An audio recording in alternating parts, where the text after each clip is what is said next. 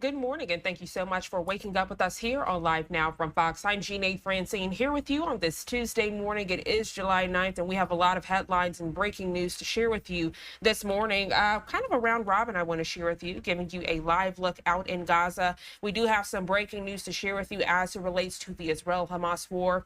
Taking you out to Washington, D.C. now, giving you a live look at the U.S. Capitol as we do have updates for that NATO Summit. A lot of you all looking ahead to this anticipated event later today.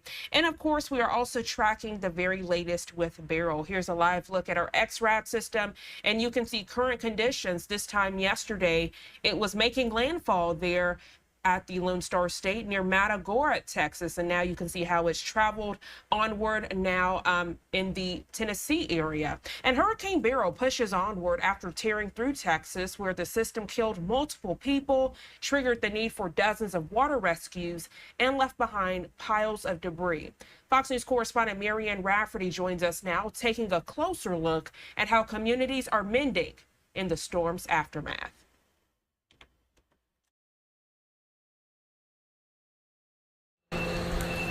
Recovery efforts press on across storm-battered Texas after Hurricane Beryl made landfall along the Gulf Coast early Monday as a Category 1 storm with maximum sustained winds of 80 miles per hour. Came ashore in Matagorda County.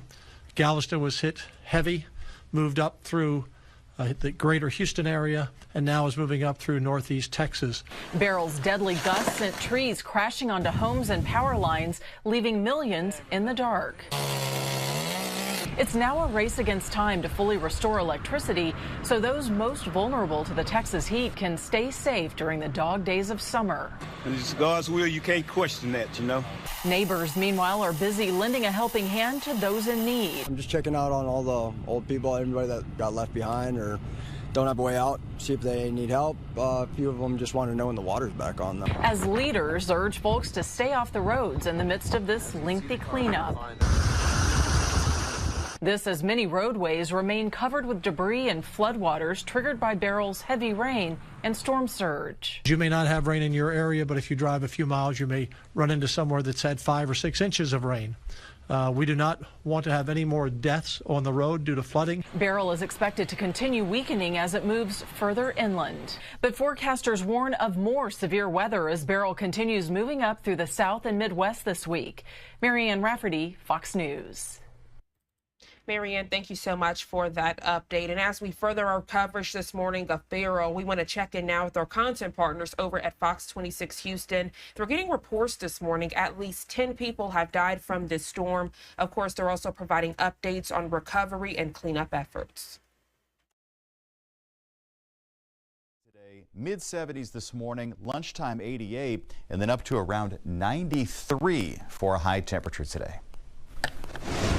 Okay, on the roadways here, you know, if you don't have to go out there, I wouldn't. You got a lot of debris that still needs to be cleaned up out of the way. Now, the good news is we don't have any wrecks on the freeways here, but we do have 12 high water locations all around town. And we also have some problems when it comes to debris on the surface streets, you know, like in your neighborhood, on the streets that you would take normally in and out to work. So just a heads up that it is going to be a little bit of an arduous drive for you this morning, even though there are no wrecks on the freeways.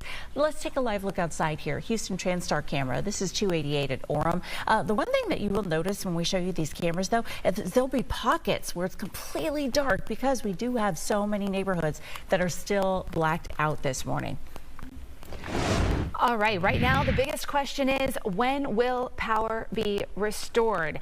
Right now, CenterPoint Energy, I think we need to hit the refresh button, guys, on this. CenterPoint Energy reporting 1.8 million customers are without power. Entergy Texas reporting about 230,000 people without power. So this is going to be a multi-day restoration effort. So the good news is, though, hoping to get a lot of people back up and running, so hang on tight. Now, Shelby Rose is live out in the Heights this morning with a look at CenterPoint's latest timeline for getting people back up to speed here. And we should point out, Shelby, we're expecting them to release more detailed information about that timeline later today.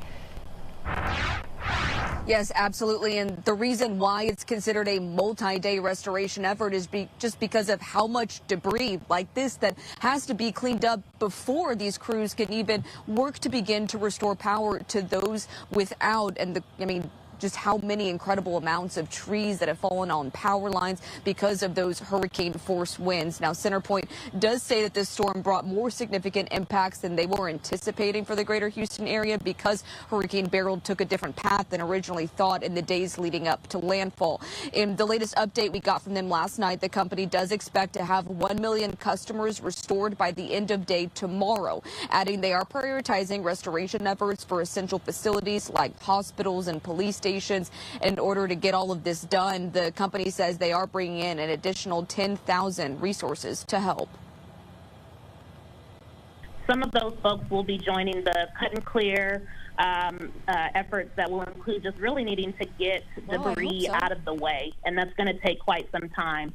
And then once that's done, and while that's happening, we're going to continue to assess that damage out there, which again we know is significant, and we expect that's going to probably take another couple days to continue those efforts. But we are actively working and doing some restoration as those various pieces of the process are taking place.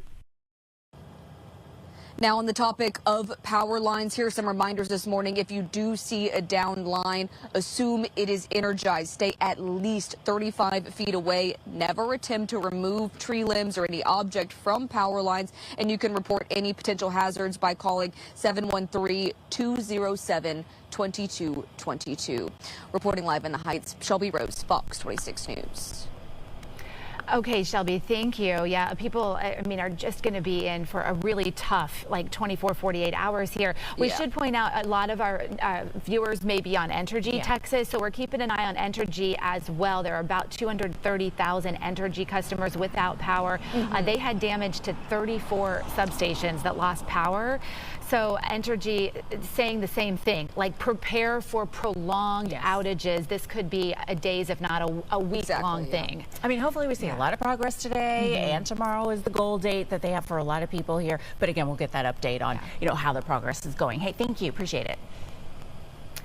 Well, today several cooling centers are set to open, so hopefully folks can take a break from the heat. Okay, so if you're thinking, all right, what's close to me, what's an option? At 8 o'clock this morning, just a few hours from now, you've got Lakewood Church. They're going to open the doors to give you a break from the heat, and as you know, the capacity is massive in there. Also, it's going to be a water distribution center, too. You want to stay hydrated. 3 Harris County Precinct 4 community centers, they're going to open as cooling centers as well. That includes Bayland, Radek, and weekly community centers. Now they're going to be open from 9 to 6 for you as well. In Montgomery County, shelters are open at the Lone Star Community Center on Lone Star Parkway in Montgomery. Also, the West County Community Development Center on Friendship Drive in Magnolia. And in Fort Bend County, the Fairgrounds has shelters with AC and showers in buildings C and D at the Fairgrounds on Highway 36 in Rosenberg. Now, we want to let you know Houston drinking water is safe to drink, the city says, but there are multiple boil water notices in other areas now in effect. So you're waking up with us with the Crystal Springs water system in Montgomery County, specifically in the Inverness Crossing and Decker Hills subdivisions. You've got that boil water notice. In Harris County, the Western Trail subdivision water system and the Spring Cypress water system affected too. Now, up in Polk County, the Countrywood water system and the Pinwa Pines Estates water system has been affected too. So when in doubt, just go ahead and boil the water. A number of businesses and school districts will stay closed today. It's just still very hazardous to drive around out there. You've got a lot of down power lines, traffic signals still out. So some of your biggest school districts like Houston ISD, Spring Branch, Clear Creek, and many others are closed today, as is the Houston Zoo. We have a full list online at fox26houston.com. Okay, so we have just if you do ride on Metro, right, there's been some changes here. So Park and Ride, Metro Rail, and all the Metro operated express lanes, they're going to still be closed again today. Now, partial service is going to pick up for certain bus routes at 8 o'clock this morning. Metro Lift and Curb to Curb will also pick up at 8. Now, for the latest service alerts, you just go over to ridemetro.org or you download the One to Ride app. You know, with so many trees down, I noticed a lot of them right in the pathway of the Metro, kind of lane that they have set aside. Well, if you are one of those folks who is using a generator to watch us right now, just a little generator safety reminder. Remember, they should be kept outside and at least 15 to 20 feet away from your home. Do not put it under the eaves. Please do not bring it inside of your apartment or your garage or your home.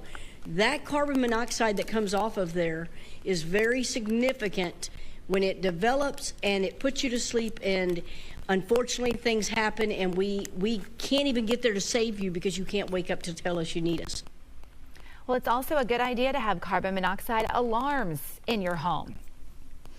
All right, if you do need to head over to the store, get some groceries here. H-E-B stores, remember they were on limited hours yesterday, so they're going to pick up their normal schedule today, except for the locations that you're seeing on your screen. They still have some issues here, so they're adjusting their hours at the H-E-B store on North Fraser in Conroe and West Davis in Conroe, too. Others are the H-E-B stores in Cleveland, Huntsville, West Columbia, and on Kempwood in Houston. So just a heads up, don't want you to waste your time there. Time now is 5:09. Still ahead, we do have other news to bring you on.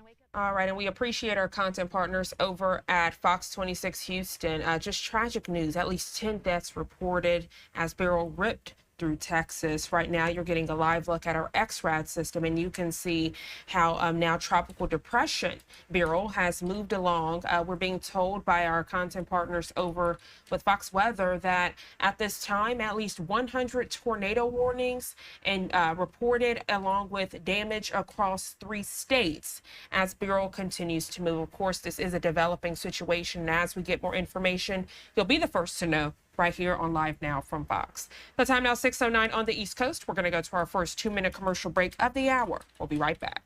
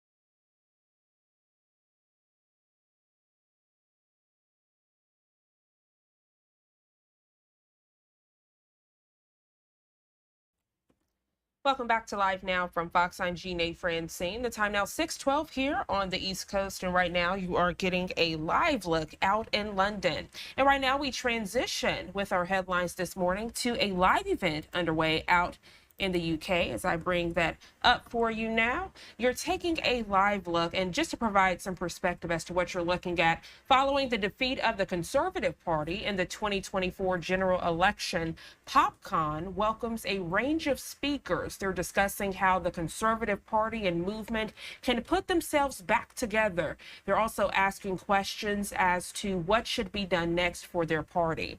Let's watch and listen in live, and of course, I'll pop up some boxes on your screen of other top stories we're following this Tuesday morning.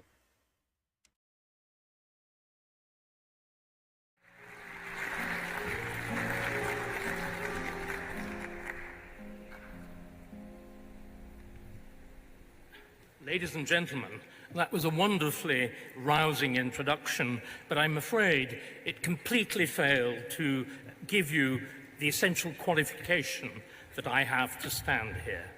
Ladies and gentlemen, my father was a tool maker.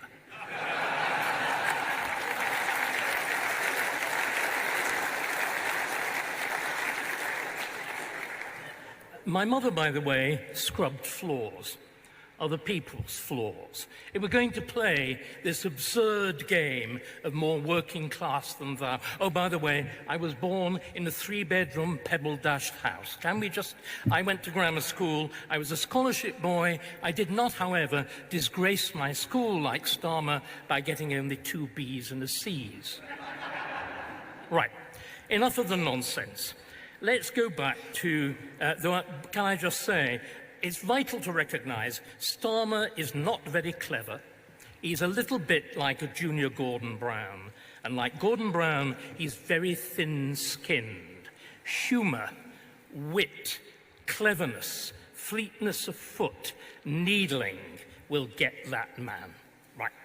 Now, what has happened? Well, again, Annunciata said history. History, we've been here absolutely before. 50 years ago, can I remind you, was the moment in which Keith Joseph, in 1974, after another great election defeat, the defeat of Edward Heath, said, "I have not been a conservative. I have called myself a conservative. I've been a member of a conservative government, but I haven't been conservative, and that government hasn't done conservative things." And that is the beginning of Margaret Thatcher's revolution. That government of Edward Heath, began with all the right resolutions. Indeed, talking of, as it were, not winning from the centre, it began with the Selsdon Declaration of free market economics. It then, under the pressure of events, immediately collapsed back into Keynesianism.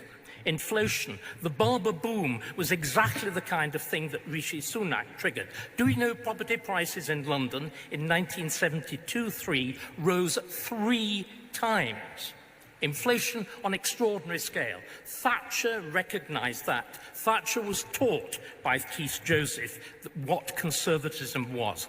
The great discovery for her of Hayek, the realisation that socialism destroys countries, that it destroys freedom, that it destroys everything that made the West, and particularly Britain, the pioneer country in all of this, great. And the result of that extraordinary revolution of 50 years ago was Margaret Thatcher and the recovery of a genuine conservatism. But of course, always with one nation, or as Margaret beautifully described it, no nation conservatives fighting against it. So we have been here before. Margaret had to cope with an internal enemy, and I'm sorry I'm using that word. She was totally unambiguous. There were those on side and there were those offside. We have to recognize that. She also recognized centrally and absolutely that you have to undo before you can do. She repealed trade union legislation. She repealed nationalisation. She opened up public sector housing. An incoming Tory government will have a real one, will have to do all of those things. So what our failure has been is that we've forgotten the lessons of Margaret Thatcher. And what I would like to begin by doing, we're engaged essentially at this stage now in a process of the conversion of the party. its members, who I don't think need much conversion, but more particularly in the conversion actually of our MPs. They need to be given Margaret Thatcher's Keith Joseph lecture. It needs to have, because many of them are not very good at reading, it needs actually to have a simple series of the big statements. I'm being deadly serious. This needs to be circulated. Right. Why is it that centrism doesn't work? It's very simple. Left is wrong and right is right. Now, see, this is not a moral statement. This is a statement of absolute, observable, testable, historical truth. Socialism always fails. Always, always fails. A sensible, sensibly regulated, intelligently applied free market economics always, always works because it is founded on freedom. The thing that has created the West is freedom. If you look at the Labour Party's manifesto, there is simply not a single reference to that word freedom in it. Now, why then has the left won again? Why has Starmer won? What happened? Well, let's just look at it. We were told again by Annunziata not to blame. I'm sorry, I have to. If we go back to 2005, to Cameron coming to power as leader of the Tory party, there was this notion that we have to move left, that we have to move in the wrong direction. And that is exactly what happened. When finally they won, or they didn't win, the coalition came in 2010, Blair's memoirs were handed round, particularly marked up by Michael Gove, with the description, this was the new Machiavelli, this is how we should rule. And the catastrophe begins there, the absolute disaster and the shame, because we vacated the ground that is properly ours. What is a Conservative Prime Minister doing? I am gay. What is a Conservative Prime Minister doing when he says his greatest achievement is gay marriage? It is deranged. What is Theresa May doing when she says that we will actually legislate a binding commitment to net zero? What is she doing when she talks about burning racial injustices when we're the most equal society in the West? We equal, of course, once because we had actual equality under the law, something, again, that we've forgotten. Because what that acceptance of what Blair did is exactly as Mark referred to before, it involved the destruction of what Margaret Thatcher realised was what had held Britain's greatness together, which is a unique system of parliamentary government which guaranteed, and something quite extraordinary, a continuation between past and present and future, which took its power not from abstract notions of sovereignty, but from the fact that Parliament holds its sovereignty, is sovereign, because it represents everybody. This idea going back to the very end, to the very beginning of parliamentary history, to the 13th century, in which the judges would rule to some sort of recalcitrant little bod somewhere in Yorkshire who said, no, I will not pay my taxes. The judges would say simply, yes, you will, because you're bound by Parliament, as everybody in England is present in Parliament, either in person or by his representative. So the first thing we've got to do, and again, Mark referred to this point brilliantly, we've to educate people. We've a vast, vast task of educating our MPs and of educating the public. We've abandoned this. We've abandoned the public sphere to the left. We have to reclaim it. We have to reclaim it with clear language. Because what has happened with that abandonment of the idea of Parliament at the centre is we have deliberately removed, and Mark, I think, remembered our conversation quite well, but he left out the central point. If you marginalize Parliament in decision-taking, you remove the only body that is directly subject to popular scrutiny. If you have Bank of England setting interest rates, if you have the Supreme Court deciding when Parliament can be dissolved or when it can't, if you had judges determining whether or not we can drill for oil, as the latest extraordinary thing has happened, none of those people are answerable to you. The entire process of government becomes remote, alien. That is why there was that passionate desire for taking back control with Brexit, but it transpired that Brussels wasn't the person that was tying down the great British people, so supreme in freedom, so supreme in the creativity. It wasn't Brussels that was tying us down. It wasn't Brussels that was wrapping us in bonds, if you remember, like the Lilliputians with Gulliver. It was the Quango. It was the disgracefully politicized civil service. It was all of that that was doing it, and we did nothing about it. We connived. We did not repeal. The first thing that a serious incoming Conservative government has to do, quite simply, is to repeal the whole of the legislation of New Labour, the setting up of the Supreme Court, the incorporation of the Human Rights Act, the Equality Act, all have to be repealed. Because again, can we get this quite clear? Human rights sounds lovely and cuddly. The left has perverted language. Human rights are not cuddly because human rights have been perverted. They're now designed to protect minorities against the majority. Human rights, this is why Churchill would not have approved. It's constantly, the left constantly says this is Churchill's creation. Churchill created human rights, mistakenly in my view, or created the idea of the European Convention to protect the individual against the state.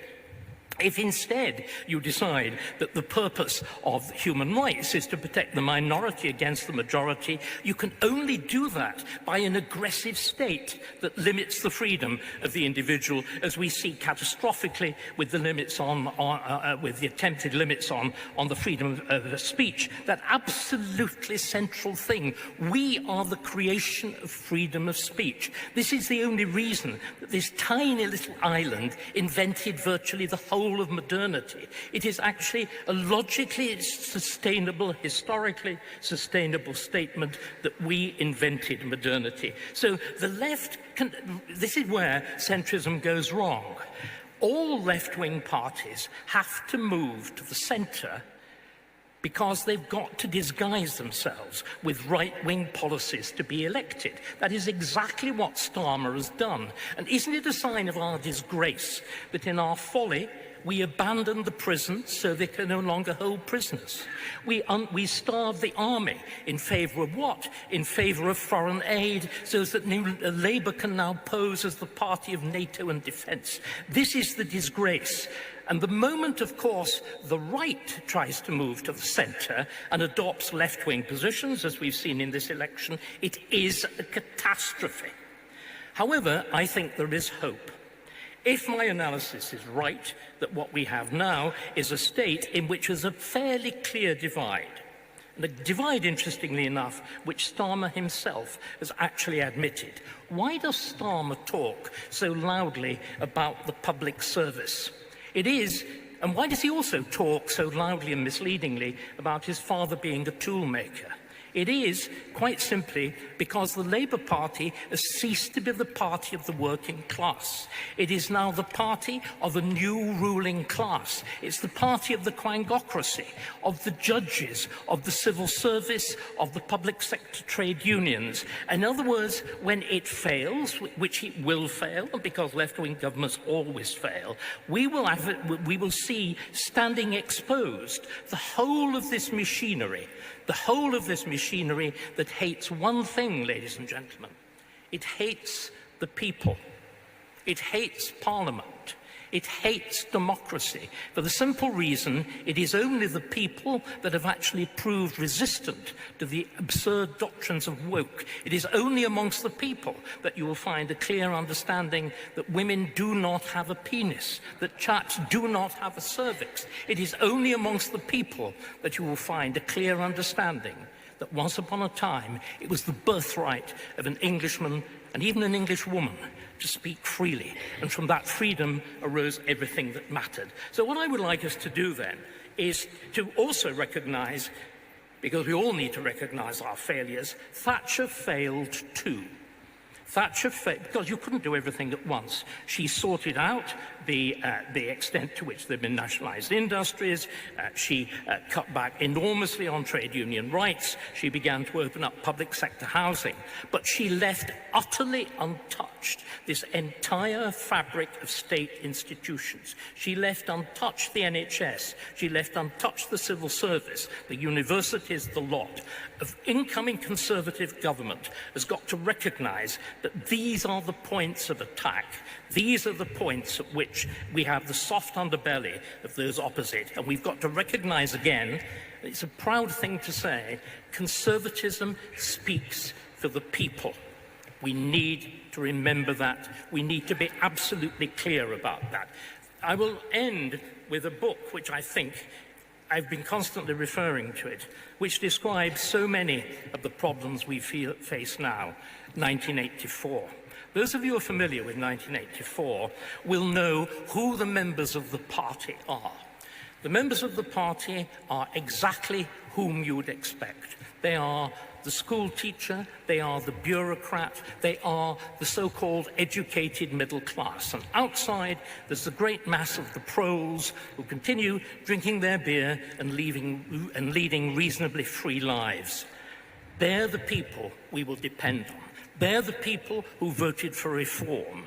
They're the people that we've got to reincorporate in the party, but on a very different basis from Farage, a basis that recognises the history of the country, that recognises the history of the Conservative Party, that recognises the history of Parliament, and its ability to incorporate and to bind and to do that most wonderful Burkean thing of binding up the generations of past and present and future. The risk is, ladies and gentlemen, we do not want a right, as there is on the other side of the channel, a right which is as radical and as destructive and as dangerous as the left. We are better than that.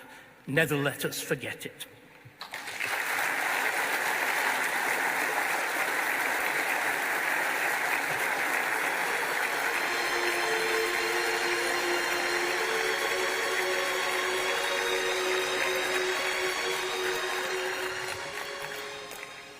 David, thank you very much indeed. And now from one speaker, David, our last speaker, who, as I mentioned, I owe an awful lot to in recent weeks and months, to our next speaker, who I owe an awful lot to over very many years. Our next speaker and I were contemporaries at university. If you're just now tuning into Live Now from Fox, on the left side of your screen, we are live in London as the Conservative Party, they're holding an event following the defeat in the recent 2024 general election. On the right side of your screen, other top stories we're following this Tuesday morning. That top right box, a live look as now tropical depression Beryl brings rain and tornadoes to the Mideast. That bottom box, we're looking ahead to that anticipated NATO Summit. You're getting a live look there at the U.S. Capitol in Washington, D.C. Now it's 6:30 here on the East Coast. We're going to go to a quick 2-minute commercial break. We'll be right back with your breaking news headlines, top stories, and live events of the day.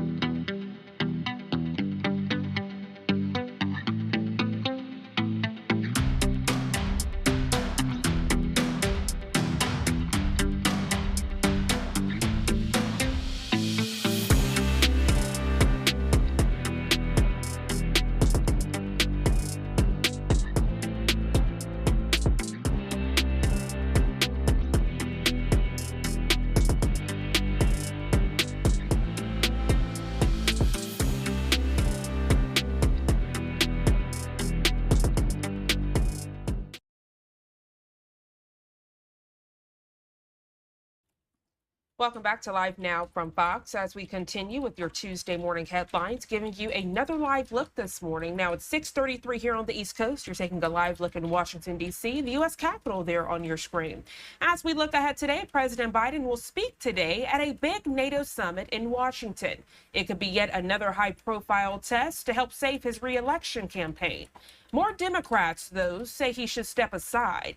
As Doug Luzader reports from Capitol Hill this morning, the White House is taking some heat. Doug, good morning to you.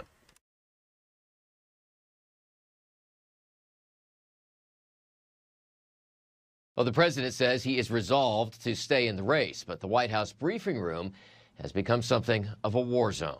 We have to keep their privacy. It is public information. I hear you. Guys, hold on a second. There's no reason to go back and forth and be in this aggressive way. Miffed around here about how information's been shared with the press. That is about as heated as we have ever seen the White House briefing room during the Biden administration. Press Secretary Karine Jean-Pierre repeatedly refusing to answer questions about why a Parkinson's specialist has visited the White House 8 times in 8 months, first reported by the New York Times. I cannot speak to every person because there's actually a security reasons to protect their privacy. It's not clear what those security reasons were, but last night the president's doctor issued a statement saying that Biden's most recent exam showed no signs of Parkinson's. Congress is back in town today, and there are concerns at the White House that more Democrats may come forward calling on the president to abandon his re-election bid. In a phone interview on MSNBC, a defiant Biden challenged skeptics within his party. I'm getting so frustrated by the elites. Run against me. Go ahead, announce for president. Challenge me at the convention. Former President Trump, meantime, who has kept a low profile in recent days, will return to the campaign trail in Florida today. He told Fox last night he is close to announcing a running mate. I think probably within the next week and a half, probably sometime. I'd love to do it during the convention. It will be soon, though, with the Republican convention in Milwaukee starting on Monday. In Washington, Doug Luzader, Fox News. Doug, thank you so much. Another live look there at the U.S. Capitol. Now it's 6:35 on the East Coast. As we go to our third 2-minute commercial break of the hour, I want to transition as to what we can expect next, giving you a live look there in the Rafah, Gaza region, as we will transition after the break to the latest with the conflict in the Middle East. We are following breaking news as it relates to the Israel-Hamas war. The details in just 2 quick minutes.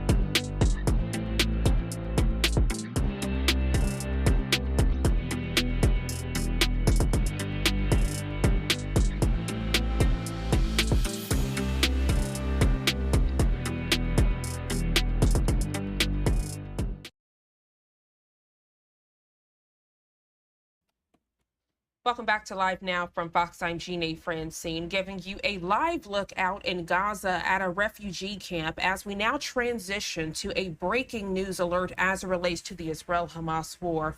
Content partners at Al Jazeera reporting that the Israeli military, they're saying their warplanes attacked a school complex in a refugee camp area of central Gaza. Joining us live this morning for this breaking news alert, national security expert with the University of New Haven, Ken Gray. Good morning to you, Ken. Always a pleasure. Thank you for being here.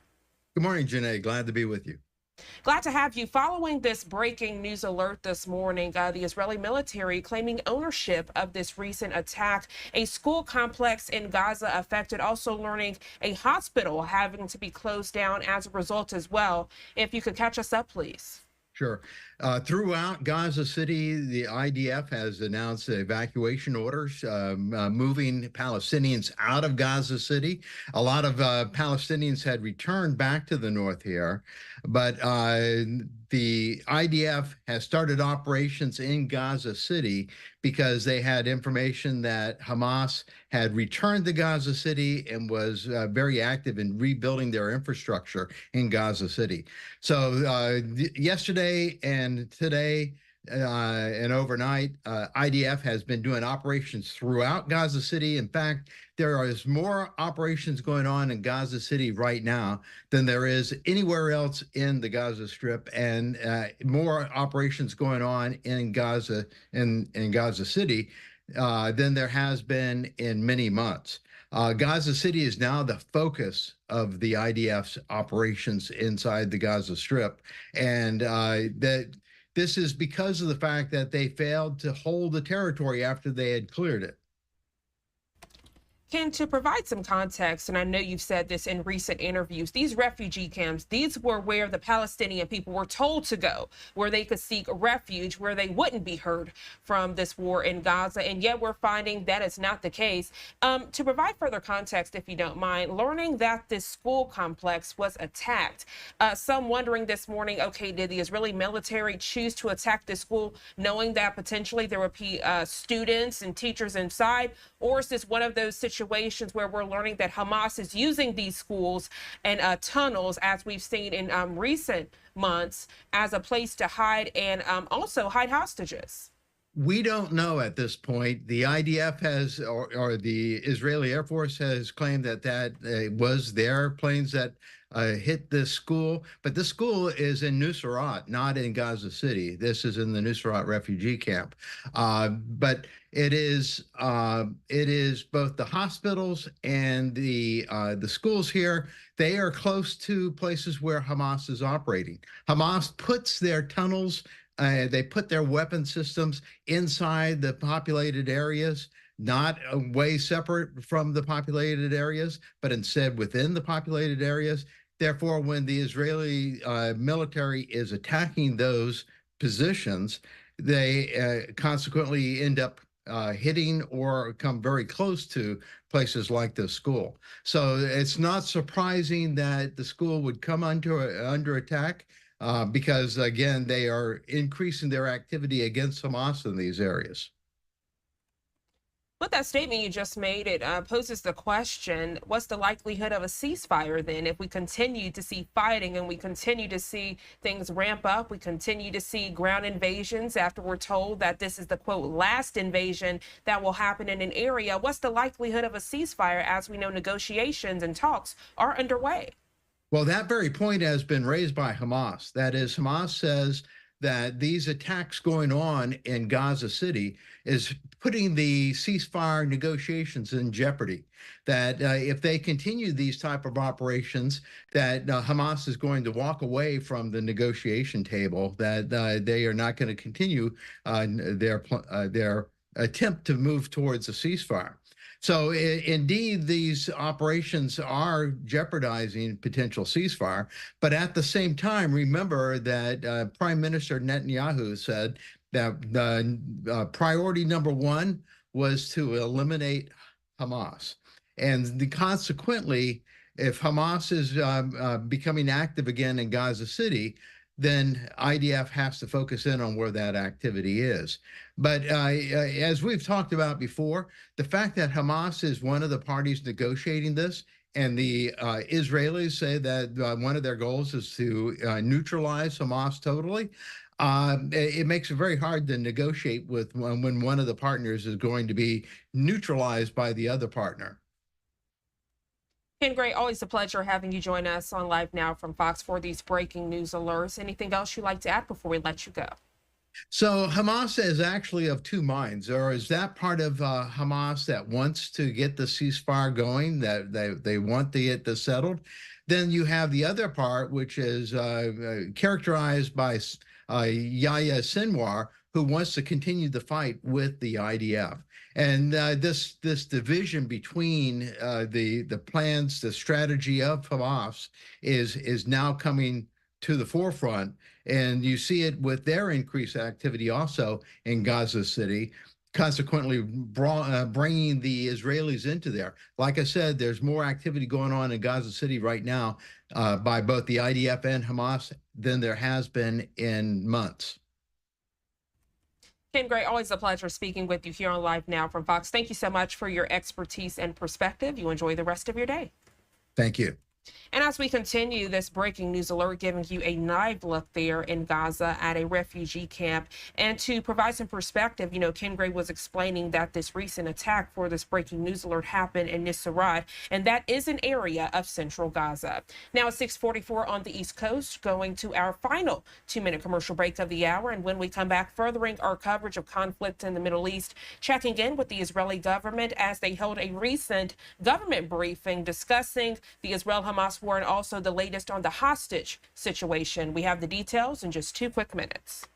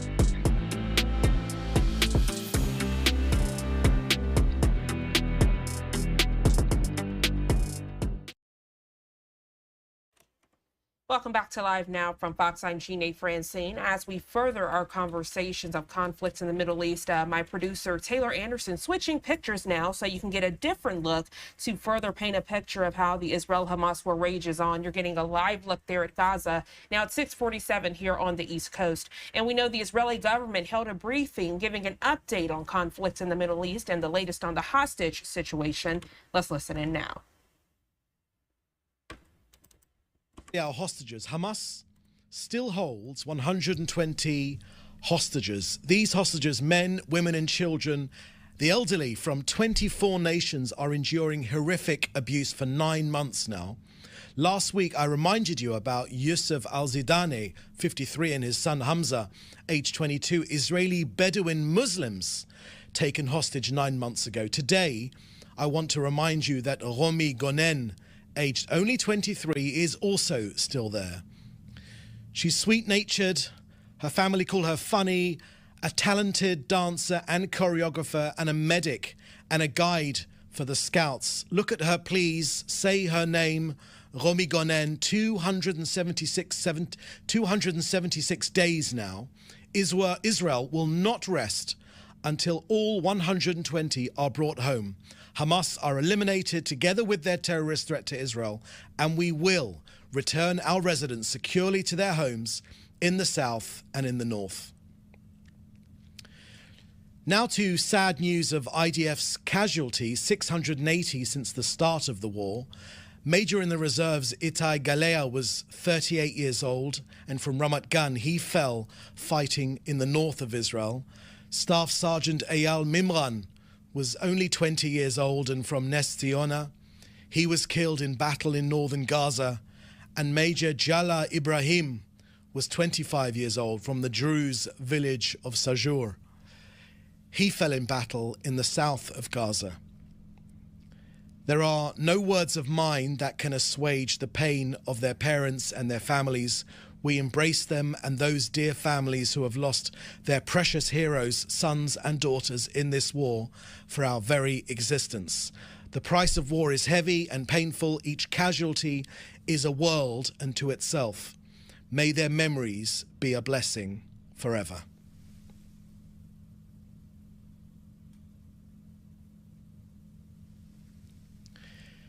Now to the Israeli position on hostage negotiations. Israel's steadfast position against the attempt to halt IDF action in Rafah has led Hamas to enter negotiations. To be clear on the current position, the Prime Minister is continuing to insist on the principles that have already been agreed by Israel.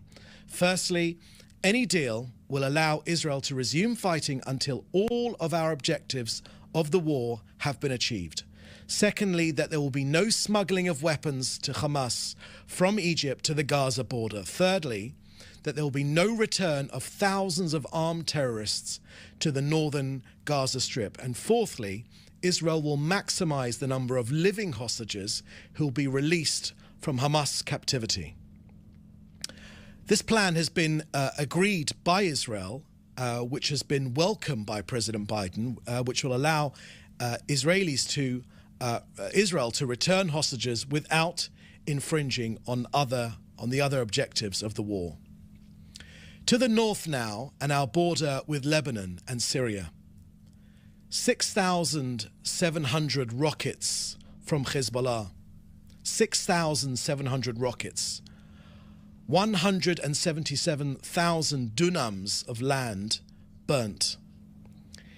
It is becoming ever more clear that Hezbollah only responds to force. Even if Israel reaches an agreement in Gaza, a deal we want to bring our hostages home, Israel will continue fighting Hezbollah until we bring Hezbollah to reach an agreement and ensure the safe return of Israel's northern communities to their homes. A hostage deal does not bind us in the north unless Hezbollah reaches an agreement. So, a hostage release pause in the south does not change that we will defend ourselves from Iran's aggression and bring our Israeli communities home safely. In terms of an update, I can tell you that Hezbollah and Palestinian terrorists have lost 450 terrorists. 450 terrorists. 15 brigade commanders and above eliminated, including 3 divisional commanders. In fact, more than 50% of Hezbollah's commanders in southern Lebanon have been eliminated. Hezbollah's capabilities are being eroded.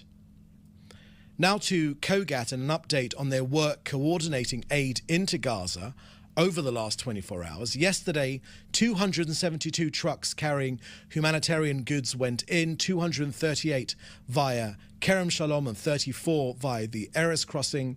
6 tankers of fuel and 4 tankers of cooking gas also went in for vital infrastructure. We will continue to expand our efforts to facilitate humanitarian aid into the Gaza Strip. 80% more food goes in than before the war. 38,800 trucks delivering more than 735,000 tons of aid have gone in. More than enough food to feed everyone there. So that's the end of our briefing today. I will now happily take your questions, which you should put in the chat together with your news outlet. Okay, first question here is from Joel Pollack at Breitbart News. And it's two questions I can see. Is there a sense in Israel that the public is exhausted from war and therefore willing to compromise? Thank you for that question, Joel. I can certainly confirm that we are exhausted with Hamas's deadly aggression with us, but nothing will stop us, nothing will slow us down, nothing will keep us away from our objective to destroy this terrorist organization. Our armed forces are determined, they are expert, they are determined, they are having great results, taking out the terrorists and also finding our hostages and leaving no more room for maneuver for Hamas to do anything but to return to the negotiating table to try and agree a hostage release pause. We need to get our people out, but there is utter determination in this country, utter determination to bring our people home and to achieve all of our war objectives. The second part of your question, why do so many Israelis in opposition seem to blame the government for the lack of a hostage deal when even the Biden administration blames Hamas? Thank you for that question, Joel. I was taught very, very early on that it's the opposition's job to oppose, and that's what they do, and that's what they're free to do in every single democracy. It is, of course, Hamas that holds our hostages. This war could be over this afternoon by the time we put our children in bed. If Hamas lay down their arms and release our hostages, it would be over right now. The people holding the hostages are Hamas. That's why they need to be defeated. Next question from Lior Soroka from the Washington Post. Does the PMO have an estimate on how many Israeli homes near the northern border have been damaged as a result of the fire from Lebanon? About a quarter of homes in Metula have been affected, according to the spokesperson for the community. Thank you for that question, Lior. I can share with you some of that information that I received yesterday, and I don't have it in front of me, but I'll happily send that to you to share that sort of information. I did mention to you the numbers of land which has been burnt, 177,500 dunams of land which has been affected and burnt, nature reserves, green land, forests, our northern communities, and also the number of rockets, more than 6,700 rockets from Hezbollah. So this menace needs to be stood up to one way or another, diplomatically or militarily. This menace will be stood up to. This country will be defended. No other country on earth would accept 6,700 rockets falling down on our land. Hezbollah are on notice. They know our capabilities, and we know their capabilities as well, which means that one way or another, they will be pushed back. Thank you for that question. Next question we've got here is from Jim Williams from Zenga. Reports have emerged over the weekend suggesting that the far-right party might obstruct a hostage deal if it fails to align with their criteria. Is it fair to say if Prime Minister Netanyahu believes there is a viable deal, he will proceed with it regardless of the political fallout? Thank you very much for that question, Jim. The Prime Minister has laid out our war aims. They are crystal clear. They are, firstly, to destroy Hamas, its military and governing capabilities, to return all of our hostages, and to ensure that Gaza never again poses a threat to us. Those are our war aims. We believe that the deal, the negotiation that we have shared with President Biden, which we are trying to negotiate now, we believe in the absence of Hamas doing the decent thing, which is, of course, a contradiction in terms, but in the absence of them doing the decent thing, there is a decent deal on the table. Everyone says there is a decent deal on the table. The Egyptians, the Qataris, the US. It is time for Hamas to take the deal. That is, we've made our objectives clear. And in terms of other political questions, I'll leave that for others to deal with. Next question, so thank you, Jim, for that. Next question is from Hannah Julian at the Jewish Press. Can you clarify the meaning of the statement that Israel will maximize the number of living hostages to be returned? Does this mean not all living hostages will be returned in this deal? Thank you for that question, Hannah. I'm reticent to go into the specifics of the deal. There's lots of commentary out there. This is a very sensitive negotiations, as you know, Hannah, and you've heard me say here before. Lives literally hang in the balance. Again and again, it's been Hamas that have walked away from a deal, but we want this deal to succeed, which is why all parties are trying to push for it. In terms of, I've seen reports, and I think that I would refer you to those reports. I don't want to about the terms of the deal. I shared with you some of our criteria earlier, and that's as much as I'm going to say on this subject. Okay, are there any other questions? No? Yeah, there's another question here from Fred Ager, and Victor Lieberman calls on French Jews to move to Israel after the election result. No time to lose, he says. Does Israel's government also say that after the risk of having the LFI, which you've translated as Rebellious France, to be a part of the coalition government for French Jews to make Aliyah? Do you believe French Jews are in more danger than before these elections? Thank you for that question, Fred. It is, of course, for the French people and for the French government to choose their own government. They had their second round of elections yesterday, and we'll leave it at that. We have, of course, seen many reports of anxiety amongst France's Jewish community, which numbers at least 500,000, and I'll leave it at that. Next question from David Clement from the News Forum. Last Thursday you mentioned that today you would have an updated casualty figures. Were you able to obtain those? Thank you very much for that question, David.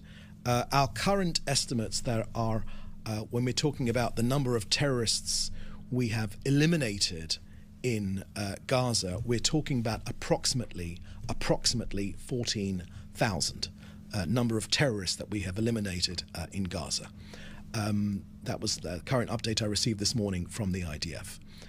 On the second question, it's been reported that Hamas has given up its demand that Israel end the war entirely. Is that accurate? And if they have, does that expedite the possibility of a ceasefire? Thank you for that question, David. In my earlier comments, I made a fairly comprehensive statement regarding our position on this hostage release pause. We want to get our people out, all of them, all 120, the live ones to be rejuvenated and to go back to their friends and family, and also for the dead ones who unfortunately have been killed by Hamas to have at least a decent burial here in Israel, and to be reunited with their family, and for their families to get some sort of closure for this unbelievable, shocking ordeal which they have gone through. I don't want to give any more than that. Lives literally hang in the balance. I've made our position clear. The Prime Minister has dispatched his negotiations team to further negotiations. All of us want this to succeed. All of us want to bring our poor hostages home. Question here from Jodie Cohen at World is One News in India. Netanyahu suggested that the fighting in Gaza would be over very soon, but local Gazans in Gaza City are suggesting the fighting is more intensive than previously in the war. When can we expect to move towards the next phase in the war? Thank you very much for that question, Jody. We've made quite clear that we have smashed most of the battalions of Hamas in Gaza. We have smashed them as a fighting force that is able to coordinate their activities. But we do know, of course, that many individuals from Hamas are regrouping in other areas. You gave an example of some activity which has happened in Gaza City today. The IDF did release information about that. It has encouraged Gazans there civilians to move out of harm's way while we take out those terrorist forces. We will do the job for as long as it needs to be done. We've made our war aims extremely clear. The Prime Minister has also been very clear about us destroying this organization, this terrorist army. We will not allow them to stay on their feet to be able to carry out another October the 7th again and again. We simply will not allow that to happen. Okay, was there one more question at the top? Can you just scroll to the top for a second? And no, I think we've dealt with all the questions. Okay, so that was the last question, my friends. Thank you for joining us. Please do stay safe, and please join us for another briefing tomorrow. Thank you. Bye-bye. So that wraps up the latest Israeli briefing. Good morning to you if you're just now tuning in. 4 minutes past the top of the hour here on the East Coast, 7:04. And as we continue with your breaking news headlines, we want to transition to cover the very latest of Beryl, now a tropical depression. You're getting a live look at our XRAD system. We're going to now check in with our content partners over at Fox 26 Houston.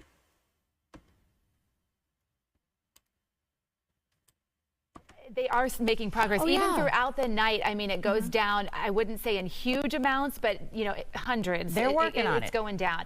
Shelby Rose is live now from the Heights. We got the latest update from Centerpoint last night, Shelby. So what is the latest on the restoration effort? I can't imagine what people in the Heights are thinking. I mean, just after dealing with the spring storms not too long ago.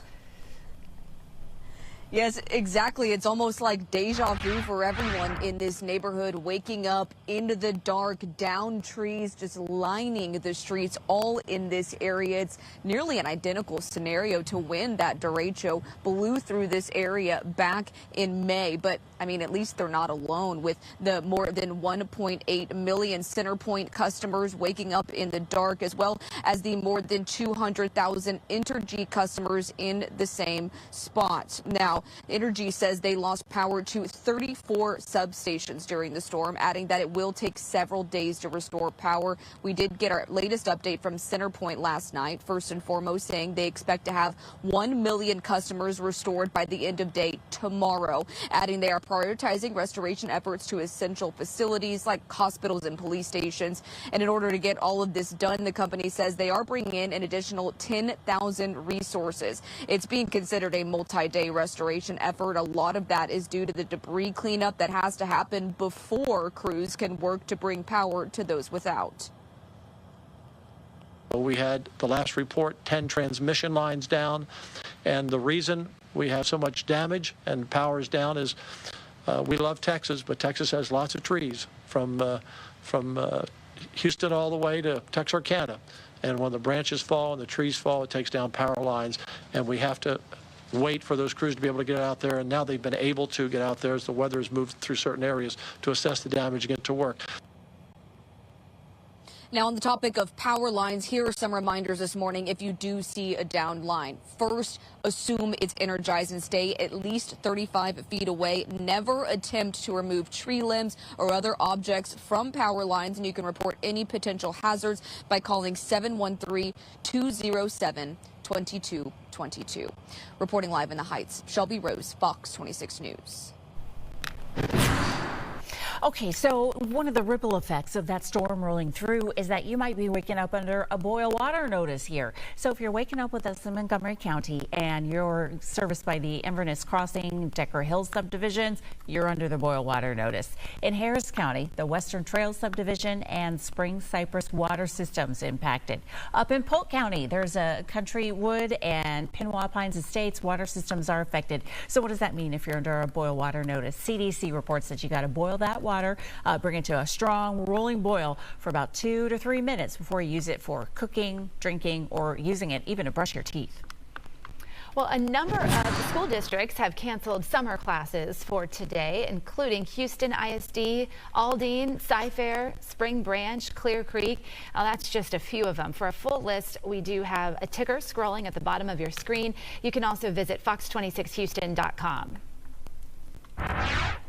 Right. If you are waking up without power, or maybe you have power, but you're still dealing with this, we're all under a heat advisory today. So maybe you're thinking, okay, how do I get out from this heat? How do I make sure that I'm hydrated? Yeah, help is coming and already here in some cases. Chelsea Edwards is live outside Lakewood Church, which is set to open as a cooling shelter in less than 2 hours. Chelsea, what help is going to be available at Lakewood? Right. Well, this church seats nearly 17,000 people, so you can imagine this will be a huge help for those who need to cool off. They're also going to serve as a water distribution center, opening at 8 a.m., so just a couple hours from now. I want to get you to a few other cooling centers that are opening today throughout our area. These will open from 9 a.m. to 6 p.m. Balin Community Center, that's near the Sharpstown area on Bissonnette Street. You have on the west side, just north of I-10, you have the Radak Community Center on Clay Road, and then north of that in Cypress between 290 and 99, you have the Weekly Community Center on Greenhouse Road. Again, we have that heat advisory in effect from 7 a.m. today, currently until 7 a.m. tomorrow. So some things to keep in mind while you're trying your best to cool off. Drink plenty of fluids, make sure you stay out of the sun, and make sure to check on your relatives and neighbors. Again, cooling centers will be open if you need some relief. Meanwhile, the Houston Emergency Management Coordinator, Tom Munoz, says power crews are working to make sure the most vulnerable populations in our area remain safe. We're also working with SetTrack to ensure that those vulnerable areas, such as the assisted living homes, nursing homes, we're working with CenterPoint to identify those areas that are going to need electricity to ensure that those people are safe and have the resources needed to maintain their safety. And hoping to get AC to those places as soon as possible. Again, doors open here at Lakewood at 8 a.m. Now, if you need food assistance, you can reach out to your local food bank or the Houston Food Bank, who also partners with counties, neighboring counties that have food banks that could possibly help you out as well. And if you need more disaster relief, you can reach out to the American Red Cross. For now, reporting live, Chelsea Edwards, Fox 26 News.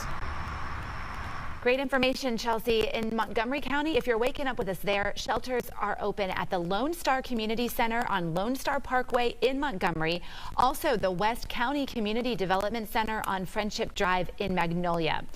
And in Fort Bend County, the fairgrounds are open with shelters, AC, showers in buildings C and D. The fairgrounds are located on Highway 36 in Rosenberg.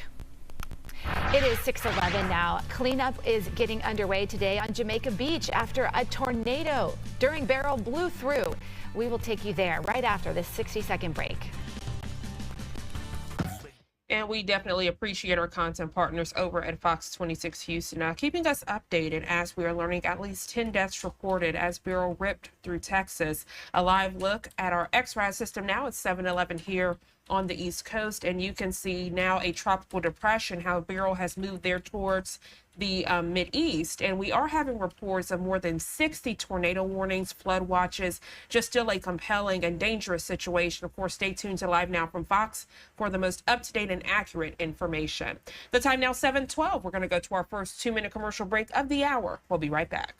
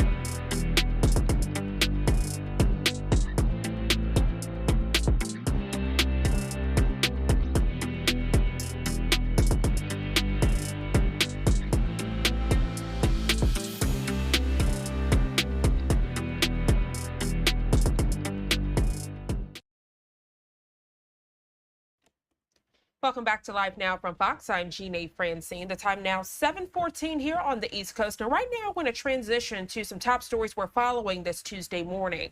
Boeing is pleading guilty to conspiracy to commit fraud. Fox News correspondent Dan Springer joining us now with the very latest on this story.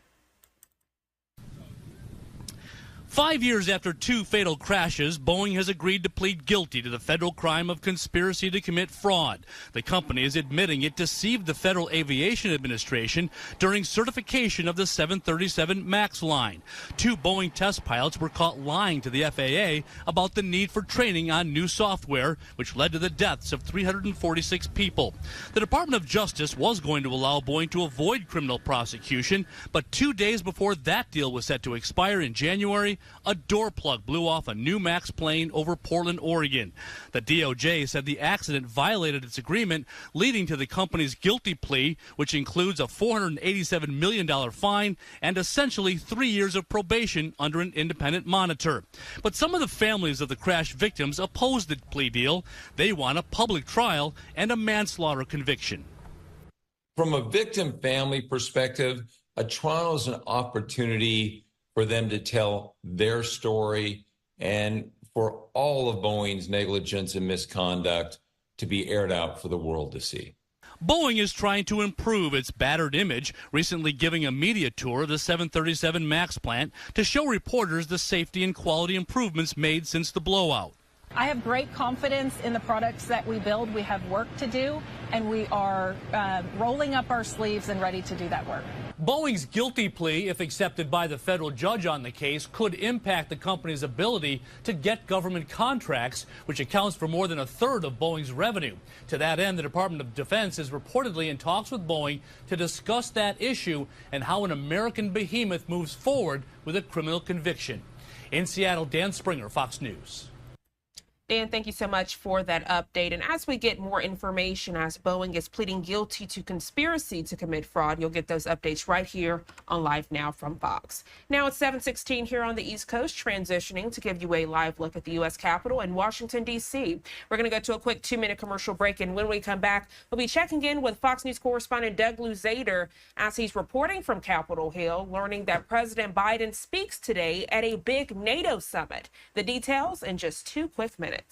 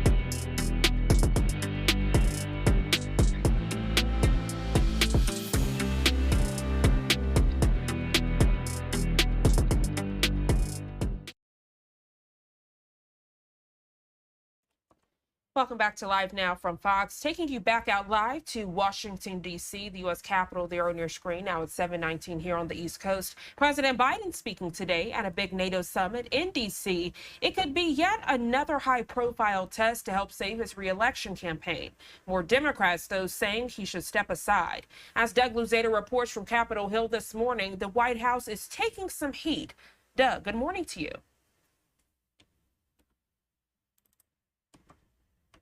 Well, the president says he is resolved to stay in the race, but the White House briefing room has become something of a war zone. We have to keep their privacy. It is public information. I hear you. Guys, hold on a second. There's no reason to go back and forth and be in this aggressive way. Miffed around here about how information's been shared with the press. That is about as heated as we have ever seen the White House briefing room during the Biden administration. Press Secretary Karine Jean-Pierre repeatedly refusing to answer questions about why a Parkinson's specialist has visited the White House 8 times in 8 months, first reported by the New York Times. I cannot speak to every person because there's actually a security reasons to protect their privacy. It's not clear what those security reasons were, but last night the president's doctor issued a statement saying that Biden's most recent exam showed no signs of Parkinson's. Congress is back in town today, and there are concerns at the White House that more Democrats may come forward calling on the president to abandon his re-election bid. In a phone interview on MSNBC, a defiant Biden challenged skeptics within his party. I'm getting so frustrated by the elites. Run against me. Go ahead, announce for president. Challenge me at the convention. Former President Trump, meantime, who has kept a low profile in recent days, will return to the campaign trail in Florida today. He told Fox last night he is close to announcing a running mate. I think probably within the next week and a half, probably sometime. I'd love to do it during the convention. It will be soon, though, with the Republican convention in Milwaukee starting on Monday. In Washington, Doug Luzader, Fox News. Doug, thank you so much. And speaking of the RNC, as we further our coverage this morning, we're just a week away from the start of the Republican convention in Milwaukee. The big lingering question this morning is, who will former President Donald Trump choose to be his running mate? There's also a big change in the party's position on a few key issues for the party's platform and a battle over a think tank blueprint for a possible way forward. Fox News Chief Washington correspondent Mike Emanuel joins us now with the latest. Former President Trump has been keeping a very low profile ever since the debate. Behind the scenes, however, he's reportedly responsible for a major shift in GOP policy. For the first time in 40 years, the RNC has dramatically revised its language on abortion in a new platform that omits mention of a national ban and is in step with Mr. Trump's position, allowing states to set limits. Donald Trump is the pragmatic leader here. He's saying most abortion policy is going to be decided by the states. There are signs some pro-life groups are also changing their messaging to try to win over voters, profiling women with difficult pregnancies who carried their babies to term. Meantime, Mr. Trump and his surrogates are distancing themselves from Project 25, a controversial roadmap for the next Republican administration crafted by the Heritage Foundation. Think tanks do think tank stuff. Controversial with some because it would overhaul the federal government, firing as many as 50,000 government employees and expanding presidential powers. It's like, do we want the kind of a president that is all about Project 25? And anyone can read on that because that's what Trump is all about. The former president could name his running mate any time ahead of next Monday's opening day of the convention. Some names mentioned: Governor Doug Burgum, Senators Marco Rubio, J.D. Vance, and Tim Scott. He's got a great selection of people for VP, and he's going to have a ton of talent that want to work in this administration. We can't afford another 4 years like the last 4, and I'm willing to help in any way I can. Somebody not being talked about that should be, in my view, is Youngkin from Virginia. If we win Virginia, we win. It is over. Leading up to the convention, the former president will hold rallies in Doral, Florida, and Butler, Pennsylvania. Senator Rubio is expected to attend tomorrow's Florida event. In Washington, Mike Emanuel, Fox News. All right, Mike, thank you so much. The time now 7:23 here on the East Coast. I'm Jeanne Francine. We're going to go to our third 2-minute commercial break of the hour. And when we come back, continuing with those top stories of the day.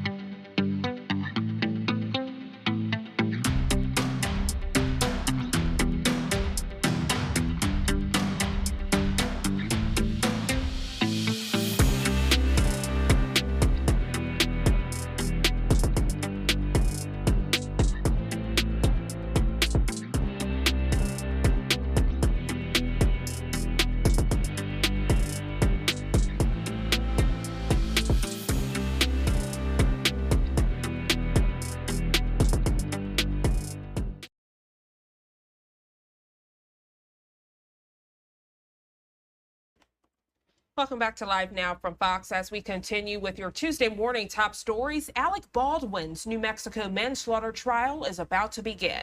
The actor was charged in the death of a cinematographer after he accidentally shot her during a scene. Fox News correspondent Connor Hansen joining us now with more from New York. Alec Baldwin was in a New Mexico courtroom Monday ahead of his involuntary manslaughter trial. Nearly 3 years ago, while on the set of the Western movie Rust, Baldwin says he was holding the gun when it misfired during a scene, unaware it contained a live round. The bullet hit the film's cinematographer, Helena Hutchins. Baldwin wasn't just the lead actor, he was a co-producer of the movie, which prosecutors are expected to describe as a chaotic production. Well, his role as a producer goes to what he is required to know when it comes to safety of others. But in a win for the actor's legal team, his producer role won't be considered in the trial. They say the exclusive responsibility of gun safety is on the prop master, the armorer, the first assistant director. Doesn't say anything about a producer. Baldwin faces up to 18 months in prison if he's convicted. Earlier this year, the production's armorer, Hannah Gutierrez-Reed, was convicted of the same crime and was given the maximum sentence. Whether or not the actor is convicted, some hope the trial will lead to stricter safety protocols on film sets. I think that there may be a newfound look, a newfound approach to safety on film sets. I know that in Los Angeles, where I'm based, a lot of the people in the industry are concerned about what they see as unsafe conditions on film sets. Opening arguments are expected to start Wednesday. The trial could last around 10 days. In New York, Connor Hansen, Fox News. Connor, thank you so much for that update. We're going to go ahead and go to another quick 2-minute commercial break, our final one of the hour. And when we come back, I'm looking at a live event that just popped up into our Live Now from Fox Studios. We'll be right back in just 2 quick minutes.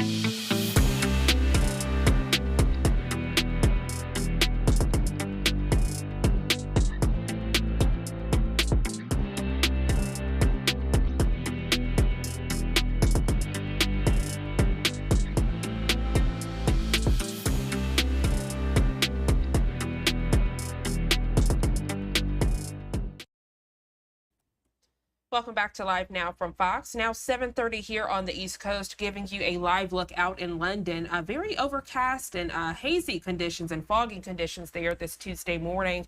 I can tell you earlier when we first came on the air, we heard from the UK Conservative Party. They were holding an event with PopCon. Well, right now, the new Labour government, they're holding an event titled the Future of Britain Conference. I'm going to play that for you now and, of course, pop up some boxes on your screen of other top stories we're following this Tuesday morning.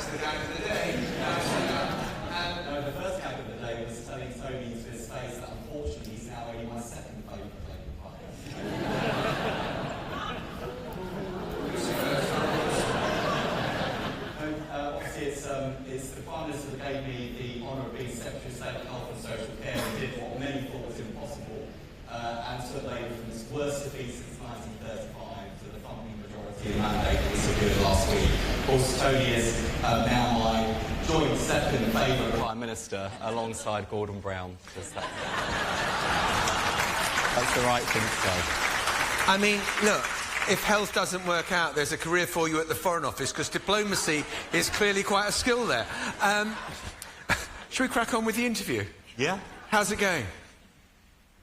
It's good. It's a challenge, and already, I mean, just thinking back to what Tony was saying at the end about the challenge of government, already you can feel the pressure between the immediate, the urgent, especially in the Department for Health and Social Care, but it applies right across the burning deck that the last Conservative government left. There are the immediate burning deck issues that require urgent action, but there is a massive opportunity when there's any change of government, but particularly when the change in government is from one party to another, to think long-term, to face the big strategic issues facing the country, and to make sure that we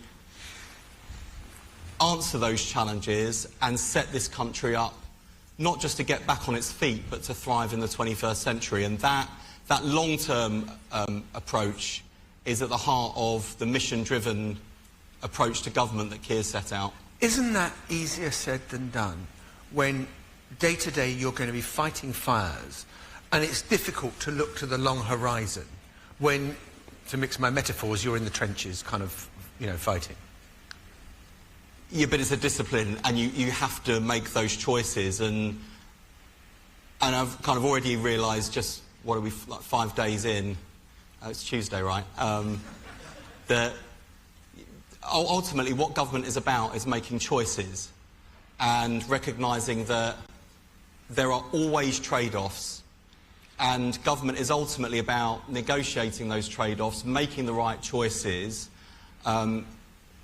and making sure that you make choices with a view not just to the next election, but to the next decade and the one beyond that. And, you know, I've got plenty of strong criticisms of the last government,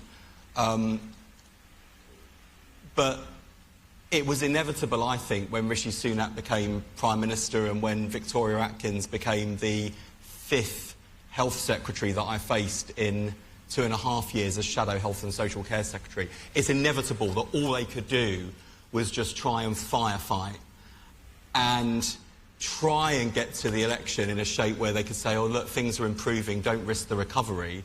You know, we know how that turned out. But as a result, everything about that government was short-termist, every single bit of it. And that has made the job that we now have even harder than it would have been if the general election had taken place at the same time that Rishi Sunak became Prime Minister. And, you know, to govern is to choose, and not making a decision, not taking choices, is in itself a decision, and we're going to pay a really heavy price for indecision. So you've been there 4 or 5 days. Have you seen anything that has surprised you, or is it what you expected? I don't know. I don't know if you can expect. I mean, there's like the personal, and then there's the sort of the professional and the political. I think what I've been mindful of since walking in bleary-eyed to the Department of Health and Social Care on 2 hours sleep on Friday afternoon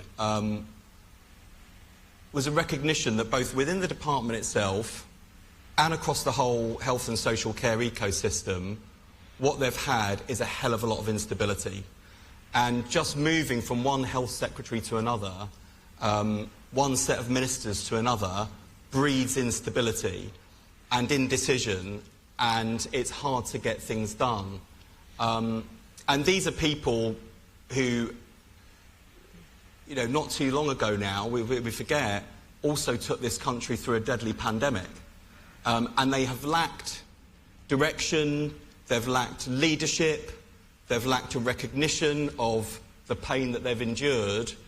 And I think there is, again, an opportunity to, for an incoming government to recognise all of those things, but also to lift people's sights to the horizon and make people excited again about the future. I mean, I don't want to kind of... we've got you here, and I'm so much more interested to hear about how you see the future of healthcare than, you know, what the Conservatives did. That feels like an argument that was kind of hammered out in the election campaign itself.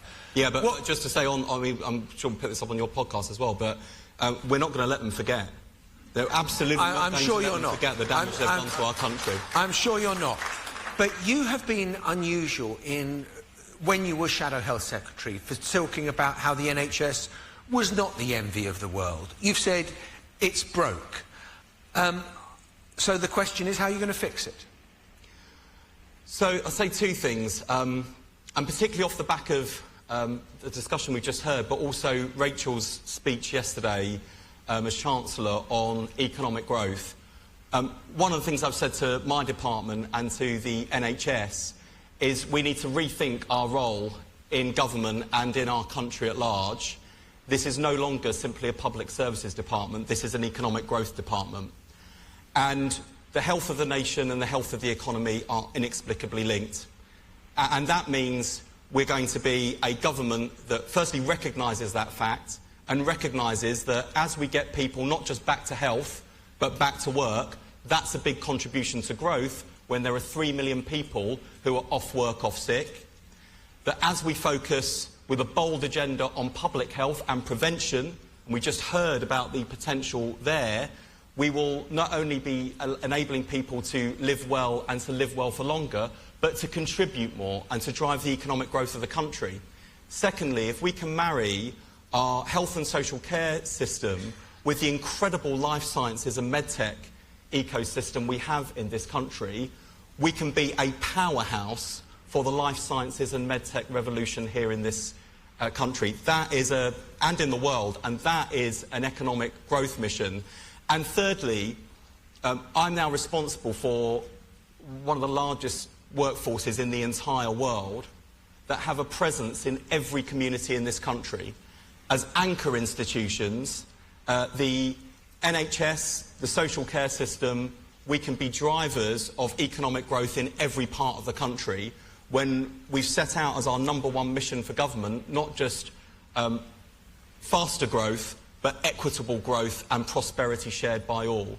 So, and that is a major shift in mindset. It's a rethinking of the role of the department, and it also means, and the tough messages I delivered in opposition are not going to change now we're in government. It also means ending the begging bowl culture, where the only interaction the Treasury has with the Department for Health and Social Care is we need more money for X, Y and Z. The starting point has got to be, we will help you achieve your mission for growth and improve the prosperity and lives of everyone in this country by making sure that we are with you lockstep in driving growth. That is a big shift in mindset and focus and activity, and that's going to be at the heart of our thinking about how we build a health and social care system fit for the 21st century. I think that's a fascinating description, that you see the Department of Health as an economic growth department. What are the kind of the symbols along the way that you are succeeding that? Is it about just reducing waiting lists? Is it reducing time between, you know, getting a GP appointment? What does success, how are you going to measure whether you're achieving that economic growth? Well, there's certainly some important metrics and milestones for patients, and first and foremost, I am the patient's shop steward. The very first call I made on arrival in the department on Friday afternoon was to patient voices. We have got 7.6 million people on NHS waiting lists. They struggle to access a GP. More than 1 million people are on mental health waiting lists. They dial 999, uncertain if an ambulance is going to arrive. And even if they make it to the emergency department, they can't guarantee that they will be seen on time either. And so cutting waiting times is my focus, my immediate focus, and the #1 priority I have. But as I say, in pursuing that objective, we'll be contributing to economic growth as well, and it's important to keep both of those things in mind. We will be embarking on a long-term plan for both health and social care, and again, that is really important when the pull is always on to the burning deck issues, and there are plenty, and I just listed a whole load of them there in terms of weights and the consequences for people. But we've got to make sure that we keep our eyes on the long-term horizon, because if you look not just at the challenge today, which are bad enough, but the challenges which I consider to be existential for the future of the NHS, which are, you know, growing ageing population, rising preventable chronic disease, and rising cost pressures, because lots of this new technology and lots of this new science comes at a price. If we don't make the right reform decisions now, in the medium term, let alone the long term, future generations and future health and social care secretaries will curse us because we didn't take the difficult long-term decisions at the right time, and we saddle future generations with a national health service that is unsustainable. I am optimistic about the future of the NHS, and I think that the same equitable principles upon which it was founded in 1948 can and must survive and thrive in the 21st century, but that is not inevitable. And the anxiety that the public feel, the palpable anxiety I found on the doorstep during the election about whether or not the NHS will survive, is a legitimate concern, and it is why we have to act not just to address the immediate burning deck issues, but also the long-term strategic challenges, threats, and also opportunities that face the NHS in the 21st century. Is it a false binary to talk about the private sector and the public sector? Do you work with the private sector to deliver healthcare? Is there any contradiction there? Only if you're using Elon Musk's platform to complain that I want to privatise the NHS. Irony rolled over and died. No, look, there's just an obvious mutual interest, and it is not a reductive interest where private healthcare wants to accumulate profit, as businesses tend to want to do, and it's not just about the private sector's role in reducing the elective backlog, by the way, either. This is about a mutual relationship where if you can marry the sharpest, brightest mind in UK life sciences and medtech with the single-payer NHS model that we have, with all of the untapped potential that it offers, the sky's the limit in terms of what this country can deliver for patients. And by the way, this isn't about, you know, jam tomorrow and just about the long term. If you look at some of Labour's first steps in our manifesto, doubling the number of CT and MRI scanners, and not just more scanners, but AI-enabled scanners, those are massive productivity gains. Those are massive improvements for patient experience in terms of how many people we can get through and how quickly. They're massive improvements in the quality of diagnostics.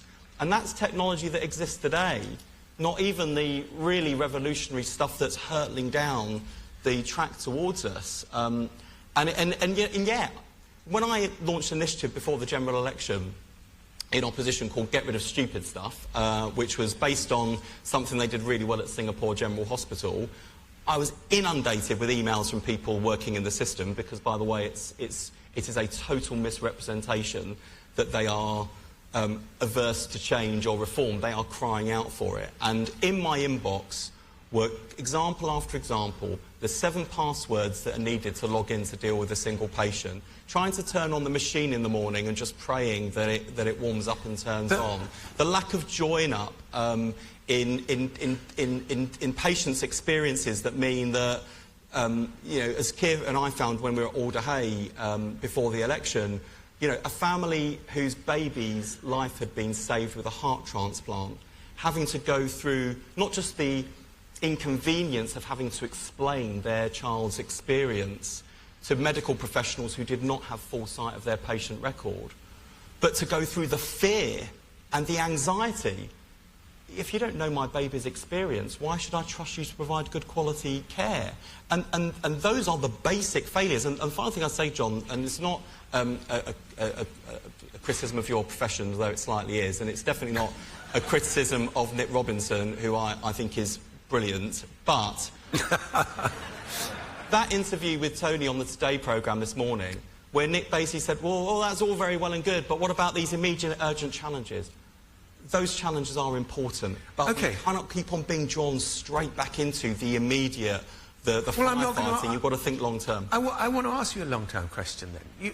I know you went to Australia and you looked at the kind of health arrangements there. And it's a very different system to what we have here.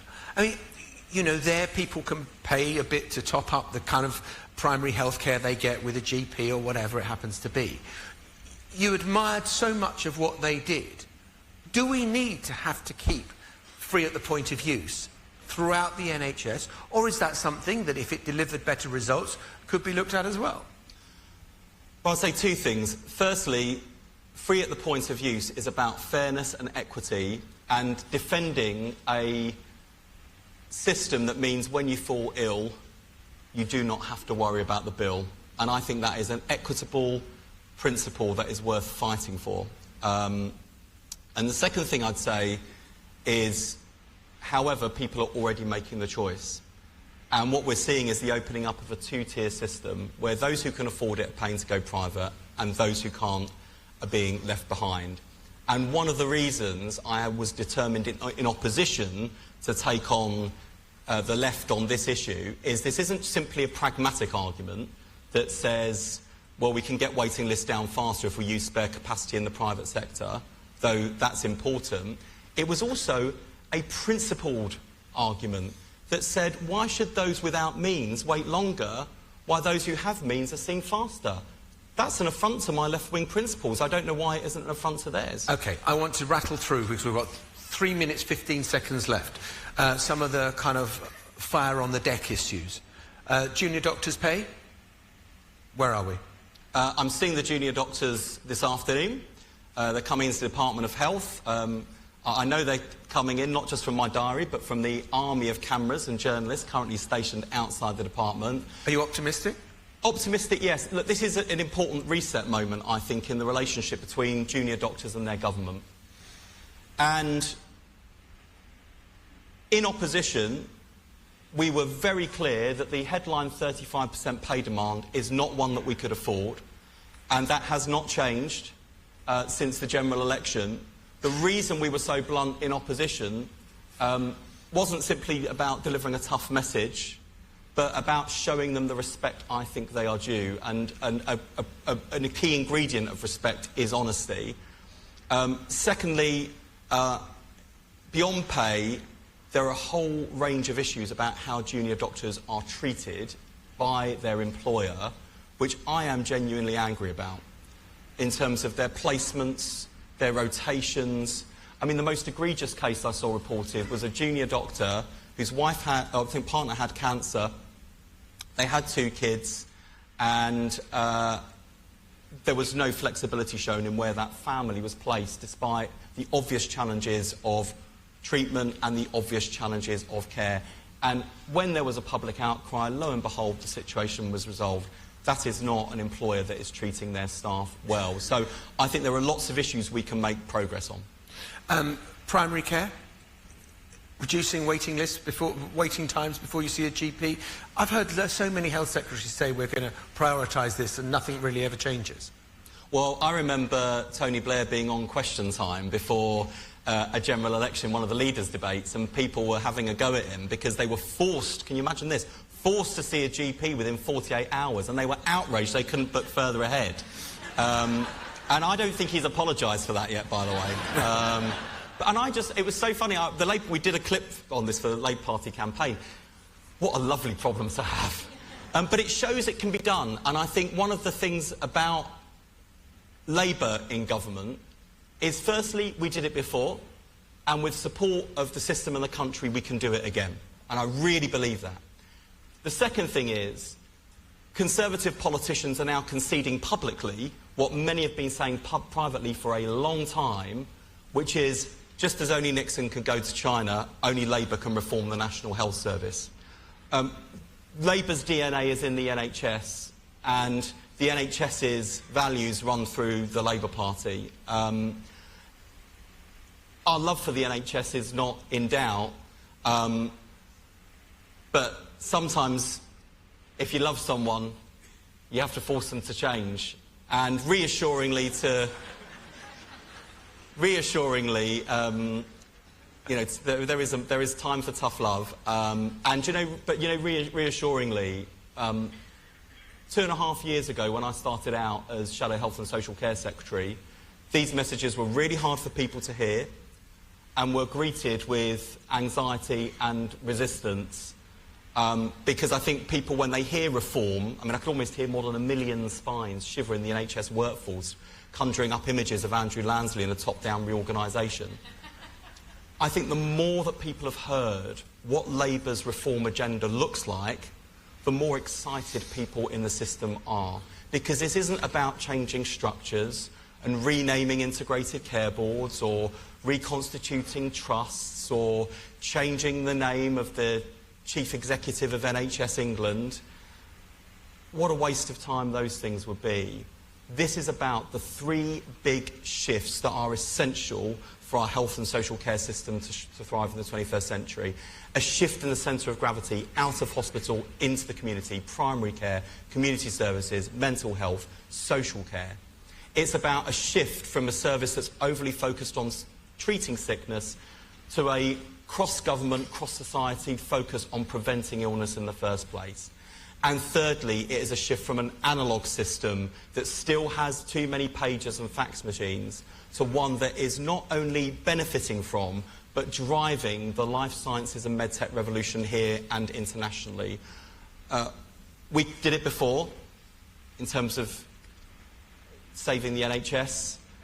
I feel more confident than ever that we can do it again. It will require a team effort, and wherever I go in health and social care, whoever I meet, I see a team of people that are ready and willing to put their shoulder to the wheel to get it done, and their government is already at work putting our shoulders to the wheel too. Ladies and gentlemen, West Street in. Thank you very much. Great job.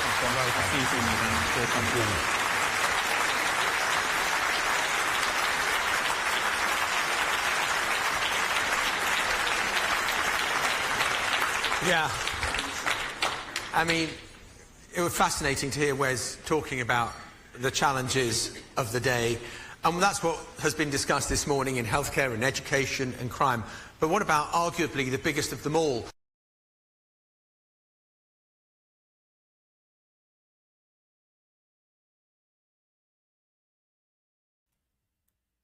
All right, so it looks like their feed cut out while the gentleman was talking, but nevertheless, you were taking a look out in London, UK. As the new Labour government, they were holding a future Britain conference. On the right side of your screen, that bottom box, we are looking ahead to the anticipated NATO Summit, a live look at the U.S. Capitol there in Washington, D.C. And then that top right box, a live look at our XRAD system as now Tropical Depression Beryl. It's bringing rain and tornadoes to the Midwest. Good morning to you if you're just now tuning in. I'm Jeanne Francine here with you this Tuesday morning. It is July 9th with plenty of breaking news headlines, top stories, and of course, live events of the day. Speaking of Beryl, though, I want to give you all a live look out in Houston, Texas. Again, 7:54 here on the East Coast. This a live look courtesy of our content partners over at Fox 26 Houston. One of the many live looks that we're getting this morning. Of course, we will check in with them off the top of the hour, but also want to show you all some of the compelling images they also sent in to our studios from overnight. Look at the damage and the devastation, the chaos that Beryl brought. You can see some of the images that we brought to you on yesterday. As we know, Hurricane Beryl pushes onward, as you just saw with that XRAD system, after tearing through Texas, where the system killed multiple people, triggered the need for dozens of water rescues, and left behind piles of debris, which you just saw there on your screen. Fox News correspondent Marianne Rafferty joining us now with a closer look at how communities are now mending in the storm's aftermath. Recovery efforts press on across storm-battered Texas after Hurricane Beryl made landfall along the Gulf Coast early Monday as a Category 1 storm with maximum sustained winds of 80 miles per hour. Came ashore in Matagorda County. Galveston was hit heavy, moved up through the greater Houston area, and now is moving up through northeast Texas. Beryl's deadly gusts sent trees crashing onto homes and power lines, leaving millions in the dark. It's now a race against time to fully restore electricity so those most vulnerable to the Texas heat can stay safe during the dog days of summer. It's God's will. You can't question that, you know. Neighbors, meanwhile, are busy lending a helping hand to those in need. I'm just checking out on all the old people, everybody that got left behind or don't have a way out, see if they need help. A few of them just want to know when the water's back on them. As leaders urge folks to stay off the roads in the midst of this lengthy cleanup. This as many roadways remain covered with debris and floodwaters triggered by Beryl's heavy rain and storm surge. You may not have rain in your area, but if you drive a few miles, you may run into somewhere that's had 5 or 6 inches of rain. We do not want to have any more deaths on the road due to flooding. Beryl is expected to continue weakening as it moves further inland. But forecasters warn of more severe weather as Beryl continues moving up through the south and Midwest this week. Marianne Rafferty, Fox News. Marianne, thank you so much. And speaking of that, I want to give you another look at the devastation from yesterday as Beryl pushed and tore through Texas. You're getting a look at that devastation there on your screen. And as Marianne just mentioned, you know, we still are dealing with now Tropical Depression Beryl, giving you a live look again at our XRAD system. And you can see how areas of Tennessee, that northeast portion of Oklahoma, and even Cincinnati, Chicago, Kansas City, they are dealing with remnants of Beryl. So a lot of tornado warnings. I'm told that more than 60 tornadoes warnings were issued, according to our content partners over at Fox Weather. And of course, you can imagine the flood warnings and even the flooding that is erupting from this storm. So as we work to keep you informed this morning, right now we're actually going to transition and check in with our content partners over at Fox 26 Houston. As we know, they are covering Beryl this morning. I did show you all a brief picture there. I see that Fox 26 reporter Shelby Rose is standing by, about to go live for them. So we'll be getting different looks throughout the Houston area and the coastal area this morning, seeing remnants of that devastation, seeing the cleanup efforts that are underway this morning.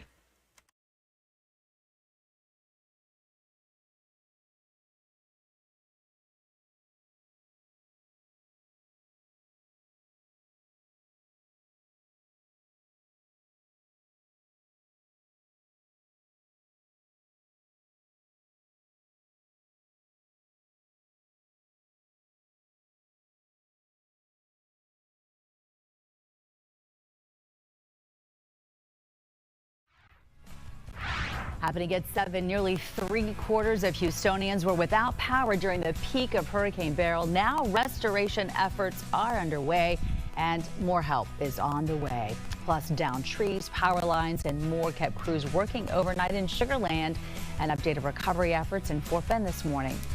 Plus, who's responsible when a fence that splits your property from another gets damaged in a storm? Those stories and more now at 7. From the Fox 26 studios, this is Houston's Morning Show. And welcome to Houston's Morning Show, everyone. I'm Melissa Wilson. And I'm Lena DeFlores. I'm in for Delon Diller. Good morning to you. All right, so Beryl's moved out of the way, but that doesn't mean that we're in the clear here, because now it's the ripple effect that we have to deal with. Here we go. This morning, we're bringing you team coverage with where you can go for assistance and also the latest on power restoration efforts, as more than 2 million households in our area remain without power. Okay, we're going to start, though, with our chief Mike Iskovitz, who led Team Awesome yesterday. I mean, you let us know that it was coming. You walked us through the storm, you know, where the danger zones were. The good news is that's moved out of the way, so we have a different forecast. But if it's not one thing, it's another, because now we have another weather issue. Right. If it's not one thing, it's the other. Now we've gone from knocking the power out for everybody to now bringing in the heat. And that's going to really pose a big threat, you know, probably almost equal to the storm, don't you think? I was really blessed yesterday within the 70s. It'd help without an AC, right. But here we go. It's going to be a different story today. Exactly. Totally different story. So let's get into it. I want to show you where the storm is right now. Just rest assured, this isn't like a Harvey situation where it's going to come back around and loop around the state. Not at all. It's already up in Arkansas, and it is exiting here very quickly. In fact, it's going to make its way toward the Great Lakes here over the next couple of days. And so we're not really concerned about it causing any more problems for us, other than the fact that obviously we've got about 2 million people without power, and there's a heat advisory that's been put into effect for today and tonight. Now, ordinarily, this would just be like a normal summer day. It's just that there's such a hazard out there because folks are going to be doing a lot of cleanup work outside and having no opportunity, really, in many cases, to get in the air conditioning. We're not getting that much relief this morning from Mother Nature. There are some spots to the north that are a little cooler, closer to 70 degrees, but the vast majority of you are in the upper 70s and in some spots the low 80s. All of these dots represent river levels right now. So most of them are green, which is good, but there are a couple spots I've been watching for you. I know White Oak yesterday flooded tremendously near downtown. It actually fell really fast. It went up to major flood stage. Now it's back below flood stage, at least at this location, which is just off to the northwest of downtown Houston. It may still be running high a little closer to downtown, but I think it's falling very quickly, even in areas where it is running high. So here's your forecast for the day today. Weather where you live down in Pearland. I know you guys are probably without power. 79 degrees at 9 a.m., 87 at noon, about 93 at 4 p.m. And with everyone, almost everyone without power and high heat on the way, how can you cool down? We want to check in with Shelby Rose to find out what's happening. I mean, look, what we're seeing where you're standing, that's what we're seeing in almost every neighborhood across the Houston area. Oh, absolutely. And in the Heights specifically, they really can't catch a break because this scene is nearly identical to what we saw when the derecho blew through here back in May. Waking up without power, down trees, just absolutely lining every single street around here. But, you know, at least they're not alone, right? With the more than 1.8 million CenterPoint customers without power on top of the more than 200,000 Entergy customers. Entergy says they lost power to 34 substations during the storm, adding that it will take several days to restore power. A lot of that is due to the debris cleanup that has to happen before crews can work to bring power to those without. We also did get our latest update from CenterPoint last night. First and foremost, saying that they expect to have 1 million customers restored by the end of day tomorrow, adding they are prioritizing restoration efforts to essential facilities like hospitals and police stations. And in order to get all of this done, the company says they are bringing in an additional 10,000 resources. Acting Governor Dan Patrick adding that they're all taking this as a learning opportunity for any storms that may come in the future. When we get through it, as Thomas said, we will go back and assess how we can do it better. But we are, as I said, an area with a lot of trees and a big storm and 80-mile-an-hour winds and a lot of power lines down, 10 transmission lines. So they're going to have to get out there, assess it, get it back up. And trust me, we're talking to them maybe hourly, okay? And on the topic of power lines, there are some reminders this morning if you do see a down line. First, always assume that it's energized and stay at least 35 feet away. Never attempt to remove tree limbs or any object from the lines, and you can report any potential hazards by calling 713-207-2222. Reporting live in the Heights, Shelby Rose, Fox 26 News. Entergy, which powers our viewers north of Houston, also reports hundreds of thousands of outages. Okay, so we've got about 2 million people really all together. So Entergy is also expecting that it's going to be days before they get everybody back online, up and running here. So here's a live look at the outages here for the areas surrounding Houston.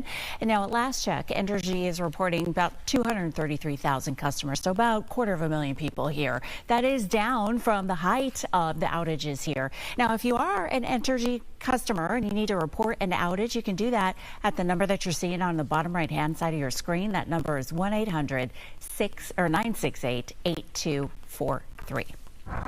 Now, because we're expecting the power to be out and now we're under a heat advisory as well, you know what a lot of officials are saying, you know what, you just want to make sure that you're ready now to keep your family and your friends and your pets safe. Seriously, you think about Mike saying it's going to feel like 105 triple-digit heat. It can be really dangerous. So in less than an hour, Lakewood Church is expected to open its doors as a cooling center in Houston. That's where we find Chelsea Edwards this morning. Chelsea, this will be a saving grace for a lot of people. Yes, absolutely. So we've been seeing volunteers going in, also setting up, because this is going to be a water distribution center as well. So if you need hydration, this is the place for you. If you need to cool off, you can also come to Lakewood. Doors open at 8 a.m. So you guys mentioned how dangerous the heat can be, you know, people not having AC. So one thing you want to keep a lookout for is signs of heat exhaustion in you or your loved ones. Those can include pale, clammy, cool skin, heavy sweating, elevated body temperature, muscle cramps, things like headache, nausea, dizziness, things that you want to make sure that you move to a cooler place, one of these cooling centers. I'm going to tell you about a few more options. In the meantime, Houston Mayor John Whitmire says crews are working to restore power to every neighborhood across our area. Understand what families are going through, certainly with the loss of power. Most of us, certainly I do not have power at my house. I know what it's like. Centerpoint is doing everything they can. They've brought in 10,000 additional personnel from around the state and in the nation to assist us. So while we're working to get those AC units up and running again, you have these cooling centers, including Lakewood, again, opening at 8 a.m. You have 3 others opening at 9 a.m. They'll be open until 6, including the Bayland Community Center, the Raddick Community Center, and Weekly Community Center in Cypress. So you can go to fox26houston.com for that full list. And also, if you need another option, there are shelters available. You can text 43362. Again, that's 43362 in your zip code. That'll get you a list of shelters in your area from FEMA. And of course, I'll post this on my social media at Chelsea Fox 26, hoping to help you guys out and stay cool out there. For now, reporting live, Chelsea Edwards, Fox 26 News. Okay, here's also another ripple effect from the storm yesterday. Depending on where you're waking up with us this morning, you might be waking up to a boil water notice. If you're waking up with us in Montgomery County, morning to you. The Inverness Crossing and Decker Hills subdivisions, you need to boil your water if you're using the Crystal Springs water system. Now, a few neighborhoods across Harris County also under that boil water notice. That's for you if you're living in the Western Trails subdivision or if you're using the Spring Cypress water system.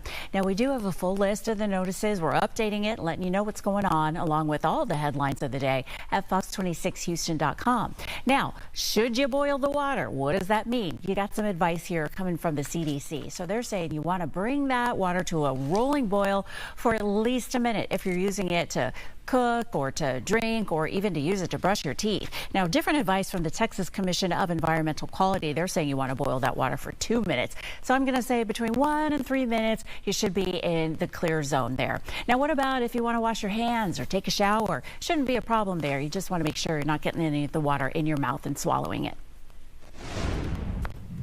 All right, let's talk about what's happening with your traffic situation here. As you take a look at Traffic Max 360, you can tell that a lot of people are staying home today because most businesses can't open, with so many businesses still without power. Transtar reporting a high water location along I-45 in both north and southbound directions between Cavalgate and Quitman Streets. All southbound traffic along I-45 will have to detour at the exit on the East Freeway. So if you need to get in that area, we're talking I-45 and I-10, the Katy Freeway area near downtown Houston, you're definitely going to want to find alternate routes. Take a look right now with this Houston Transtar camera, I-45 north at Franklin. You can see how slowly traffic is working around this. I also want to make sure you know we still have 11 high water locations around the Houston area, and some that aren't even listed. I know just on the Southwest Freeway outside of our station this morning, I hit a pretty big area of water that really surprised me. It wasn't marked. I didn't see it in the dark. And so just know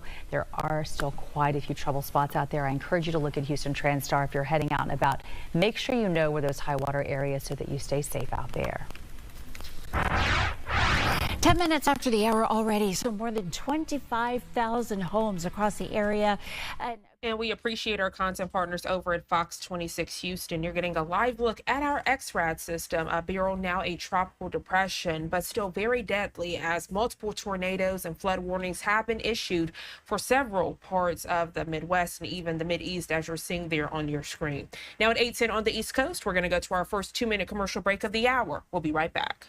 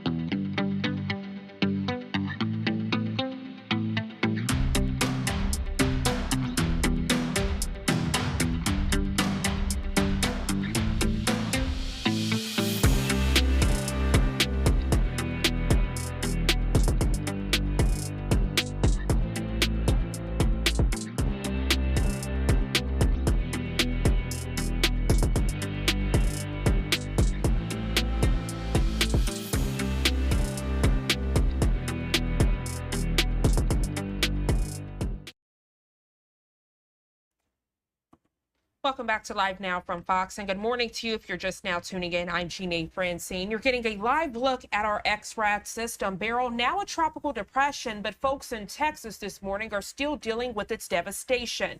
Cleanup and recovery efforts currently underway. Fox weather correspondent Katie Byrne joining us live this morning in Galveston, Texas. Katie, good morning to you. I can already see the debris behind you. Good morning, Janae. Yes, this is the scene all across Galveston. More than 2 million Texans are going on day 2 without power now, and you can see we've got downed power lines all over the place. When you look behind me, we've got at least a dozen here on this stretch, and then you keep looking and you're going to see even more of these power lines down. So officials are saying power restoration is going to be a multi-day event.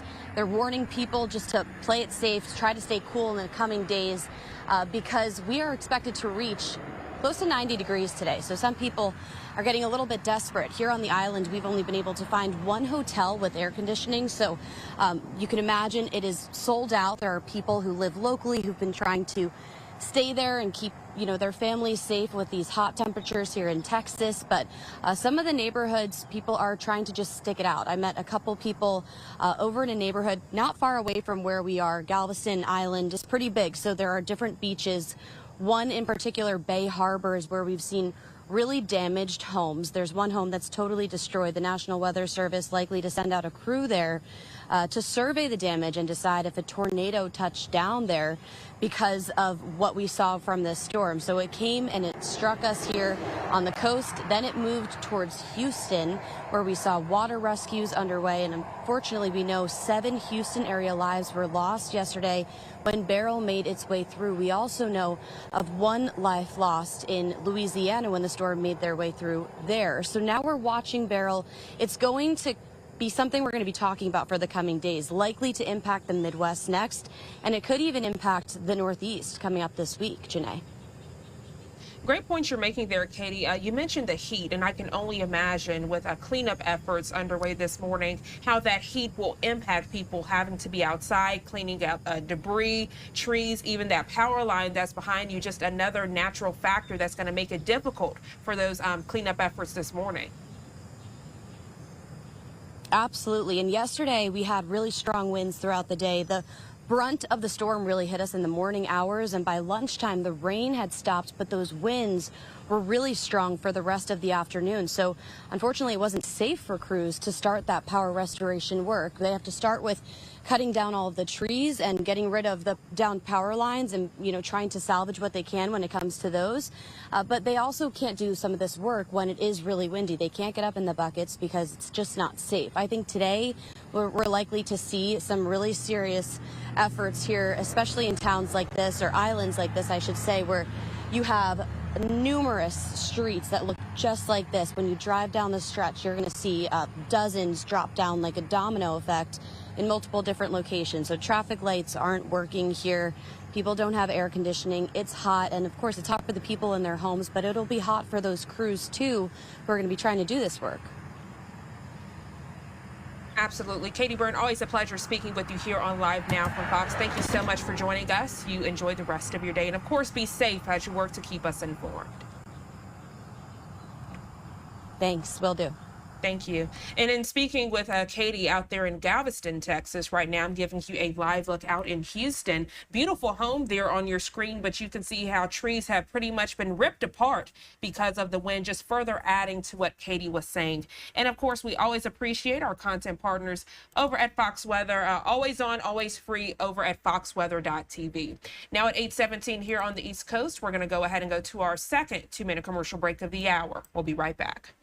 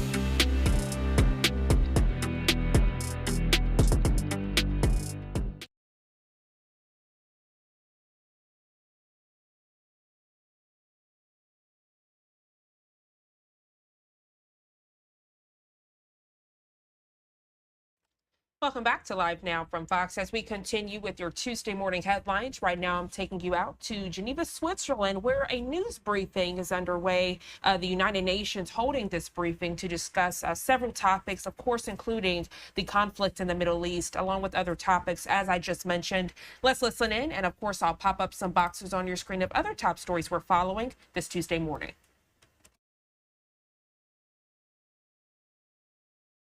Mrs. Danielle Bell, who is the head of mission for the UN Human Rights Monitoring Mission in Ukraine.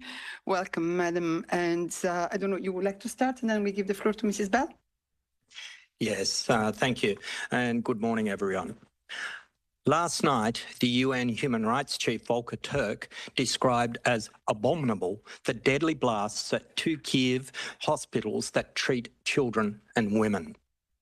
The Russian Federation launched a wave of strikes on densely populated areas of Ukraine, including the cities of Kyiv, Pokrovsk, and Dnipro. As well as the hospitals, we have received reports key energy infrastructure facilities were also hit. The High Commissioner deplored the attacks and called on those with influence to do everything in their power to ensure these attacks stop immediately. Civilians must be protected and the laws of war strictly adhered to. There must be prompt, thorough and independent investigations into these latest grave attacks on civilians and civilian infrastructure, and those responsible must be held to account. The High Commissioner will be addressing the situation on Ukraine later today at the Human Rights Council. And this morning, we are fortunate to be joined from Kiev by Danielle Bell. She's the head of our Human Rights Monitoring mission in Ukraine. Thank you very much, Jeremy. Just before I give the floor to Mrs. Bell, just to remind you that yesterday we have distributed to you the statement of the Secretary General, who also strongly condemned the missile attack by the Russian Federation hitting residential and civilian infrastructure across Ukraine. And he extended his deepest condolences to the families of all victims, but also said that directing attacks against civilians and civilians' objects is prohibited by international humanitarian law, and any such attack are unacceptable and must end immediately. And to hear more about what has happened yesterday in Ukraine, I give now the floor to Mrs. Bell. Thank you very much. I will begin with the attack on Omadit Children's Hospital, because this is one of the most egregious attacks that we've seen since the onset of the full-scale invasion. Omadit is a children's specialist hospital where families from across the country bring their children for treatment of serious medical conditions such as cancer and kidney disease. My team spent most of yesterday at the incident site yesterday, speaking with medical staff, parents of children, and residents that live in the area surrounding the hospital. Analysis of the video footage and assessment made at the incident site indicates a high likelihood that the Children's Hospital suffered a direct hit rather than receiving damages due to an intercepted weapon system. Of course, as was said earlier, this must be investigated. At the time of the attack, 670 child patients, mainly inpatients, were there, together with more than 1,000 medical staff. At least 2 children were killed, including a female doctor, and at least 50 were injured, including 7 children. Staff had moved the children to a bunker yesterday morning when the air raid sirens first went off. Otherwise, the casualties would have been much higher. The explosion destroyed the toxicology department, where children were receiving dialysis only minutes before the missile impacted. The attack also damaged the intensive care, surgical, and oncology wards, and 600 children have been transferred to other hospitals in Kyiv City and areas in Kyiv province. This terrible attack shows that nowhere is safe in Ukraine. Yesterday's massive attack across the country involved at least 38 different cruise missiles and ballistic rockets of various types, as well as drones, in multiple waves throughout the day. 30 of the 38 missiles were reportedly intercepted. So far, my team has verified at least 38 people, including 4 children, have been killed, and we've received reports that more than 190 have been injured, including at least 10 children.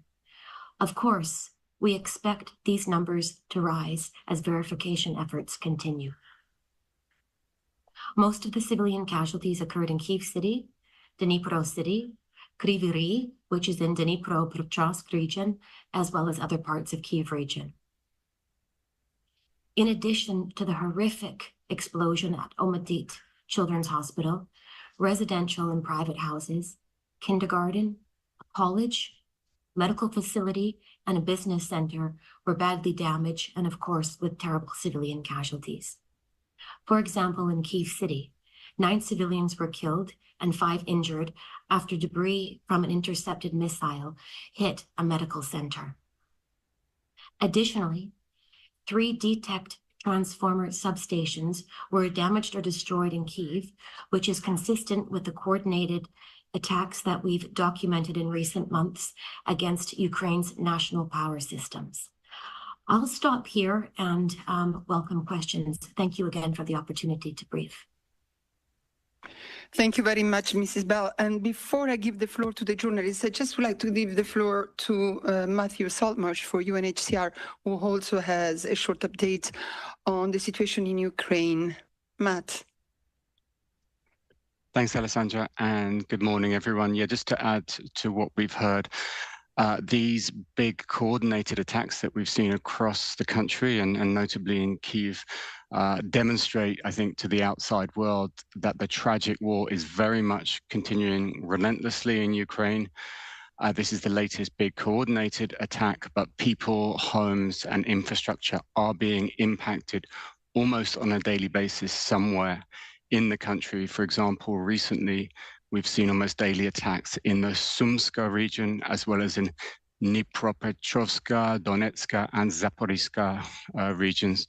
UNHCR, of course, very much stands with the people of Ukraine and calls for an immediate respect of international humanitarian law and the protection of civilians. At the Children's Hospital in Kyiv, we're working with our local Ukrainian partner, Rokada, on the site, providing psychosocial support, legal aid, and also emergency shelter materials. There's also damage in many other districts of Kyiv beyond the Children's Hospital, reportedly at least 30 multi-story buildings with apartments and homes, as well as power stations, factories, schools, and kindergartens have been impacted. In Dnipro, there was also significant damage. Residential buildings, a medical facility, and infrastructure were damaged.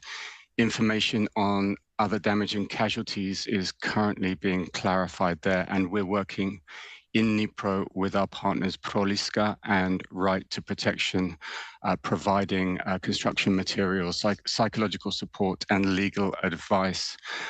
We've also started to provide emergency shelter materials in other parts of the country that are needed after this attack, and are ramping up our cash enrollment program. I think in general terms, though, this is a reminder that the full-scale war is continuing relentlessly, and the people of Ukraine must not be forgotten.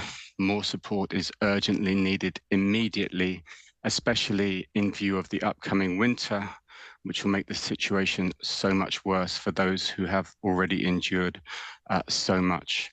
And just a reminder that our Ukrainian situation response appeal, which covers refugees, is only 1/3 funded. That's of about $1 billion US. And for the humanitarian response plan, which covers inside Ukraine, the $3 billion appeal is also only around 1/3 covered.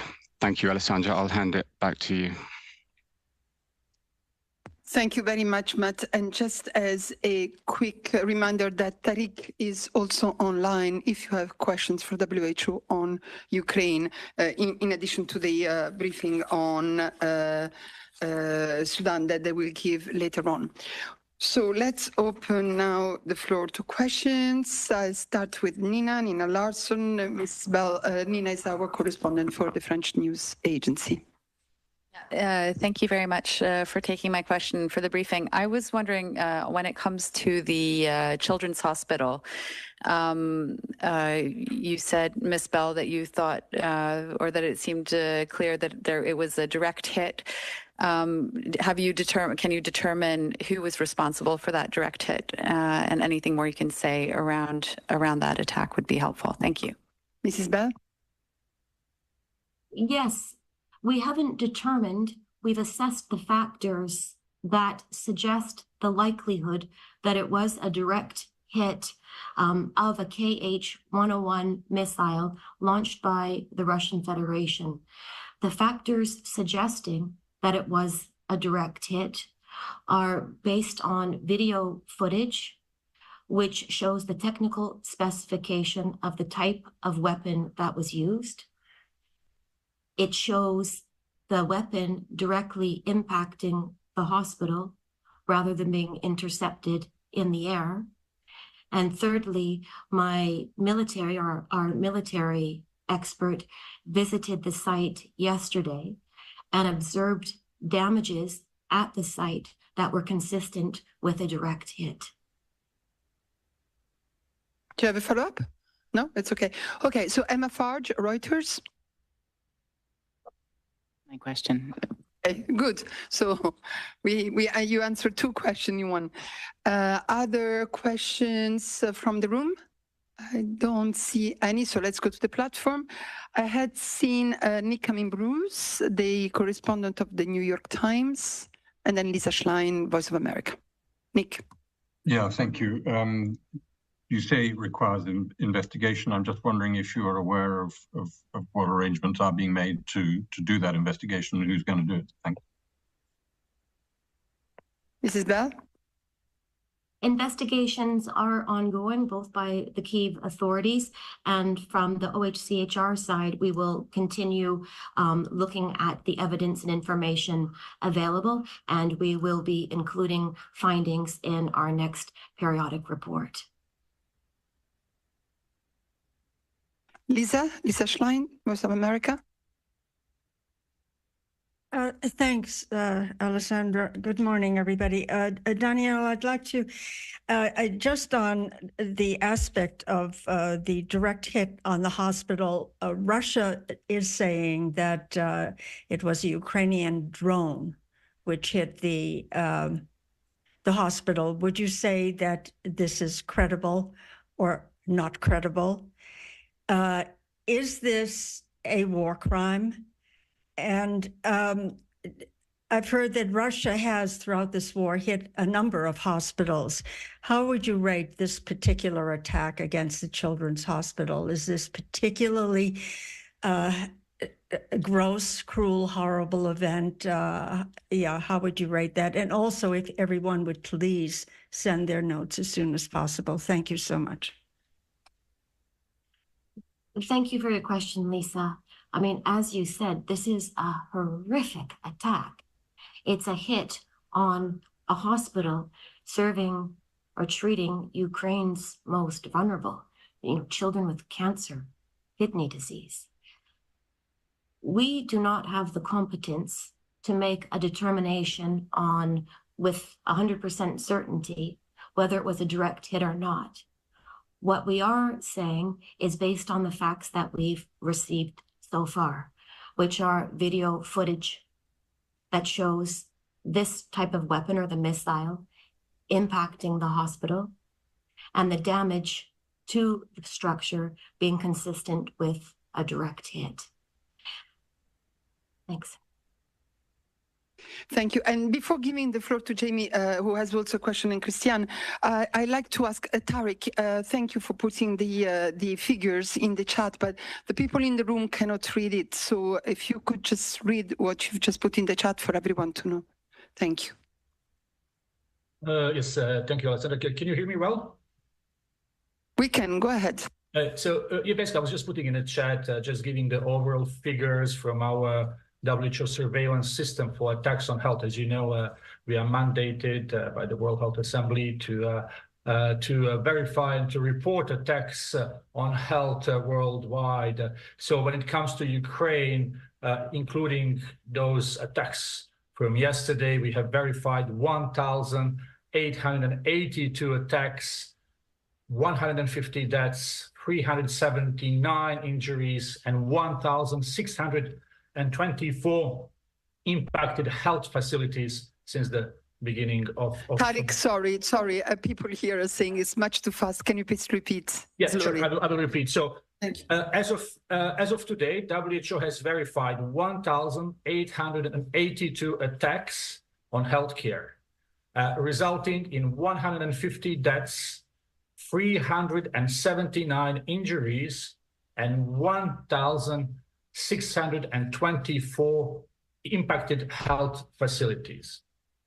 Primary healthcare was affected by 40% of these attacks, and this obviously impedes the access to basic health services. We also know that first responders and ambulances and ambulance workers are 3 times more likely to suffer harm from attacks compared to the rest of the healthcare staff. Since the start of the Russian Federation's full-scale invasion of Ukraine, on average, 200 ambulances per year are damaged or destroyed in shelling attacks. And just to remind everyone, what is the impact of these attacks, but also attacks on infrastructure, attacks on civil infrastructure, particularly on energy sources and transmission centers, are causing power outages and disruptions in water supply. This increases the risk of waterborne disease outbreaks and puts at risk the surveillance system ability to detect and respond to possible outbreaks of waterborne, foodborne, and other infectious diseases. You have seen the video from that was posted by our country office. Our representative, Dr. Jarno Habit, that you know very well, was also at the site of Children's Hospital, and he was witnessing the shock of everyone, but also what he was telling me when I was chatting with him is that he was impressed by the number of volunteers who were on the spot, who were ready to clean, that there was a relocation of patients, and that health workers were calm and trying to do their best. Over. Tariq, thank you very much. I just wanted to ask you if you could please put these figures in, as Peter Kenny put it in the chat, sure. Old-fashioned emails. That would be useful for everyone.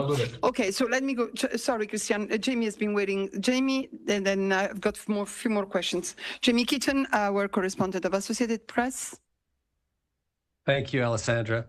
I have a question for Ms. Bell and for Tariq. My question for Ms. Bell is, Ms. Bell, given the current state of international investigations that are taking place, what is the prospect that Russia, if it turns out that Russia or Russian forces were responsible for this attack, what is the prospect that those forces will be held to account, and not just for this attack, but for any attack over the course of the conflict on both sides, That's my question for you. My question for Tariq is, Tariq, you mentioned 150 deaths in the various attacks on healthcare.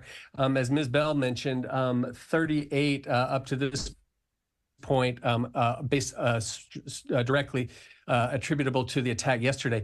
Just to be clear on that, would those 38 qualify as victims of an attack on healthcare? And if so, would that make this one of the most deadly attacks on healthcare over the course of the conflict, given that it's 38 is what, roughly about a quarter of the total that you have now? So thank you very much. Thank you. Let's start with Ms. Bell.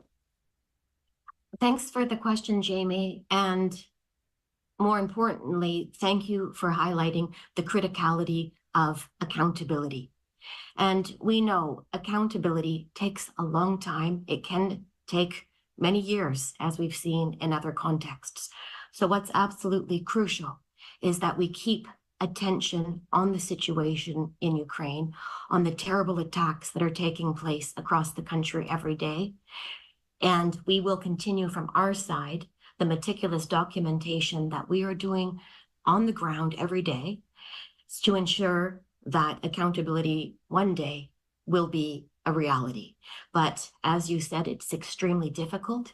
It will take a long time, and it's absolutely crucial. Thanks for the question. Thank you for your answer. And I'll go to Tarek. Yes, according to Jamie, according to the Ministry of Health, the information we had, there were reports of 2 deaths.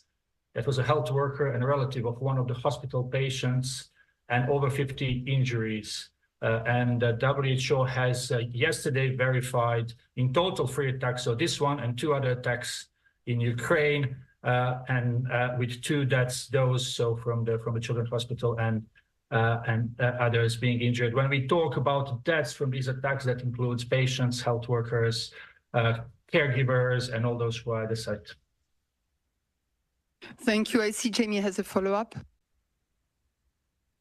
Yes, just from Ms. Bell. Thank you very much for that. I guess what I was trying to get at also was just if you could help us recap the different types of investigations that are going, the various prosecutorial mechanisms that are in place that could possibly get to the bottom of this and bring justice to the victims. And again, if I could just also mention that on both sides. I mean, on both sides, are there who's looking into the possible justice for victims on both sides of this conflict? Thank you, Mrs. Bell.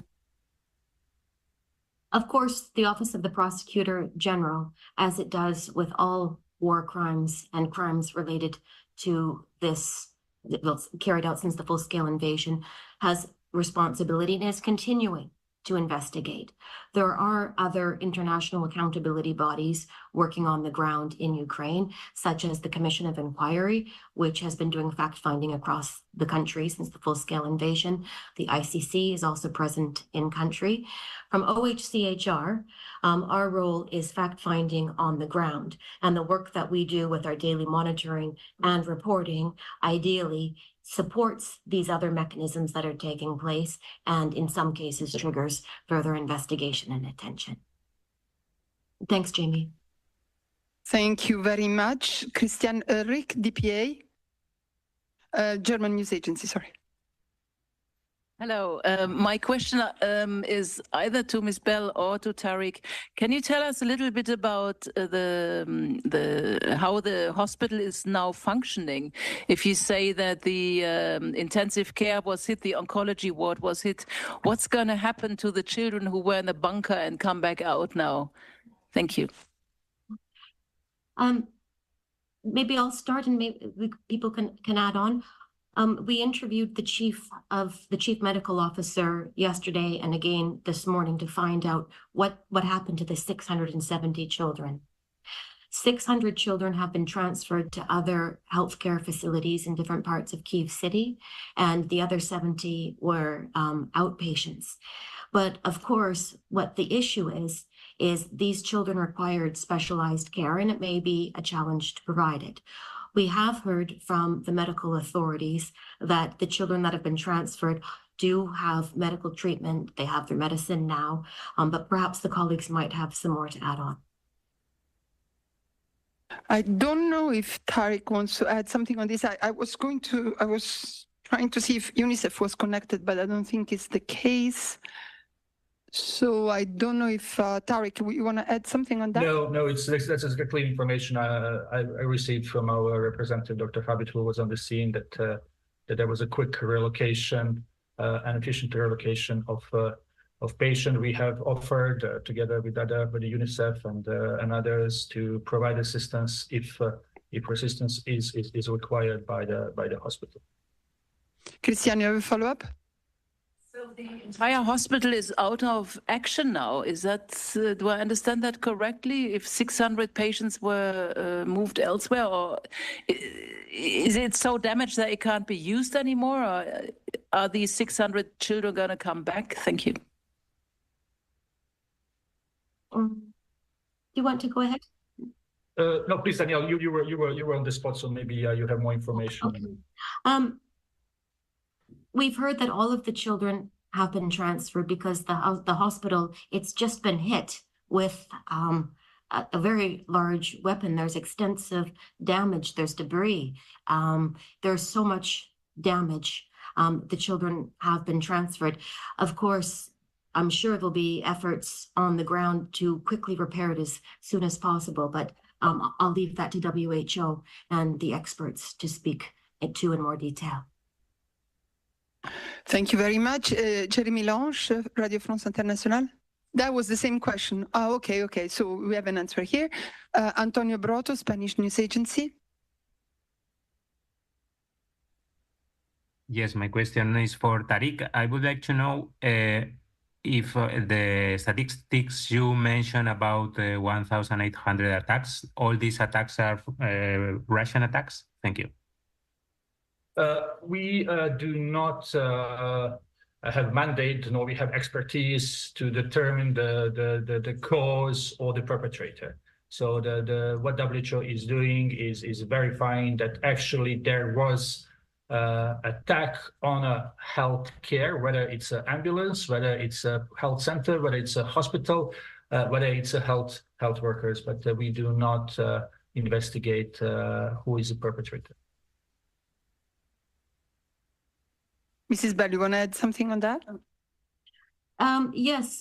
First, the numbers that have been shared by WHO are entirely consistent with the information that we've documented and been reporting on. When it comes to these types of attacks, it's very difficult to determine exactly where they came from. What we do document is where the attacks take place. And the vast majority of the attacks have taken place in government-controlled territory, although there has been some damage on health facilities also recorded in occupied territory. If you're just now tuning into Live Now from Fox, on the left side of your screen, we're in Geneva as the United Nations held a briefing earlier this morning on the Ukraine Children's Hospital attack. We first brought that to you yesterday as breaking news right here on Live Now from Fox. On the right side of your screen, that top right box, a live look at our XRAD system as Beryl, now a tropical depression, is bringing heavy rain and even tornado warnings to the Mideast. And then that bottom box, we're looking ahead today to that anticipated event, the NATO Summit, a live look there at the U.S. Capitol in Washington, D.C. The time now 8:47 here on the East Coast. We're going to go to our third 2-minute commercial break of the hour. And when we come back, checking in with Fox News correspondent Doug Luzader with an update on this NATO Summit. The details in just 2 quick minutes.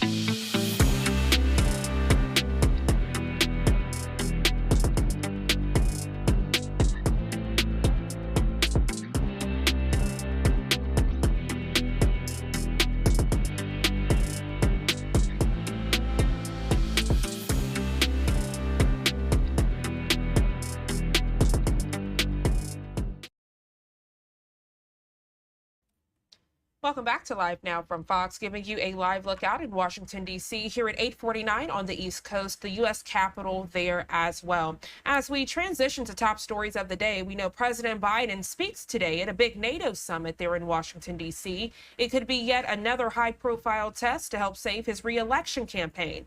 More Democrats, though, say he should step aside. As Doug Luzader reports from Capitol Hill this morning, the White House is taking some heat. Take a listen.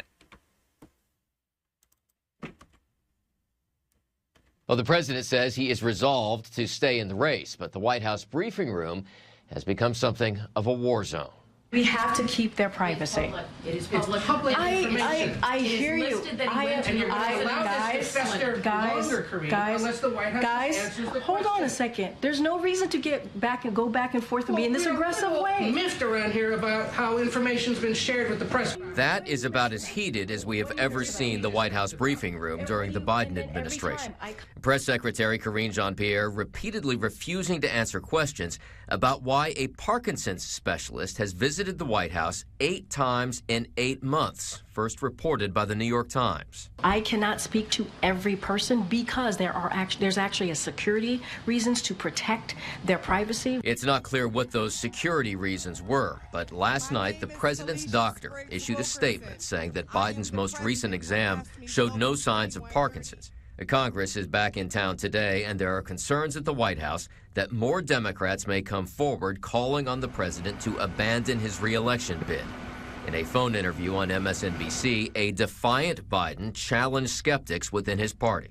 I'm getting so frustrated by the elites. Run against me. Go ahead, announce the president.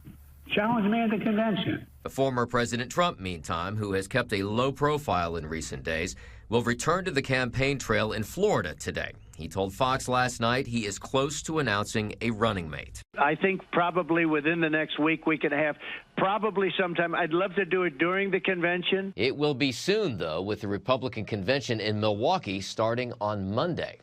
In Washington, Doug Luzader, Fox News. Doug, thank you so much for that update. And speaking of the RNC, we're just under a week away from the start of the Republican National Convention taking place in Milwaukee. The big lingering question this morning is who will former President Donald Trump choose to be his running mate? There's also a big change in the party's position on a few key issues for the party's platform and a battle over a think tank blueprint for a possible way forward. Fox News Chief Washington correspondent Mike Emanuel joining us now with the details. Former President Trump has been keeping a very low profile ever since the debate. Behind the scenes, however, he's reportedly responsible for a major shift in GOP policy. For the first time in 40 years, the RNC has dramatically revised its language on abortion in a new platform that omits mention of a national ban and is in step with Mr. Trump's position, allowing states to set limits. Donald Trump is the pragmatic leader here. He's saying most abortion policy is going to be decided by the states. There are signs some pro-life groups are also changing their messaging to try to win over voters, profiling women with difficult pregnancies who carried their babies to term. Meantime, Mr. Trump and his surrogates are distancing themselves from Project 25, a controversial roadmap for the next Republican administration crafted by the Heritage Foundation. Think tanks do think tank stuff. Controversial with some because it would overhaul the federal government, firing as many as 50,000 government employees and expanding presidential powers. It's like, do we want the kind of a president that is all about Project 25? And anyone can read on that because that's what Trump is all about. The former president could name his running mate any time ahead of next Monday's opening day of the convention. Some names mentioned: Governor Doug Burgum, Senators Marco Rubio, J.D. Vance, and Tim Scott. He's got a great selection of people for VP, and he's going to have a ton of talent that want to work in this administration. We can't afford another 4 years like the last 4, and I'm willing to help in any way I can. Somebody not being talked about that should be, in my view, is Youngkin from Virginia. If we win Virginia, we win. It is over. Leading up to the convention, the former president will hold rallies in Doral, Florida, and Butler, Pennsylvania. Senator Rubio is expected to attend tomorrow's Florida event. In Washington, Mike Emanuel, Fox News. All right, Mike, thank you so much. Now at 8:54 here on the East Coast, we're going to go to our final 2-minute commercial break of the hour. We'll be right back.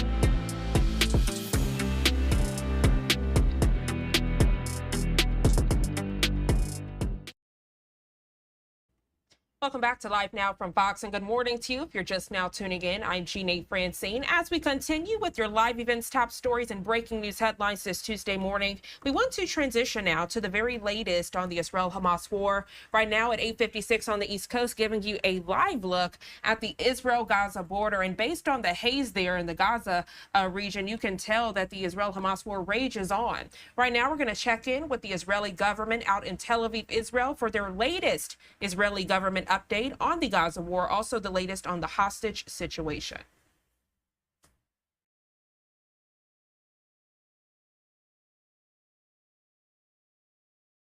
Covered dozens of weapons, mortars, machine guns, grenades, hidden amongst UNRWA uniforms, believe it or not, UNRWA uniforms. Look, this intelligence haul led soldiers to locate tunnel shafts and significant tunnel routes. 6 terror tunnels, 6 kilometers long, were located and destroyed. These underground tunnels contain branch tunnel systems with terrorist hideouts and command and control centers. And all the while, IDF are discovering weapons and more intelligence documents. In Nuseirat, Israel's Air Force are using precise munitions and have struck many terrorists actually engaged in terror activities and using, very often, UNRWA schools as a cover. We've said this before, but Hamas and Islamic Jihad systematically violate international law, exploit civilian structures and Gazans as human shields for terror attacks against Israel. Now an update from COGAT and their work coordinating aid into Gaza over the last 24 hours. 331 trucks laden with humanitarian goods went into Gaza, 275 trucks via Kerem Shalom and 56 trucks via Erez. The trucks came from Israel, our port of Ashdod, Egypt, and also Jordan. 6 tankers of cooking gas, 31 pallets with 5,500 tons were airdropped over Gaza.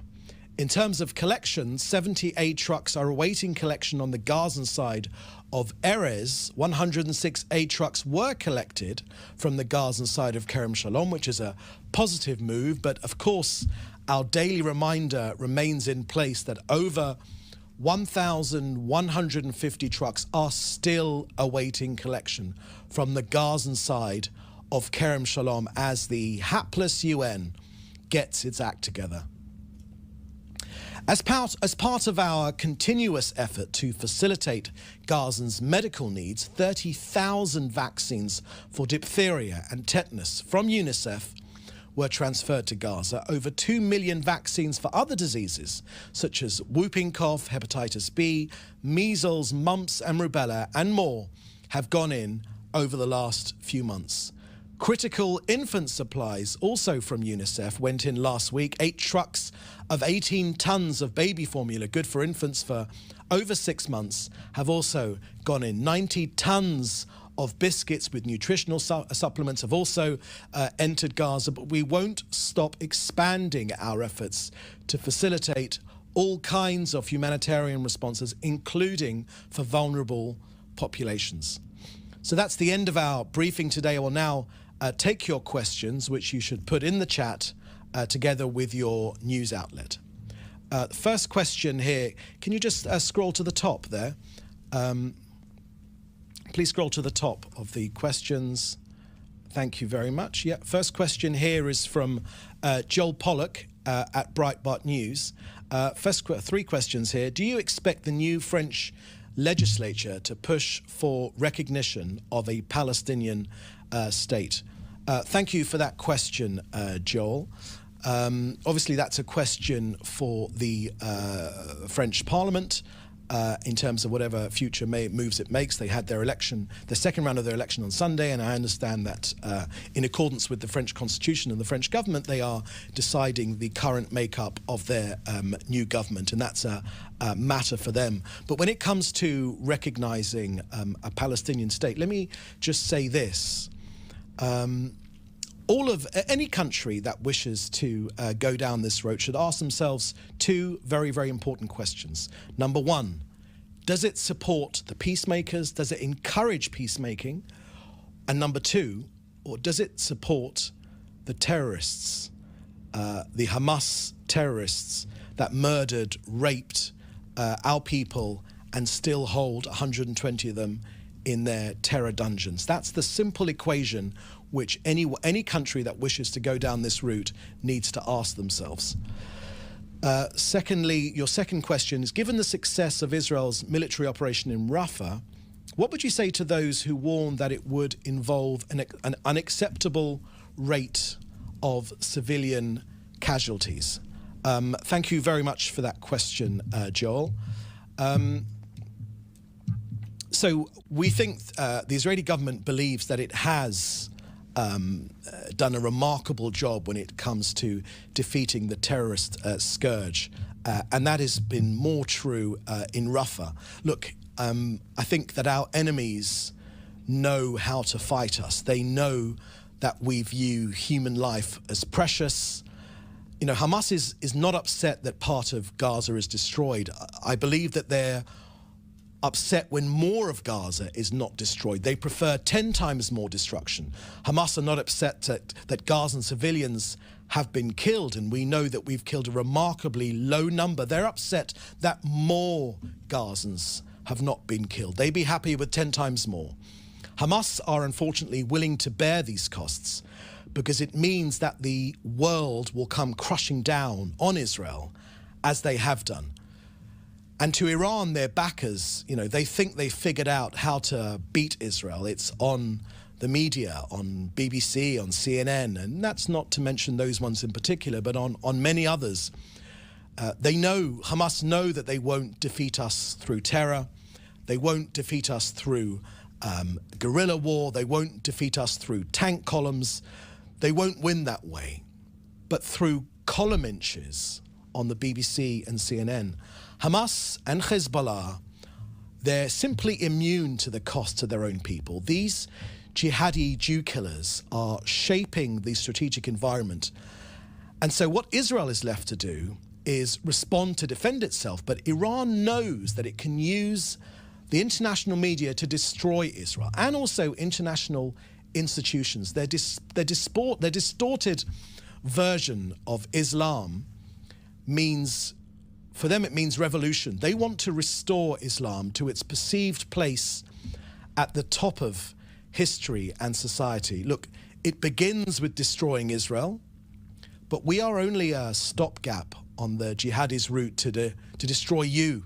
They call us the small Satan. They call the West, the US, other democracies, they call them the great Satan. So for this great enemy, and we are taking them on here in Israel, the world, not just Israel, but the world needs to unite to create a great strategy. It's up to all of us that care about these issues to stand up to this hatred. We believe the IDF has done a remarkable job in Rafah. Slowly, systematically, and with great care and with intelligence, we are going through those tunnels and those terrorist hideouts and the many homes where they hide weapons in civilian areas. And we are taking them apart street by street, house by house, property by property. We're taking them apart and we are being successful. We are smashing this Hamas terrorist scourge. Next question is number 3. Likewise, given that military success, why has Israel been unable to rescue more hostages directly? Thank you very much for that question, Joel. Hostages make up one of our 3 war aims, and it's something which occupies us every single moment of every single day since the October 7th outrage. All of our work and all of our soldiers' determination and all of the government's determination to rid the area of Hamas and to destroy this organization is geared around releasing our hostages.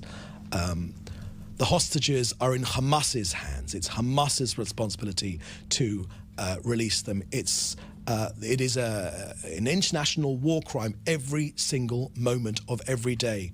277 days now, 9 months that they are in Hamas's captivity. Okay, so next question from Hannah Julian from the Jewish Press. Hezbollah has released new propaganda video showing drone footage of Israeli military bases on the Golan, making it clear that terrorist organizations have specific information on locations of IDF bases in northern Israel. Can you comment on this? Also, second question, which I will take separately. So on the Golan and Hezbollah, look, we know what Hezbollah is. We know that they are an Iranian proxy. Since October the 7th, October the 8th, to be precise, 6,700 rockets from Hezbollah have rained down on our north. We know that 177,500 dunams of land has been burnt. It's becoming clearer, ever more clearer that Hezbollah, only respond to force. And I want to say this to you, Hannah. Even if Israel reaches an agreement in Gaza, a deal which we want to bring back our hostages, to bring them home, Israel will continue fighting Hezbollah until we bring Hezbollah to reach an agreement and ensure the safe return of Israel's northern communities to their homes. A hostage deal does not bind us in the north. So either way, through diplomatic means or militarily, unless Hezbollah reaches an agreement, this hostage pause, which we are trying, the path we're trying to right now in the south, it does not change. That we will defend ourselves from Iran's aggression, and we will bring our Israeli communities home safely. We know very well what Hezbollah's capabilities are. No one should be in any doubt of that fact. But we are degrading them. We spoke yesterday about 450 of their senior people who have been eliminated. We know exactly how to deal with Hezbollah. Okay, next question I can see here is from David Isaac. The former director of Al-Shifa Hospital has accused Israel of almost daily torture and other such false accusations. Do we have any comment on these and any new development about how he was released? Thank you very much for that question, David. We haven't got anything more to add on that subject, except that we know these are the facts, never mind about his propaganda, lovingly lapped up by international media. We know for a fact that hostages were taken to Al-Shifa Hospital and not for treatment. We know that hostages were killed in Al-Shifa Hospital. We know that hostages were held in Al-Shifa Hospital. We know that in later parts of this war that Hamas took over the hospital and were fighting us from their hospital, from the maternity unit. And you can be pretty sure that it wasn't the midwives that were firing at us from these maternity units. The Prime Minister's made his views very, very clear about this incident, and you can go back and get them from there, which is, I think, a couple of weeks back. Next question from Jim Williams from Zenga. Today in Washington, NATO is convening to celebrate its 75th anniversary. When Israel prevails over Hamas, could it prompt regional talks about forming a Middle Eastern counterpart to NATO, where member nations would collaborate to defend against threats from Iran or other potential aggressors? Thank you for that question, Jim. So in an earlier answer, I think I gave a good answer to that question, or an adequate response to that question, and I talked about the international necessity to fight this brand of jihadi Jew hatred, this distortion of Islam, which we are currently facing here. But we're facing it here, but of course, we're only a stopgap unto the West. So I believe that the answer I gave previously would provide an ample answer to that question. Next question from Fred Ager regarding a Knesset Foreign Affairs and Defence Committee which has approved 3 bills to significantly curtail UNRWA activities amid popular anger over the agency's activities following October 7th. The first bill proposed by Likud MK Boaz Bismuth would ban UNRWA from operating on Israeli territory. The second, prompted by Israel Beitenu MK Yulia Malinovsky, would label UNRWA as a terrorist organization. And the third, by Yesh Atid MK Ron Katz, and lawmaker Dan Ilois, would strip UNRWA personnel of legal immunities. Do you know the date of the discussion and vote in the Knesset's plenary to happen on this bill to vote on, to ban UNRWA? Thank you for that question, Fred. I haven't got that information here, but I will tell you that we've made very, very clear our views on UNRWA. We've been abundantly clear, and we will be releasing further information about the connection, the hand-in-hand, side-by-side connection between UNRWA and Hamas, the many members of UNRWA that participated in the October 7th massacre, the many members of UNRWA that took hostages, and the many members that are members of both organizations. We understand that there is a donors meeting on the 12th of this month, and we are ready to remind potential donors to this failed organization, this organization that has perpetuated the situation in Gaza, that has continued to educate Gazans to hate Jews, to see the killing of Jews as a success, to think of martyrdom as an ambition, and we will remind donor countries of UNRWA's role in all of that. And is there any other? Let's see. Another question from Fred Ager. NYPD, New York Police Department, has released this June a report documenting bigoted incidents showing a surge of 137% compared to 2023, mostly due to Hamas-supported protests in New York. Has Israel been developing and implementing a policy and strategy to counter and mitigate the anti-Semitic propaganda and acts globally? Look, Fred, let me answer that question head on. You know, we the Jewish people are unfortunately used to tragedies. We know that tragedies happen to Jewish people. We're unfortunately used to terrorism because we know that happens to Jews. We're used to that. Slaughter, even slaughter, unfortunately, it happens to Jewish people, and we have, sadly, through the millennia, become used to that. We know that. We've grown up with it. It's the oldest hatred, anti-Semitism, but the idea, as we have seen in New York and other places as well, of hundreds of thousands marching in solidarity with these murderers in New York City and in other capitals as well. Westerners who should know better marching in solidarity with the murderers. That is the truly disturbing part of this entire episode. We are listening in as the Israeli government is providing their very latest update on the ongoing Gaza war, as well as the hostages who are still being held captive by Hamas. I'm Stephanie Quinn-Yu. You're watching Live Now from Fox. We're going to step away for a 2-minute break. After that, we're going to head live to Houston, Texas, as millions of people are still without power after Beryl just devastated that area. We're going to check in live with a Fox 26 Houston reporter, Chelsea Edwards, for a live report. Stay with us.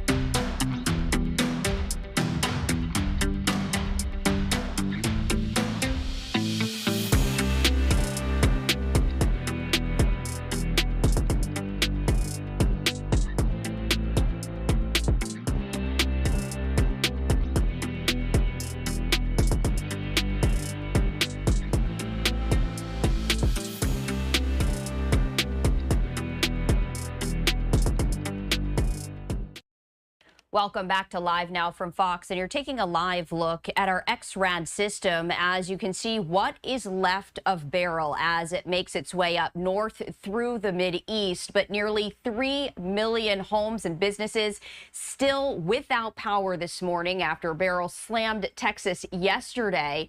Our Fox 26 Houston team reporting 7 deaths have been reported in the greater Houston area after Beryl. A total of 10 people have died since Beryl became a major hurricane last week. It is now a tropical depression, with Fox Weather's Prediction Center outlining an area from Arkansas through central Illinois that could see flash flooding Tuesday and into Wednesday. Meantime, I do want to head live to Houston, Texas, and that's where we find Fox 26 Houston reporter Chelsea Edwards, who's live at Lakewood Church. And Chelsea, so many people without power. I know you're at Lakewood Church right there, a cooling center. What's the very latest? Well, now that we've gotten through Beryl, now we're dealing with the heat advisory. That's the thing. That's the main concern at this point. You mentioned we had 7 deaths. We're trying to avoid having any additional heat-related emergencies. So cooling centers are now opening across our area, including here at Lakewood Church. This church holds nearly 17,000 people. That's how many seats are inside. So it's going to be a great help. It's expected to be a tremendous help to the community with so many people still without power. We're talking 2 million people without our area. Now, we've seen power restored to about 1 million people, but still a work in progress. Centerpoint saying that it might be until tomorrow evening that we get most of the Houston area back up and running. But again, we're under this heat advisory, so it's a major concern for city leaders here at Lakewood. They're opening the doors. They just opened about a few minutes ago. Center, but they're also doing water distribution. You know, another important thing to keep in mind for people out here braving the heat, staying hydrated. We've been reminding people to make sure they do that. So they're providing water for each vehicle to come through this drive-through lane here. We've also seen several other cooling centers opening throughout our area. Some private business owners have stepped up and opened up their place, like Gallery Furniture, for example, on the north side of Houston. That was opened as a shelter. Meanwhile, Red Cross has opened several shelters. They say more than 100 people sought shelter in several places throughout our area. 400 Red Cross volunteers came to the Houston area to help out, give assistance as well for those who needed shelter, needed food and supplies. Lakewood has also sent out teams across Houston to give out emergency supplies and kits, and also help with cleanup. That's the stage where we are now as well. If you've seen the damage, just incredible. We've lost so many trees. There's still so much debris in the roadway. So they're still encouraging people to stay off the roads if they don't have to. But a lot of people have been cooped up. They're anxious to get out, anxious to get cleaning up. So that's what we're seeing today. It's mostly recovery efforts, but also trying to keep people from being in a heat-related emergencies by opening all these cooling centers. So we've seen a few people come through now and get some water, hopefully staying hydrated. We've also been reminding people to check on their elderly neighbors and loved ones, the disabled, because that's one of the main focuses of the power crews as well. We've got thousands of out-of-town crews here working to get the power back up. That's according to Centerpoint. They did say that city leaders did say that they are focusing on places like nursing homes and hospitals, trying to make sure the people there are safe in these temperatures, because we're expecting, you know, high 90s, which is very typical for Houston during the summer. But, you know, under these circumstances without power, it could be extremely dangerous. So we're just seeing all hands on deck, as Houston typically does, to help out, making sure everybody's okay. And Chelsea, one quick question for you. You obviously mentioned this very dangerous heat advisory. So many people still without power. Any word on when officials anticipate power to be restored for everyone? Yeah, they said we can expect tomorrow evening. That's the expectation for most of our area. So a lot of people still having to hang on through today. That heat advisory is in effect through tomorrow morning. So it's expected to be a really hot day. We're just hoping people do what they need to do, cool off, stay hydrated, look for signs of heat exhaustion to weather this. But we've already seen more than 1 million get their power restored. It's just a work in progress and not moving as quickly as we all would like. That's the way it always seems to be. Chelsea, thank you so much for that report live from Houston, Texas. We appreciate it. All right. Thank you. And we will continue to follow all of the developments as folks in the Houston, Texas area and other communities continue to recover after just the devastation from Beryl. We bringing you live wall-to-wall coverage yesterday as that storm unfolded. Any new updates, of course, we will pass them along. All right, we are going to step away for a 2-minute break here on Live Now from Fox. Time right now is 9:23 Eastern, 6:23 Pacific. We do have a number of live events that we're going to get to. All of that coming up after the break. Stay with us.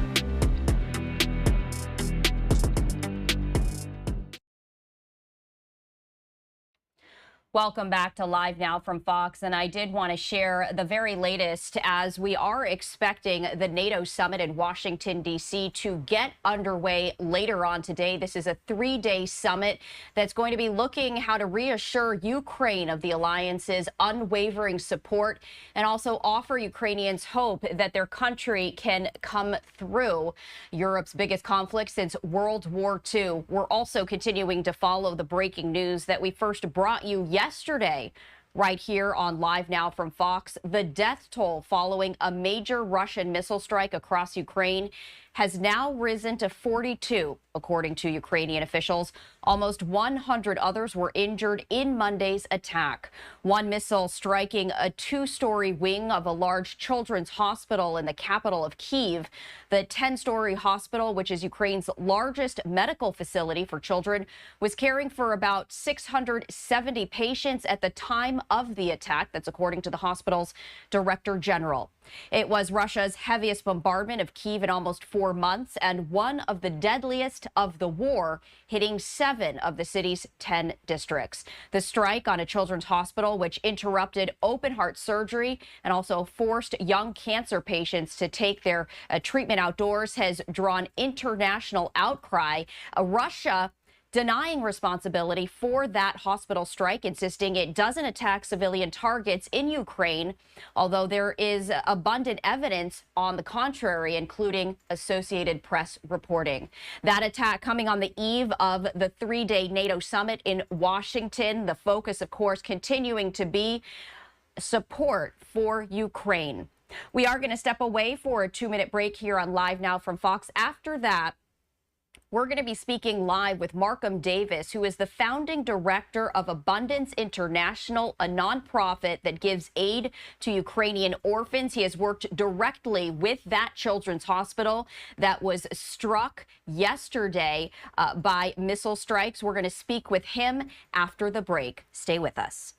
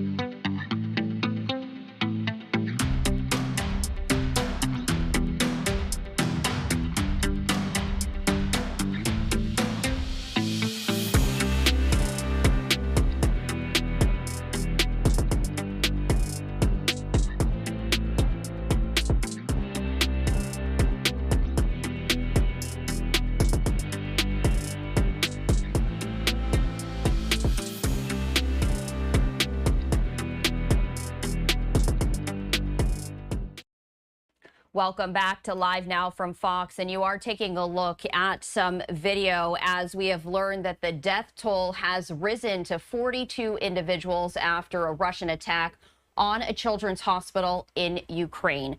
I do want to bring in Markham Davis, who is the founding director of Abundance International Incorporated, a nonprofit that gives aid to Ukrainian orphans. Markham, thank you so much for taking the time to speak with us today. Of course. This is so overwhelming to us. And I want to just share with you, I've been living in Ukraine most of the past decade in Mykolaiv, and our group at AbundanceInternational.org, we've been taking care of kids. We've sent many of our children to this hospital because this is kind of like the Shriners or the St. Jude's Hospital of the entire country and part of Europe. Kids who have their last shot at life. These are cancer treatment kids. We've had open heart surgery, cleft palate, and kidney centers. This particular hospital, the abbreviation of its name literally means Protection of Motherhood and Childhood. And in it, the sections of the hospital that were hit were covering dialysis for kidneys. We know that there were more than 20 other operations going on right when the bombs hit. There were dialysis programs, and kids were left, not only those who perished, but the rest of the hospital experienced power outages. We're talking about people in the middle of organ transplant surgeries disrupted. And as we've understood, the other hospitals in the area quickly took them in. But for me, what we've been doing with the orphans, we've been very close to this hospital in many ways, from all around the country, from the war-torn areas in Kherson, the 5 orphanages we work with there. Everything at AbundanceInternational.org has been about really children like this. A third of kids who are sent in for adoption are because the parents don't want a disabled child. And so we deal with these things regularly. But we always thought this hospital in Kyiv was sacred. It was untouchable. It was the one place where if you had orphanages near war zones, if you were at hospitals in other areas, it was safe to bring them inland. This strategic and intentional attack on the most innocent is not even citizens who are innocent, which is true. Children, which are even more innocent. But the children who are close to death, the horrific attack on this is beyond anything we could comprehend. And trust me, since being on the ground and being in the war zone and dealing with over 20 orphanages since the beginning of the war, this takes what we have seen to a whole nother level. My heart is just for the kids, for the citizens, for the innocents who don't deserve this. And I thank you for sharing this story and letting us tell more about what we're trying to do for all the kids in this country. We've been seeing video from Ukraine, the absolute devastation. It's heartbreaking that children are among the victims. And as you mentioned, taking the conflict between Ukraine and Russia to a whole new level, Russia denying that they sent this missile strike. What does this signify to you, though, this particular attack as the war continues? This is horrifically painful for us, and it really causes us running orphanages as we've had to strategically move kids inland. For instance, in the Venezia orphanage, they went from 100 children in there to 175 in a matter of months because what we consider to be more difficult war-torn areas, we sent them where we thought they would be safer. Now, what is safe? What is safe? And there's no one with a right mind who would possibly think that with modern day strategic pinpoint accuracy of placement that this wasn't intentional. We just don't have an answer for the horrific nature of what this entails. And trust me, everyone at my staff at abundanceinternational.org, we are trying to figure out what does this mean next for us? And we don't know. We really don't know. We're trying to do the best we can to give these children as normal a life as possible. Make sure God bless the workers. You saw the people working on the streets to reassemble medical centers on the streets with what equipment they could. These are very resourceful people. All of the workers I've had at the orphanages who could have left the country for safety have stayed to take care of these children. So first of all, thank you for the caregivers, both in my organization and for these hospitals who say first priority is taking care of these kids. It's heroism that I want to honor. I can't deal with politics. I can't deal with militaries. I deal with the innocent people. And I want to speak to the heroics of the regular people who dove in the rubble to try to find, save kids. And you saw pictures, these kids were in the middle of cancer treatments, the bald heads, all the rest of it. They're setting up lifeline centers on the streets to try to take care of and save these children and give them that chance to survive. My heart goes out to them. I'm thankful for all the people I know. I think the story that's been missing is the incredible nature of these hardworking, resilient, caring, family-oriented people that are the Ukrainians. We have a lot to learn from them. They're amazing, and I love them for what they're trying to do in a horrific situation. And this really is an actual war zone. You mentioned, Markham, that really your goal is to ensure the safety of the children that your organization works with and works to protect. And as you mentioned, what is safe? What happens next? And I know that that's the question that you and your staff in Ukraine are really asking yourselves. But do you plan on moving? Is there a such thing as a safe area in Ukraine at this point in time? There isn't, and that's the conclusion we're coming to. If you've seen the photos and the work on our site, we've had to do a lot over the last 2 years to create life standard operations in bomb shelters, because that's the norm for living.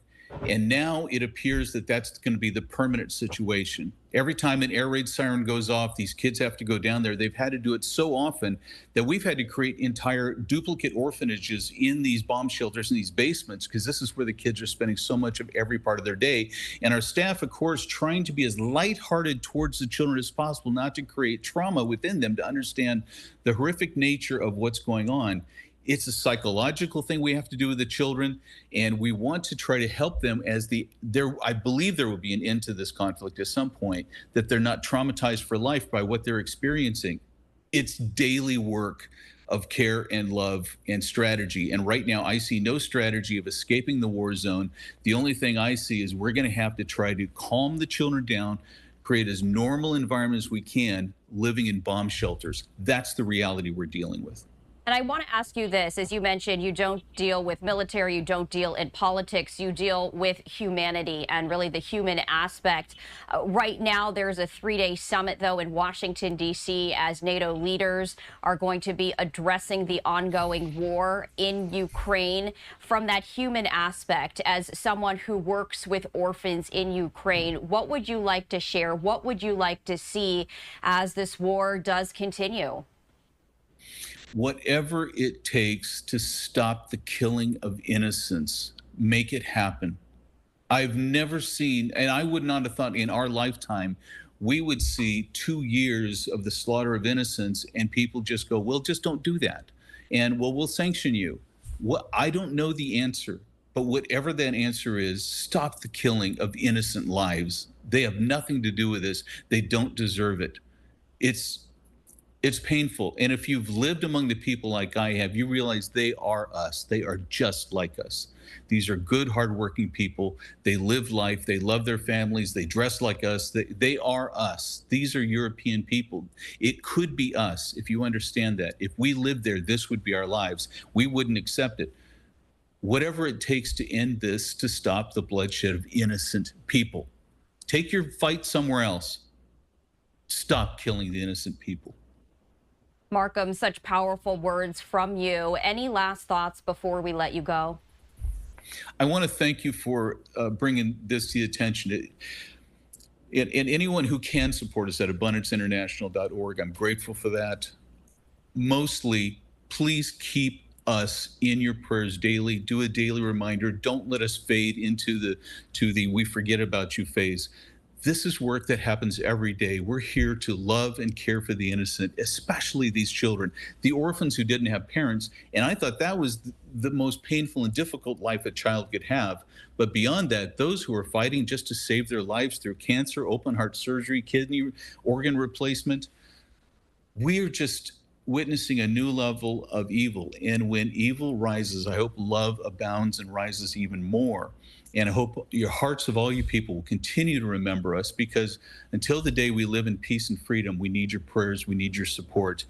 And we thank you. We thank you for your care, because we know the hearts of the people in the West are big. And I'm very grateful. I'm grateful to you for letting me have a chance to once again bring what we're doing and the real people of this country back into the limelight. And I'm very grateful for that. Markham, thank you so much for taking the time to speak on such an important topic, a tragic topic at that. But we appreciate you joining us here on Live Now from Fox. You're very welcome, and thank you. And we continue to follow that news out of Ukraine as the death toll has now risen to 42 individuals after a Russian missile attack in Ukraine. One of those attacks hitting a children's hospital in Kyiv, the capital of Ukraine. We also mentioned that there is a 3-day NATO summit happening right now in Washington, D.C. We're hearing from a number of leaders. The focus of that summit, Ukraine, and how NATO members can continue to support Ukraine as the war with Russia continues. We're going to step away for a 2-minute break. The NATO summit has just started. We're going to dip into that coverage after the break. Stay with us.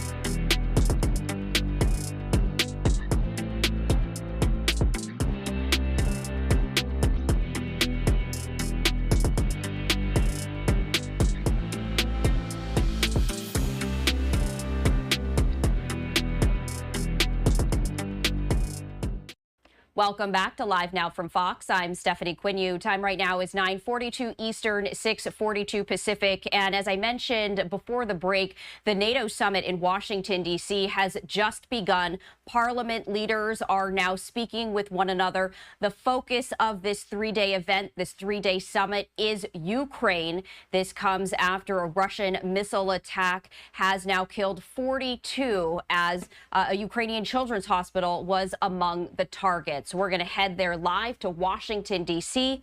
and listen in. Those who today refuse to take their share of responsibility for the fate of their continent and the world as a whole are signing the death warrant of their continent and the world, but above all of themselves. Let these wise words be an inspiration for the challenging years to come. Thank you.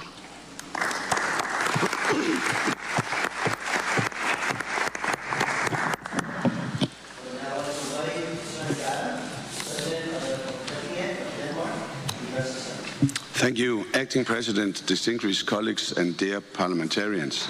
It's an absolute honor to be here together with you today, and it's a true privilege to celebrate 75 years of unity here in Washington, in the very same city where our alliance was founded. Denmark is a founding member of NATO, and NATO has been the cornerstone of Danish security and defense policy ever since.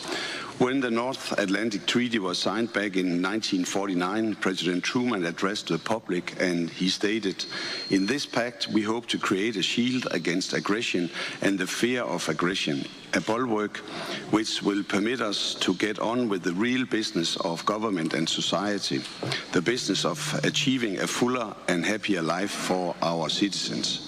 Unquote. Today, 75 years later, the alliance have indeed lived up to its promise. We have dedicated ourselves to preserve and protect our democracies, and NATO remains the most successful and enduring alliance in history.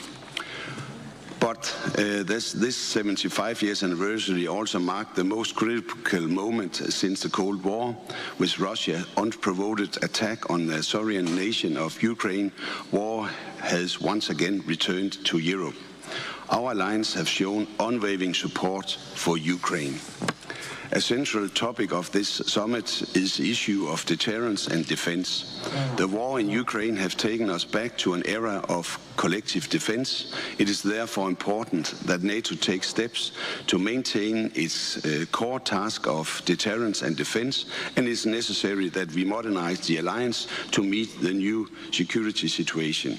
The challenges facing NATO are not longer bound by geography, and the war in Ukraine clearly shows to us that our security is not only regional, but in fact global. Peace abroad is also peace at home.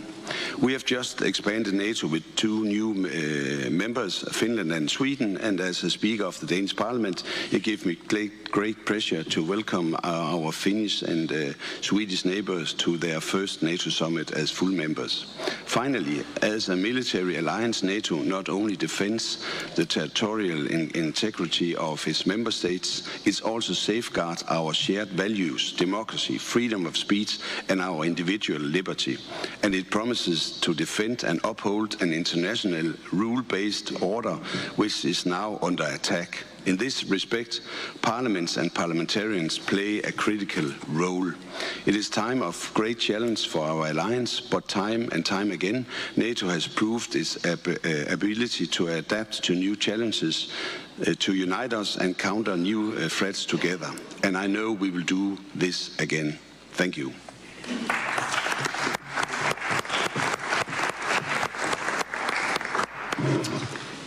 I would now like to invite Lauri Hussar, President of the Riigikogu of Estonia, to address the summit.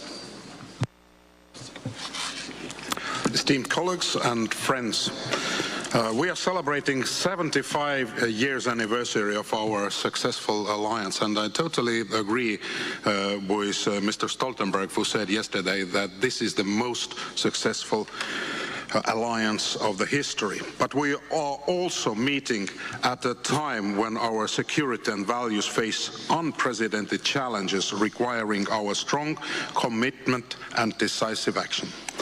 First and foremost, I would like to emphasize that our efforts should be focused on ramping up our political and military support to Ukraine.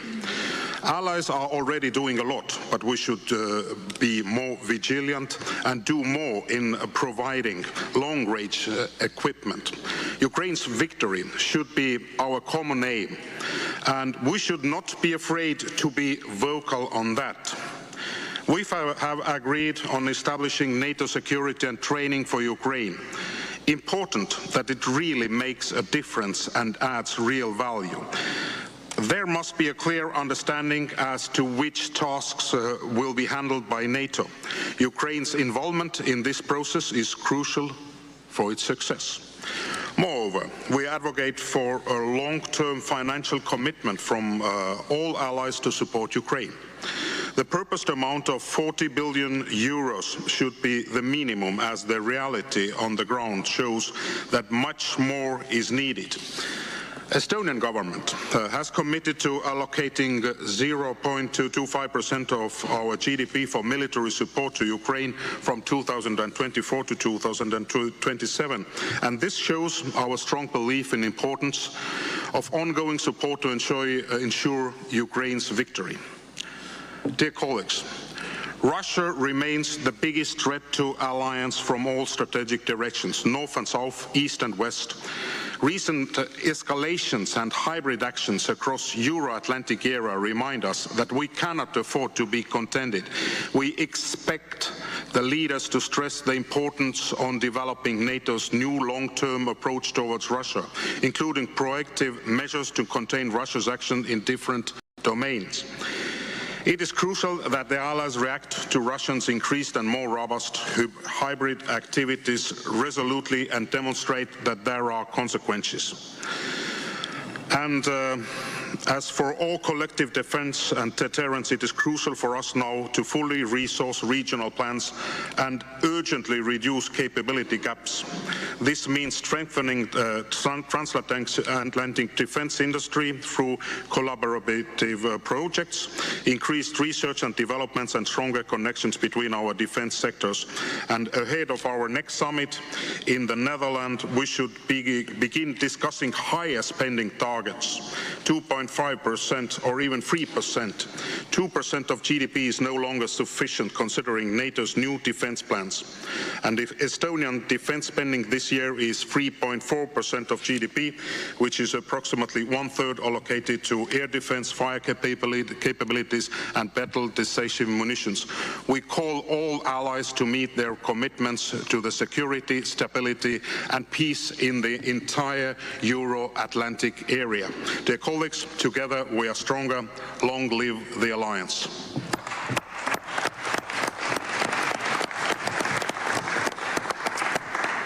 I would now like to invite Jussi Halla-aho, Speaker of the Eduskunta of Finland, to address the summit.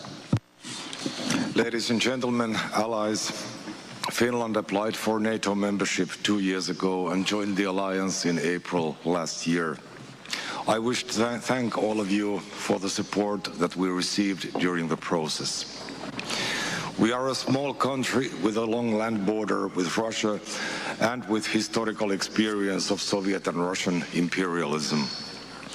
Russia is and always was the existential security challenge for us. And for this reason, we didn't neglect our national defense even after the end of the Cold War. However, much like everyone else, we did underestimate the madness of Mr. Putin's regime and believed that there are limits that Russia would not cross. We now know that we were wrong. We cannot afford to be naive about the goals and ambitions of Russia. If the aggression is not checked in Ukraine, it will continue elsewhere. Furthermore, if Russia is allowed to achieve its goals in Ukraine, that will send a dangerous, encouraging message to all rogue states of the world that the West is weak and that aggression is rewarded.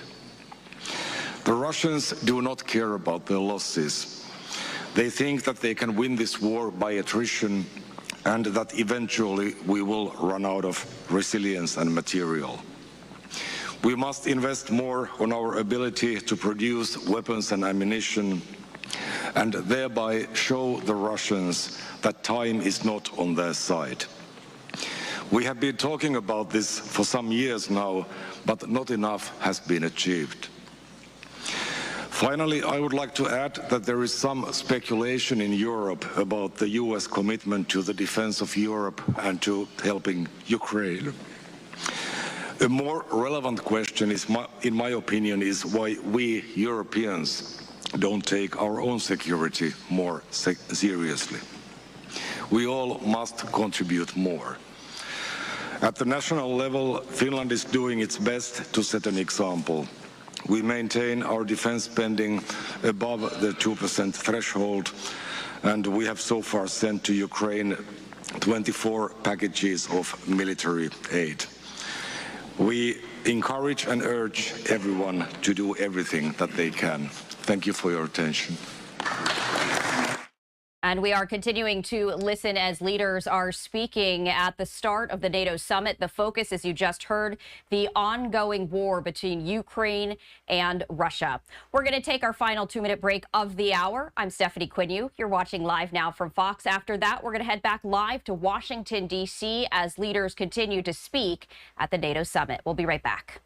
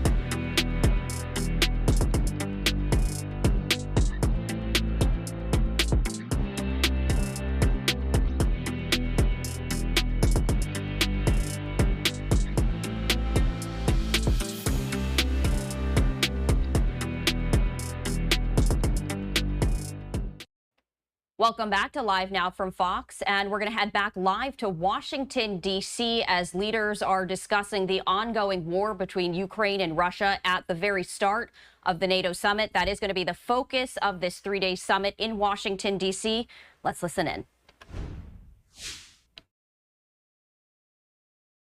To global challenges, general challenges, sure, but its regional nature is something that is essential as well. France has supported Ukraine and will continue to do so through supplies of weapon systems and through various aid, because this is the mother of all battles for the future of our alliance in Ukraine. And I will conclude by referring to one of the authors of French literature, Alexandre Dumas, who in 1844 was writing The Three Musketeers.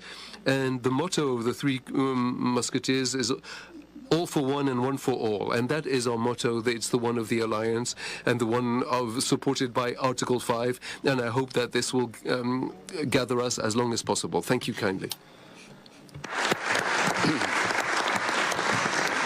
I would now like to invite Johann Vadaful, the head of the German delegation to the NATO Parliamentary Assembly, to address the summit.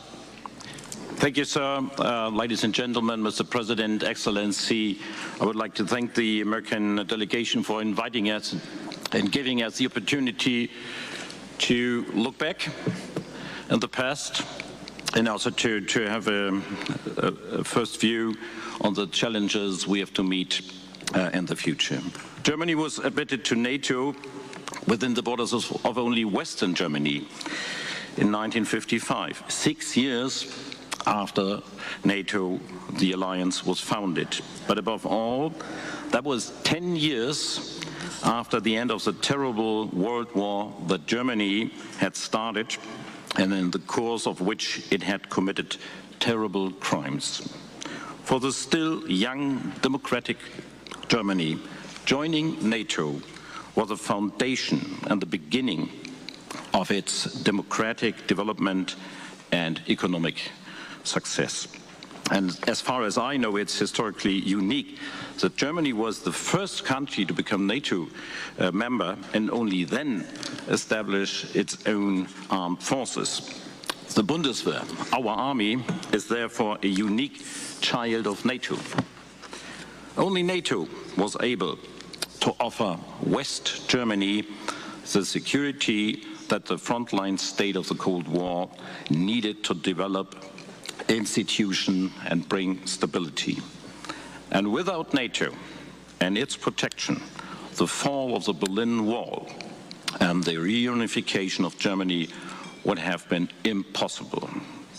For this, we are eternally grateful to the Alliance and our allies, because during the Cold War, our allies, the United States of America, Canada, the United Kingdom, France, and others, hundreds of thousands of soldiers were stationed in Germany.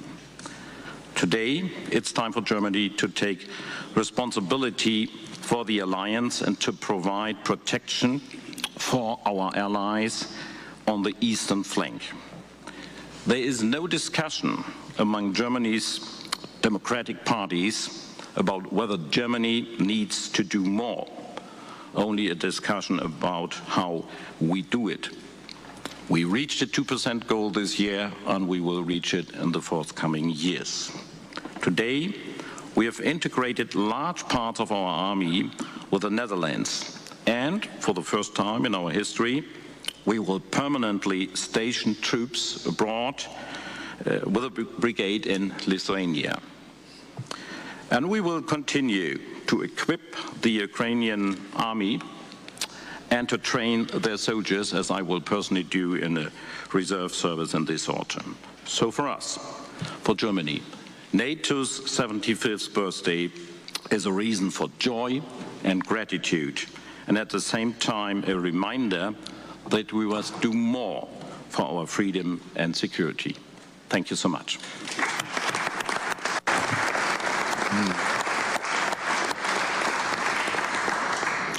I would now like to invite Yorgos Yorgantis, Second Deputy Speaker of the Hellenic Parliament of Greece, to address the summit. Honorable leaders of parliaments of the 32 NATO allies, honorable heads of delegation to the NATO Parliamentary Assembly, distinguished colleagues, it is a great honor to address you as we celebrate the 75th anniversary of NATO.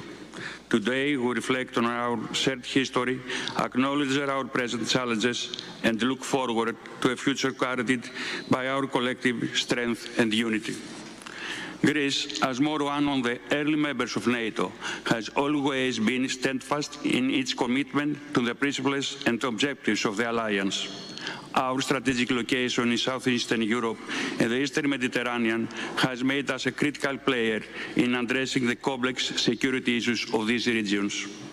Greece has always been a reliable ally, consistently participating in NATO missions and operations, and demonstrating our unwavering dedication to collective defense and shared values. Today, we convene at a time of considerable global uncertainty. The evolving security landscape, marked by the resurgence of traditional threats and the emergence of new asymmetric ones, such as cyber threats, and the strategic competition posed by rising powers like China, calls for a robust and agile NATO. The recent integration of Sweden into our alliance marks a significant expansion, symbolizing our unity and commitment to collective security. Greece attaches great importance to NATO's southern flank, consistently highlighting the critical issues of instability in the south, particularly undocumented migrants, including illegal migration, organized crime, and maritime security. In this context, we commend the decision of the Secretary General to designate a special representative for the southern neighborhood within existing structures, which we have supported from the very beginning. Additionally, Greece advocates for enhanced cooperation between NATO and the European Union. By undertaking more synergies, we can ensure complementarity of actions and maximize our collective results. Greece supports the enhanced deterrence and defense package adopted in Vilnius. Additionally, Greece emphasizes the importance of technological advancement, improved burden sharing, and the development of a strong and resilient defense industry. The protracted aggressive war by Russia against Ukraine, combined with Russia's destabilizing actions in the Middle East, North Africa, and the Sahel, and the fears of regional spillover of the Middle East crisis, underscore the importance of truly comprehensive approach to threats and challenges, regardless of their geographical or thematic origin. Greece stands ready to continue its active and dedicated role within the alliance, working together with all member states to address the challenges of today and those of tomorrow. Thank you.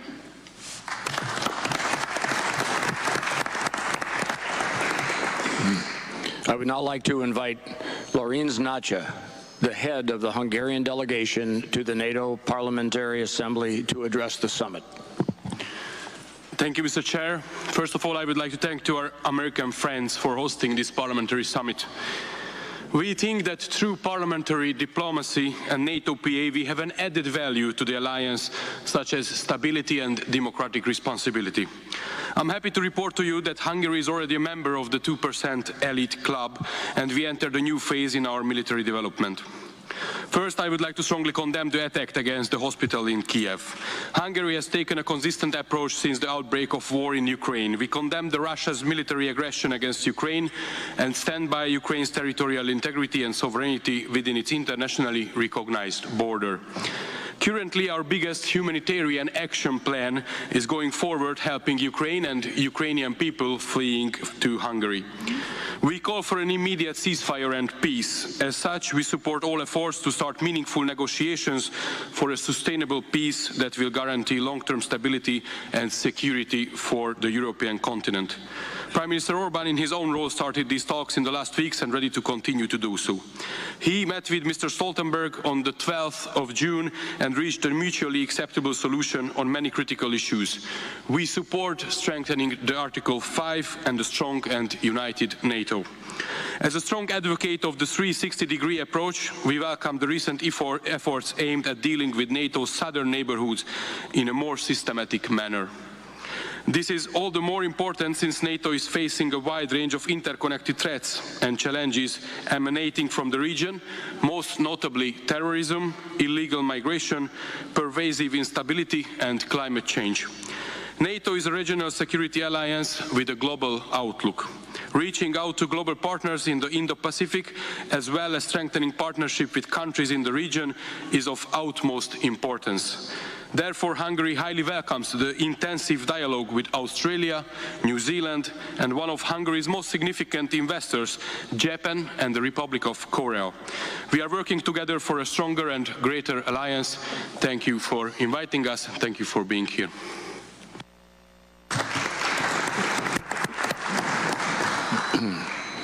would now like to invite Birgir Armansson, Speaker of the Alþingi of Iceland, to address the summit. Thank you, Mr. President, dear colleagues. This anniversary summit is an important occasion to celebrate the achievements of our great alliance for 75 years. NATO has adapted, NATO is bigger and stronger, and NATO has never been more relevant. The membership of Finland and Sweden, which I welcome, is a historic milestone that makes the entire Euro-Atlantic area more secure. With the addition of these capable allies, the transformation of NATO takes a further leap forward. Iceland is a founding member of NATO and is firmly committed to its strengthened deterrence and defense posture and collective defense. Iceland focuses on capabilities, infrastructure and host nation support to enhance situational awareness and operational effectiveness in the High North and North Atlantic. Iceland's national security policy underlines that NATO membership is the cornerstone of Iceland's defense. NATO membership, along with the bilateral defense treaty with the US from 1951, is paramount for our national security.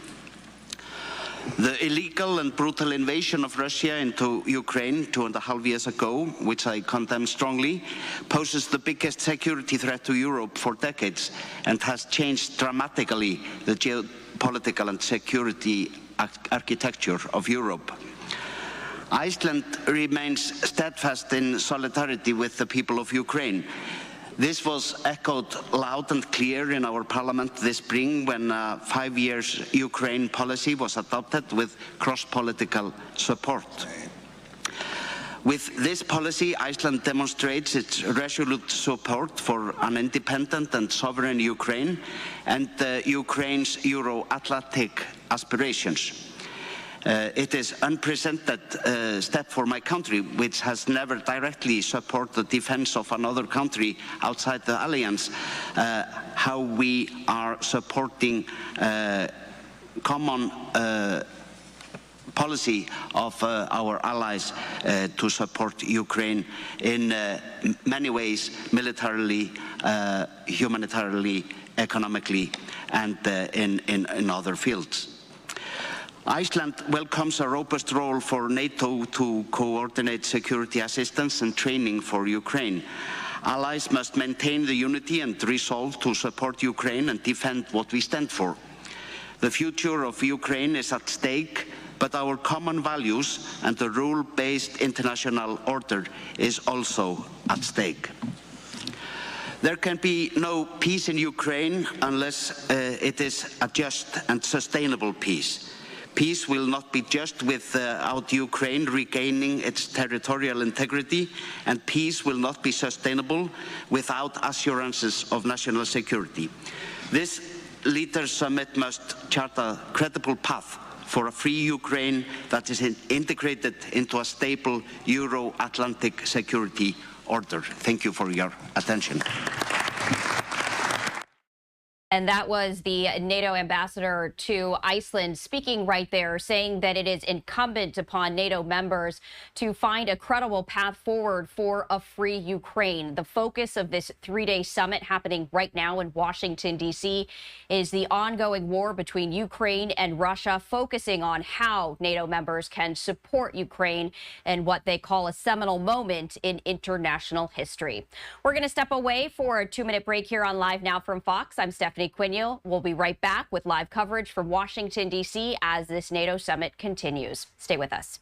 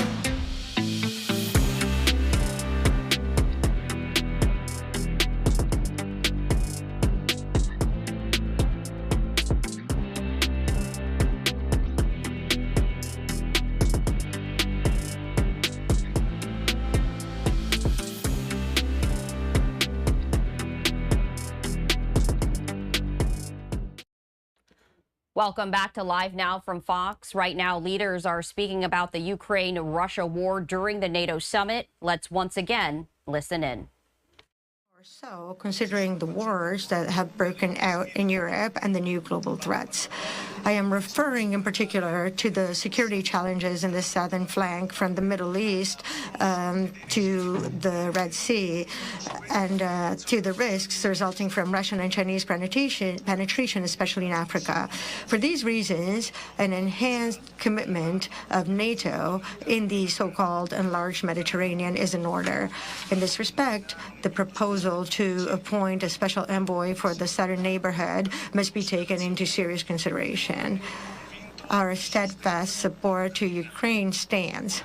Today, we're here to reaffirm our concrete support and our determination to stand by Ukraine's side in their valiant resistance effort. Italy, which is among NATO's founding members, will take on the G7 presidency this year, and it strongly feels the need to share this responsibility. The issue will also be discussed at the speakers' meeting of the G7, which will take place in Verona, my hometown, in September. With the present commitment, we also like to look at the future, at the time that is ever more dominated by strategic competition and asymmetrical threats. Under this point of view as well, parliaments are called upon to provide their contribution at a time in which parliamentary democracy confirms itself as a precious resource on the journey to peace building. I'd like to restate my gratitude to all of you, and I'm looking forward to seeing our G7 partners in Verona. Thank you. I would now like to invite Diego Miranya, Speaker of the Seima of Latvia, to address the summit. Ms. Miranya will speak in Latvian. Thank you. Dear colleagues, excellencies, 75 years after its creation, the North Atlantic Treaty Alliance has significantly expanded the area of security and stability in Europe. We are as united as ever, and we are successfully adapting to the threat environment. This is the first NATO summit where Sweden is participating as a full-fledged member. With Sweden and Finland joining the alliance, all doubts about the security architecture of the region have been dispelled, and the security of our region, as well as the territory of NATO in general, has significantly reinforced. Furthermore, it is a genuine pleasure to see our Ukrainian colleague at this table.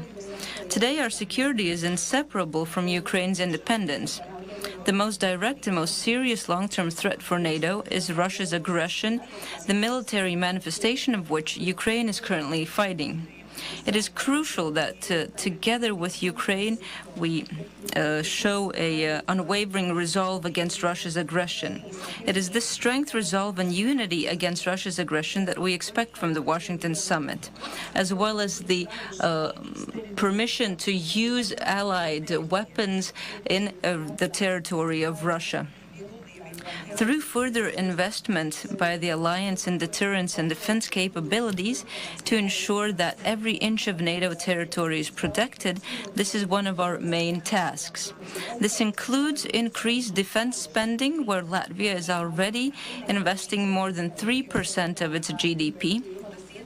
This includes strengthening the air defense and anti-missile capabilities of the alliance. This includes stepping up defense capabilities in the eastern flank and implementing the forward defense strategy.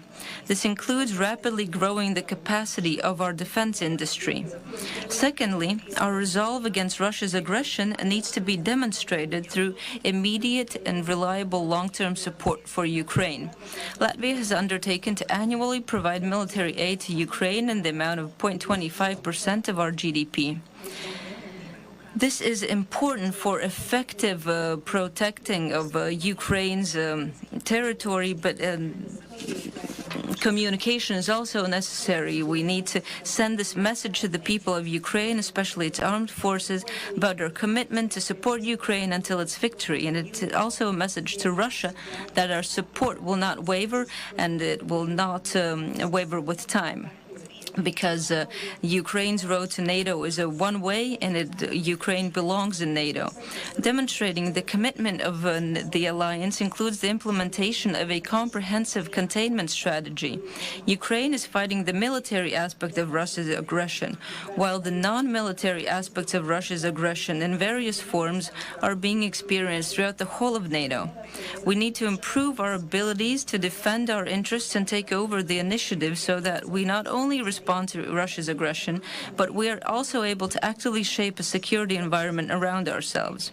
And in conclusion, as Mr. Stefanchuk already mentioned, I too invite you to the third Crimea Platform Parliamentary Summit in Riga in October. Thank you.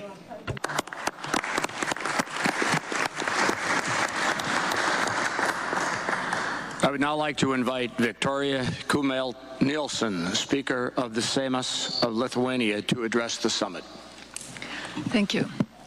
Dear colleagues, gathering of speakers and delegates from the parliaments of NATO countries.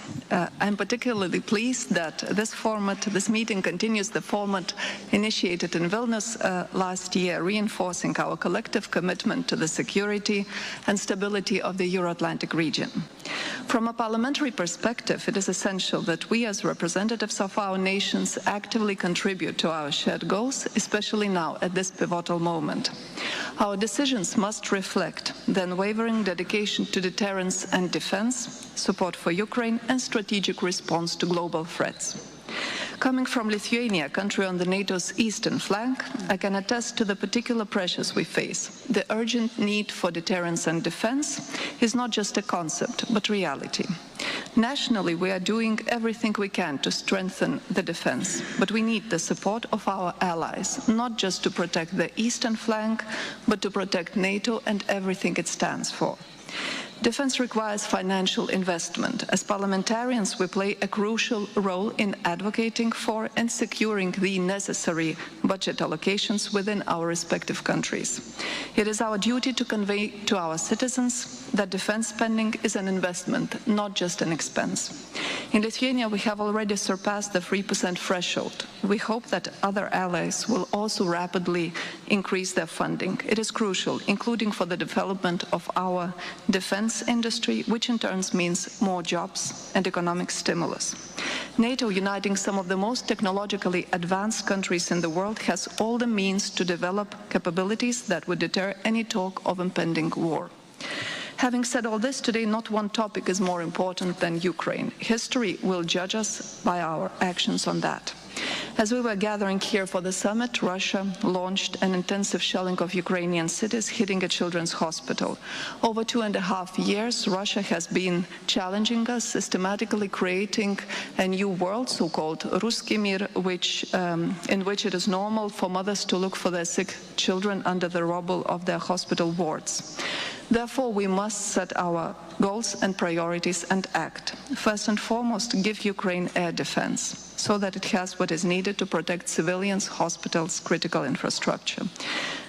Second, Ukraine must receive all the military support it needs, and it must receive it in time. This support should come without strings attached or limitations. Ukraine has the sovereign right to defend itself under international law, repel attacks from both Russia and the territories it occupies.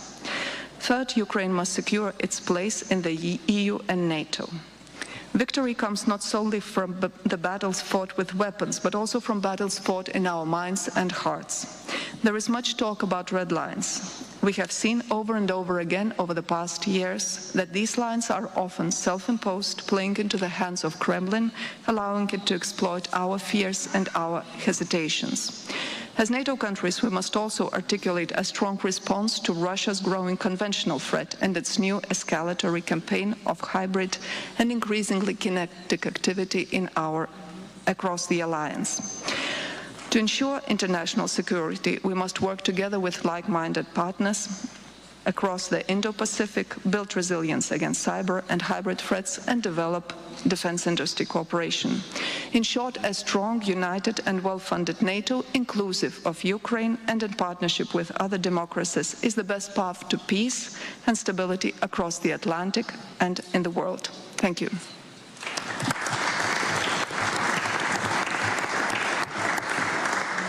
would now like to invite Claude Vissler, President of the Chamber of Deputies of Luxembourg, to address the summit. Thank you, Chairman. Dear colleagues, over the last years, the changing and more unstable geopolitical situation has made us aware of how fragile our democracies are. For 3/4 of a century, NATO has been a beacon of unity, strength and peace, fostering stability and upholding our common values to oppose autocracy and tyranny. Today, this collective historic achievement was decisively empowered our nations for what's ahead of us. Today, our democracies are indeed under attack from outside, but often also from inside. As speakers of the Parliament of the Alliance, we bear the responsibility to stand up for the protection of the rule of law and fundamental freedoms, of free economies, the freedom of the press, the independence of judges, the rights of opposition parties, of minorities, the freedom of religion. And these are precisely the values NATO is defending. This is why we have to stand up for the continued strengthening of NATO.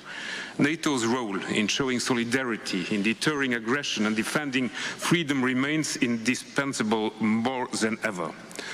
The unlawful aggression on Ukraine underscores the ongoing need of a strong, unified defense alliance. As the Ukrainian people suffer a heavy toll every day, we need to do everything we can to help. But Ukraine also shows the way. We not only need to defend our territories, but also every inch of our democratic institutions, values and ideals. This is why Luxembourg stands firmly with Ukraine in its struggle for democracy and independence. Luxembourg has allocated 16% of its defense budget over the past 2 years to support Ukraine. Luxembourg is also actively involved in joint acquisition programs and capacity coalitions, highlighting our proactive stance in aiding Ukraine's defense. We pledge to stand shoulder to shoulder with Ukraine on the path towards membership. Dear Excellencies, Luxembourg will honor its pledges. The Luxembourg government has put on the table a plan to reach the 2% mark by 2030, accelerating from our original plan set for 2035. To boost internal capacity, we intensified our efforts to integrate Luxembourg industry and research into the European defense value chain. A key step in this endeavor was the establishment of a defense technology and innovation community. Luxembourg, ranking among the top 5 nations in meeting the 20% expenditure guideline for heavy equipment, will continue to enhance NATO's strategic capabilities in areas where we lead, such as satellite communication and cybersecurity, providing the alliance with cutting-edge technology in an increasingly complex security environment. Luxembourg already ranks 8th in terms of per capita investment in defense. Luxembourg's new commitment to integrated air missile defense infrastructure project and its continuous support for NATO's AWACS aircraft replacement program also emphasizes our dedication to bolstering collective defense. This is certainly a small but sincere contribution to help upholding the values of freedom, democracy and peace, as well as protecting our nations and ensuring a better tomorrow. Thank you for your attention. And that was Luxembourg talking about how they have been ramping up their missile defense system as NATO members are continuing to talk and voice their support for Ukraine amid the ongoing war between Ukraine and Russia. We're going to step away for another 2-minute break here on Live Now from Fox. After that, heading back to Washington, D.C. for that 3-day NATO summit. Stay with us.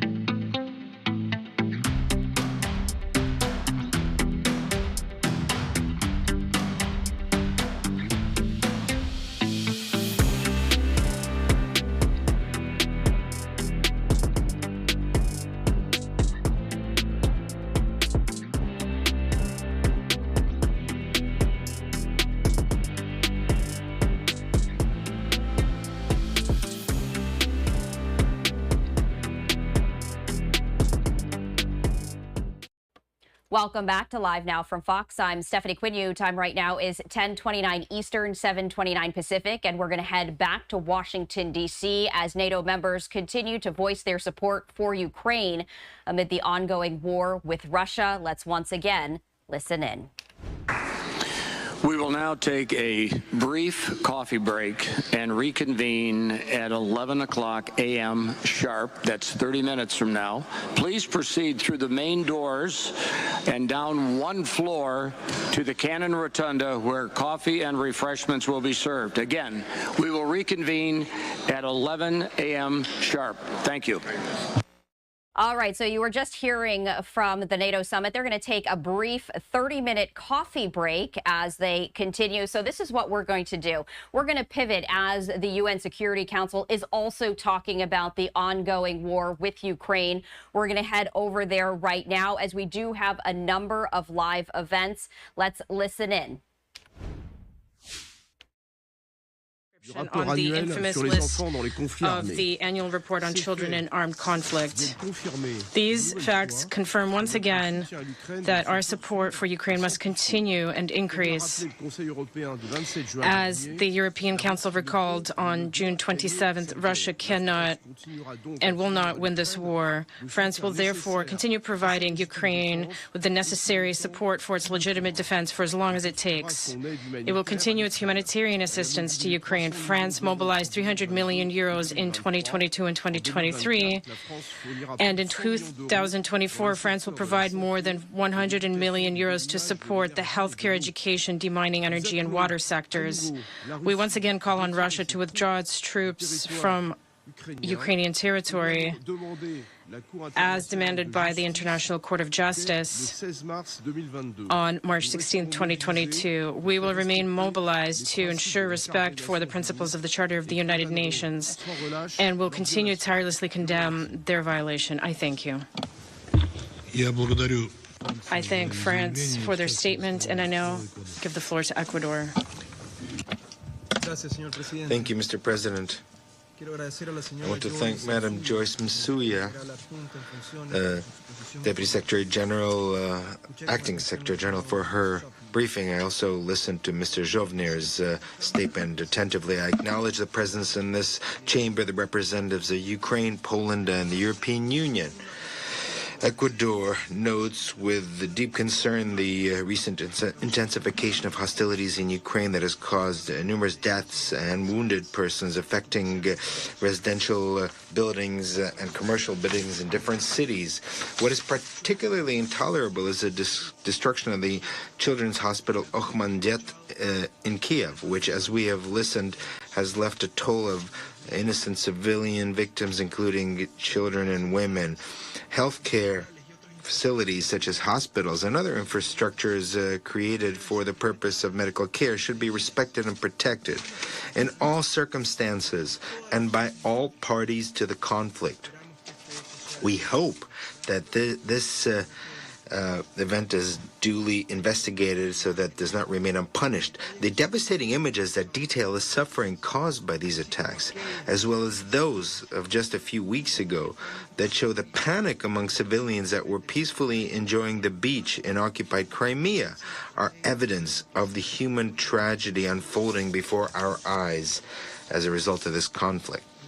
Ecuador reiterates its appeal to all parties to respect international humanitarian law, in particularly observing the principles of distinction, proportionality, and precaution, because it is essential to spare the lives of civilians and protect civilian infrastructures.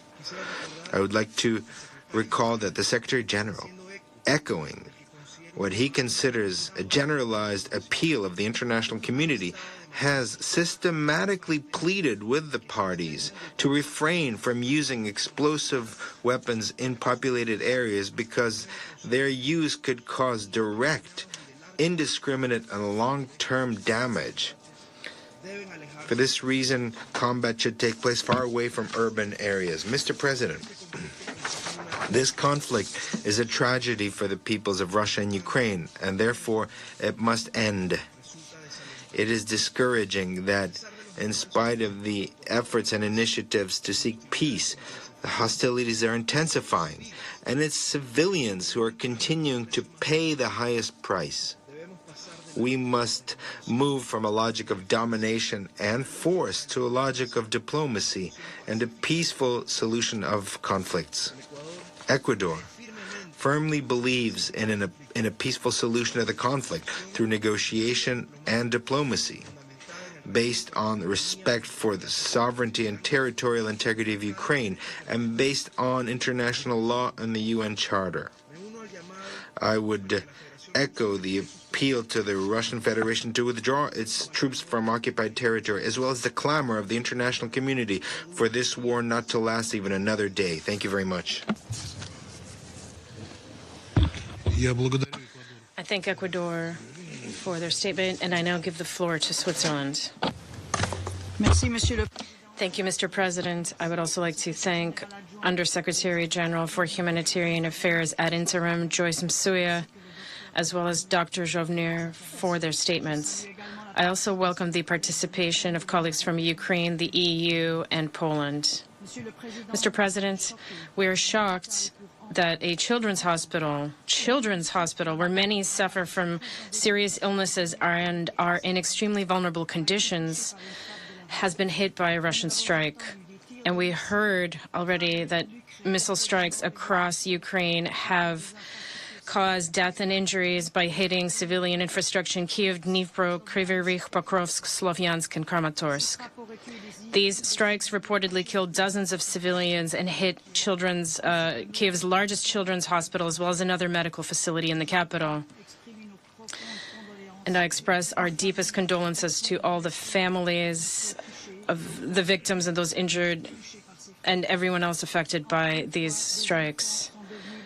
Children have once again become victims of Russia's military aggression, which has been ongoing for 2 years and 5 months. We strongly condemn these attacks. The civilian population and civilian infrastructure must not be targeted. International law, and particular human rights and humanitarian law, must be strictly respected by all parties in all circumstances, and we call on Russia to comply and protect the civilian population and infrastructure. Under international humanitarian law, hospitals enjoy special protection. The horror that children and their families have had to face since the start of the war in Ukraine shows no sign of abating. In 2023, the United Nations attributed 249 attacks on schools and hospitals, including against protected persons, to Russian armed forces and affiliated armed groups. In the last 2 years, nearly 2,000 children are thought to have been killed or injured. Instead of going to school, children in towns on Ukraine's front lines have been forced to spend between 3,000 and 5,000 hours sheltering in basements and subway stations. That is between 4 and 7 months. As Ukraine fights for its peaceful future, those who will build it, including children, must be guaranteed protection. International humanitarian law provides special protection for children. In addition, a health worker has also been killed in yesterday's strike. Here, too, international humanitarian law is absolutely clear. Protecting humanitarian personnel, including medical staff, is an obligation. Those who risk their lives to help others must be protected. Mr. President, no child should grow up under the threat of missile fire. No child should die in the rubble of a hospital, which is supposed to be a safe place for healing and recovery. Every child should have the opportunity to lead a safe and serene life and return to a normal existence. For this to be possible, Russia must end its military aggression against Ukraine, cease all hostilities, and withdraw its troops from all Ukrainian territory. The Charter commits us all to respect the sovereignty and territorial integrity of all states. Switzerland remains determined to do everything in its power to contribute to a just and lasting peace in Ukraine in accordance with that same United Nations Charter and the fundamental principles of international law. It is in this spirit that on June 15th and 16th, representatives of over 100 countries from around the world and international organizations met in Switzerland to discuss a framework for a possible peace process based on international law and in particular the UN Charter, with the aim of inspiring concrete measures in favor of a just and lasting peace in Ukraine. And we will continue delivering on that commitment. I thank you. I thank Switzerland for their statement, and I now give the floor to Slovenia. Thank you very much, Mr. President. I would like to thank both briefers, Ms. Misiuna and Dr. Zhovnir, for their contribution, and I welcome participation of the Ukraine, European Union and Poland. Mr. President, we are appalled by the latest airstrikes on Ukraine by the country that you are representing. While we fail to understand the reason for this war, we are convinced that there is absolutely nothing that can justify the brutal attacks on critical civilian infrastructure. Nothing justifies systemic attacks on medical facilities. Yesterday, another low in this war of aggression was reached, with a direct missile strike at the Ahmedit Hospital, one of Europe's largest children's hospitals. As if this were not enough, the follow-up strike wrecked a maternity hospital in the vicinity. We are again seeing the full spectrum of horror this war has brought, this time around with children and their parents at its center. It is indeed beyond the limits of humanity, as Dr. Zhovnir just described his feelings. In response to Russia's claims that the responsibility for this devastation should be put on air defense systems, we would like to clarify. Independent sources are disproving these claims. We deplore Russian missile strikes, and we reject the lack of responsibility that Russia is showing in relation to them. Mr. President, the Council should not lose sight of the full picture of the destruction this war has brought. Yesterday's horrid missile attack is just the tip of the iceberg. WHO has verified that from April to May this year, more than one-third of attacks against healthcare facilities happened in Ukraine. In parallel, the healthcare needs have been increasing. In 2024, the civilian casualties have been continuously on the rise, with each month demanding a greater death toll. Additionally, only in May, the new offensive around the city of Kharkiv caused the largest displacement in Ukraine since 2023. Mr. President, killing and maiming children and attacks against hospitals are grave violations against children in armed conflicts. Deliberate targeting of critical civilian infrastructure is prohibited by the international humanitarian law. Rejecting responsibility equals endorsing impunity. This Council is entrusted by the Charter to address and prevent all of the above. Too many fathers and mothers have been killed. Too many children have been deprived of the future. Too many homes and schools have been reduced to rubble. And too many hospitals have stopped providing life-saving services. We have seen enough death and destruction for a lifetime. No amount of our support, physical or psychological rehabilitation, or assistance to the health and emergency services can alleviate all this suffering. So, Mr. President, please stop this war. It has been going on for too long.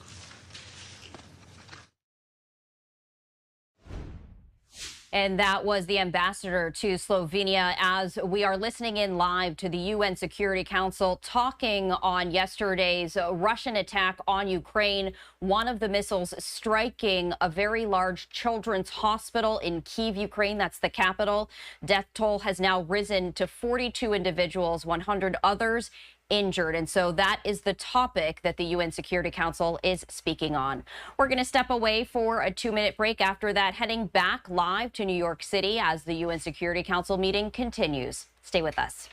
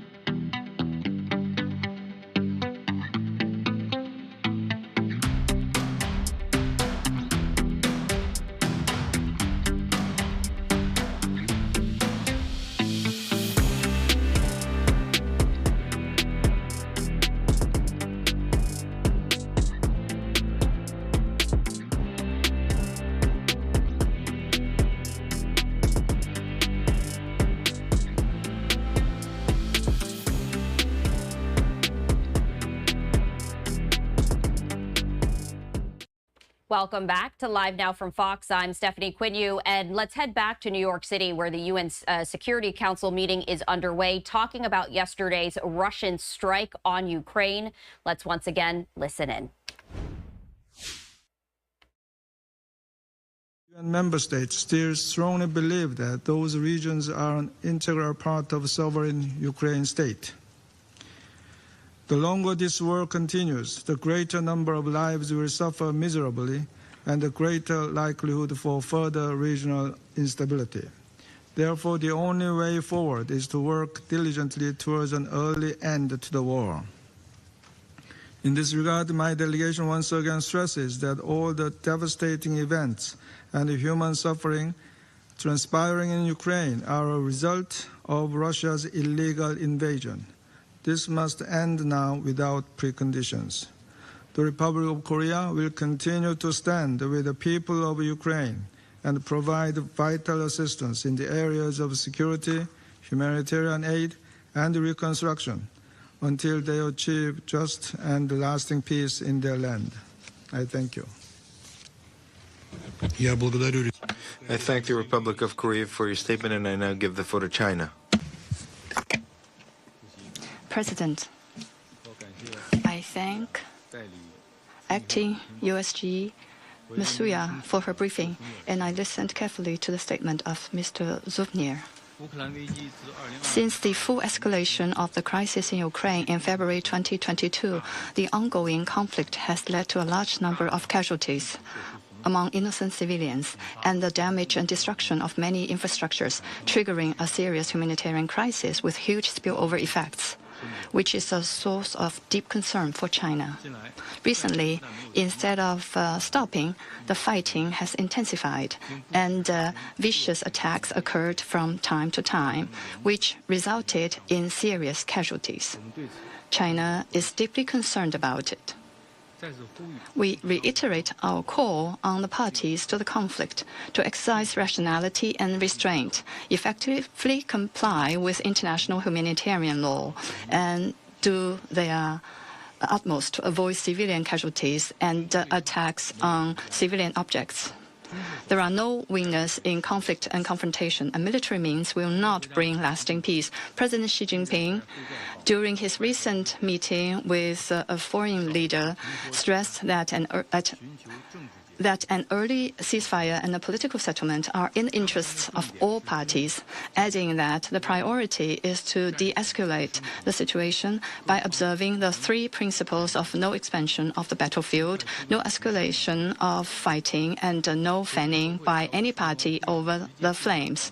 He called on the international community to create conditions and provide support for the resumption of direct dialogue and negotiations between the two parties, stating that only if all major countries inject positive rather than negative energy can a ceasefire in this conflict emerge as soon as possible. On the Ukraine issue, China has always maintained that the sovereignty and territorial integrity of all states should be respected. The purposes and principles of the UN Charter should be adhered to. The legitimate security concerns of all states should be taken seriously, and all efforts conducive to the peaceful settlement of the crisis should be supported. We call on the parties to the conflict to show political will, meet each other halfway, and start peace talks at an early date. We call on the international community, based on an objective and impartial position, to create conditions conducive to putting an early end to the fighting and play an active role in this regard. We call upon all parties concerned to work together, uphold a common, comprehensive, cooperative, and sustainable concept of security, and promote the establishment of a balanced, effective, and sustainable European security architecture. China will continue to actively promote peace talks in its own way and make unremitting efforts and play a constructive role in promoting a political settlement of the Ukraine issue. I thank you, President. I thank China for their statement, and I give the floor to Sierra Leone. Thank you, Mr. President. I thank Acting USG Ms. Joyce Musea for our briefing. And I take note of the sobering information provided by Mr. Vladimir Zhovnir. I welcome the participation of the representatives of Ukraine, Poland, and the head of the delegation of the European Union. Sierra Leone notes with deep concern the recent reported missile strikes on civilians and civilian infrastructure across Ukraine. It is reported that during a daytime attack, missiles struck multiple Ukrainian cities, killing at least 31 people, injuring about 125 others, and seriously damaging a major children's hospital. Based on report, those killed in the multiple missile strikes include doctors, patients, women and children, the very best of society, and also most vulnerable in times of armed conflict. Sierra Leone expresses deepest condolences to the victims and the families of the victims affected by the missile strikes. Sierra Leone deplores attacks on civilians, civilian and protected objects, and vital infrastructure. The report of the missile strike of the Kiev main children's hospital, resulting in the loss of innocent lives and the extensive damage to a critical healthcare facility, are truly heartbreaking and distressing. We call on all the parties to the conflict to uphold their obligations under international law and take immediate steps at de-escalation. We have previously reiterated in this Council that the deliberate targeting of residential or civilian areas, civilian infrastructure, and essential services, such as hospitals, schools, water, and energy facilities, are unacceptable and prohibited under international law. It poses a significant threat to the safety and well-being of the most vulnerable and protected populations, violating the basic tenets of humanity and the principles of international humanitarian law. The devastating impact of these strikes on civilians, including women and children, is a stark reminder of the urgent need for the violence to end and a renewed commitment to protecting civilian lives and infrastructure in conflict zones. It also begs for independent investigations aimed at accountability.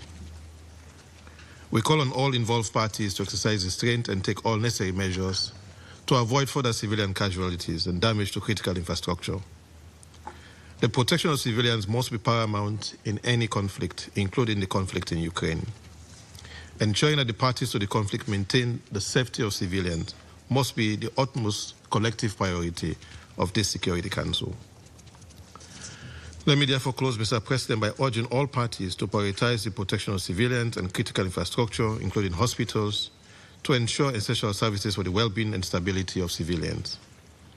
The involved parties must choose and prioritize peace. Peace is made not between friends, but between parties in a state of disagreement. Peace can also not be left to chance. Sierra Leone therefore reiterates its call for meaningful steps to be taken towards the immediate cessation of the hostilities and for constructive and inclusive diplomatic efforts to achieve a just and lasting resolution of the conflict. In taking this important step, we call for the full respect for the Ukraine's sovereignty, unity, and territorial integrity within its internationally recognized borders, and for the legitimate concerns of all parties to be taken into account. And that is the ambassador with Sierra Leone, as the UN Security Council is continuing to meet after a Russian missile attack has killed at least 42 people in Ukraine, one of those missiles hitting a children's hospital. We're going to step away for our final 2-minute break of the hour. Much more after that. Stay with us.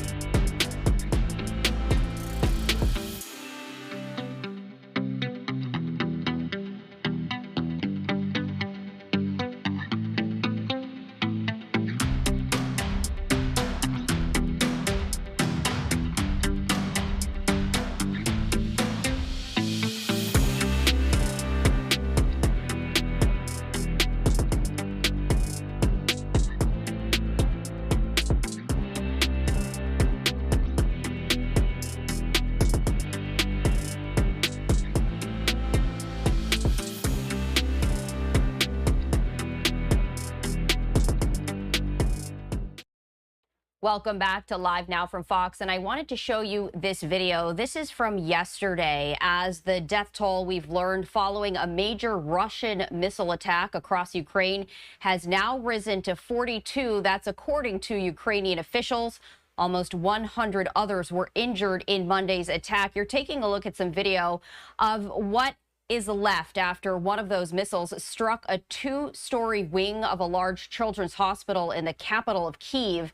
The 10-story hospital, which is Ukraine's largest medical facility for children, was caring for about 670 patients at the time of the attack. That's according to the hospital's director general. This was Russia's heaviest bombardment of Kyiv in almost 4 months, and one of the deadliest of the war, hitting 7 of the city's 10 districts.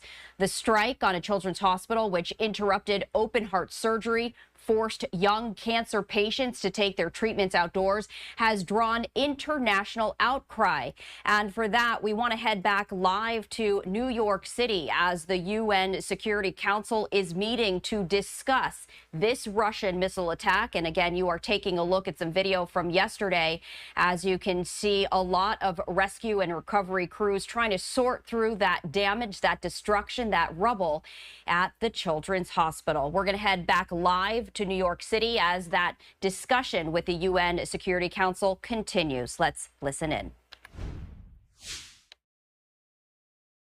Aerial attacks continue across Ukraine, with a sustained targeting of essential infrastructures causing more death, destruction and trauma. Yesterday, the Russian Federation launched another wave of deathly strikes across several regions in Ukraine. At least 40 long-range missiles were fired at targets across the country, killing dozens and wounding over 150. The Ahmedit Children's Hospital, Ukraine's largest children's hospital, and the main treatment center for the children in the country for children with cancer, was also hit during these attacks. 12 departments were damaged, and a section of Ukraine's only oncology and hematology laboratories were completely destroyed. Power, oxygen, and water supplies have been lost, and people were trapped under the rubble. The exact number of victims is still unknown. The Isida Maternity Hospital, located in Ukraine's capital, was also severely damaged due to the falling debris. The hospital counts with 27 sources of ionizing radiation and is a beneficiary of the IAEA's Technical Cooperation Program. This missile attack not only endangers lives, but also constitutes a violation of the IAEA's core principles and values. We express our condolences to the families who are enduring the unbearable loss of their loved ones and wish a speedy recovery to those injured due to these ruthless attacks across Ukraine. Health and educational facilities must always be protected to ensure uninterrupted delivery of health and education services to all people in Ukraine. Attacks on civilians and civilian objects must stop. That should be at the center of our efforts. International humanitarian and human rights law must be respected at all times. Malta condemns in the strongest possible terms these attacks. We reiterate our call to immediately seize all attacks against hospitals, residential buildings, and critical infrastructure in Ukraine, and for all parties to adhere to their obligations under international law, including international humanitarian law. Yesterday's events took place against the background of Russia's launch of its new military offensive in the Kharkiv region. According to the WHO, there are reports of 18 deaths and 81 injuries from more than 175 attacks on healthcare infrastructure in Ukraine for the first half of 2024. These attacks have similarly endangered the lives of thousands of children, healthcare workers, and civilians, including the already vulnerable population, not least the elderly, children, and people with disabilities. Malta reiterates that the perpetrators of these actions must be held accountable for the damage done. We express our full support to the mandate of the International Criminal Court, the Independent International Commission of Inquiry on Ukraine, as well as to the register of damage caused by the aggression of the Russian Federation against Ukraine, and the work on the establishment of a future compensation mechanism. In closing, Malta reiterates that the only path to a comprehensive, just and lasting peace and an end to the suffering being inflicted on innocent Ukrainians is for Russia to immediately, completely and unconditionally withdraw all its troops and military equipment from the entire territory of Ukraine within its internationally recognized borders. I thank you. I thank Malta for their statement, and I now give the floor to Mozambique. Mr. President, we extend our gratitude to Acting Under-Secretary General for Humanitarian Affairs and Acting Emergency Relief Coordinator Joyce Msua for our information. We took note to the briefing by Mr. Volodymyr. We recognize the presence of the representatives of Ukraine, Poland, and the delegations of the European Union in this meeting. Mr. President, in light of the report attacks resulting in civilian casualties, injuries, and destructions of critical civilian sites and infrastructures in Ukraine, my delegation wishes to emphasize the following points. First, civilian deaths, both intentional and incidental, and instances where conflicting parties put civilians in harm's way by positioning them near military targets must not be condemned. We urge the warring parties to exercise maximum restraint and avoid the use of explosive weapons in populated areas, the leading causes of civilian casualties in Ukraine. Our position on the humanitarian dimension of this and the other conflicts remain consistent, unchanged, and worth reiterating. One, the respect for international humanitarian law and international humanitarian rights law, which have protection of civilians as it is cornerstone, must be upheld under any circumstances.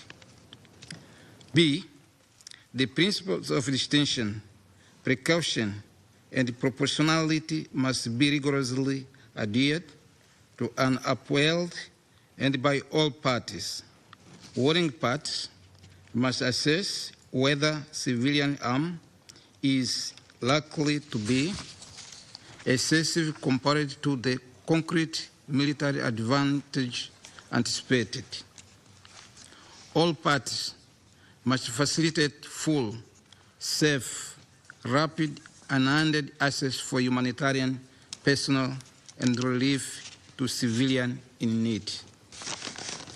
Mr. President, ultimately, ending this conflict is the most crucial step to address its man-made humanitarian consequences.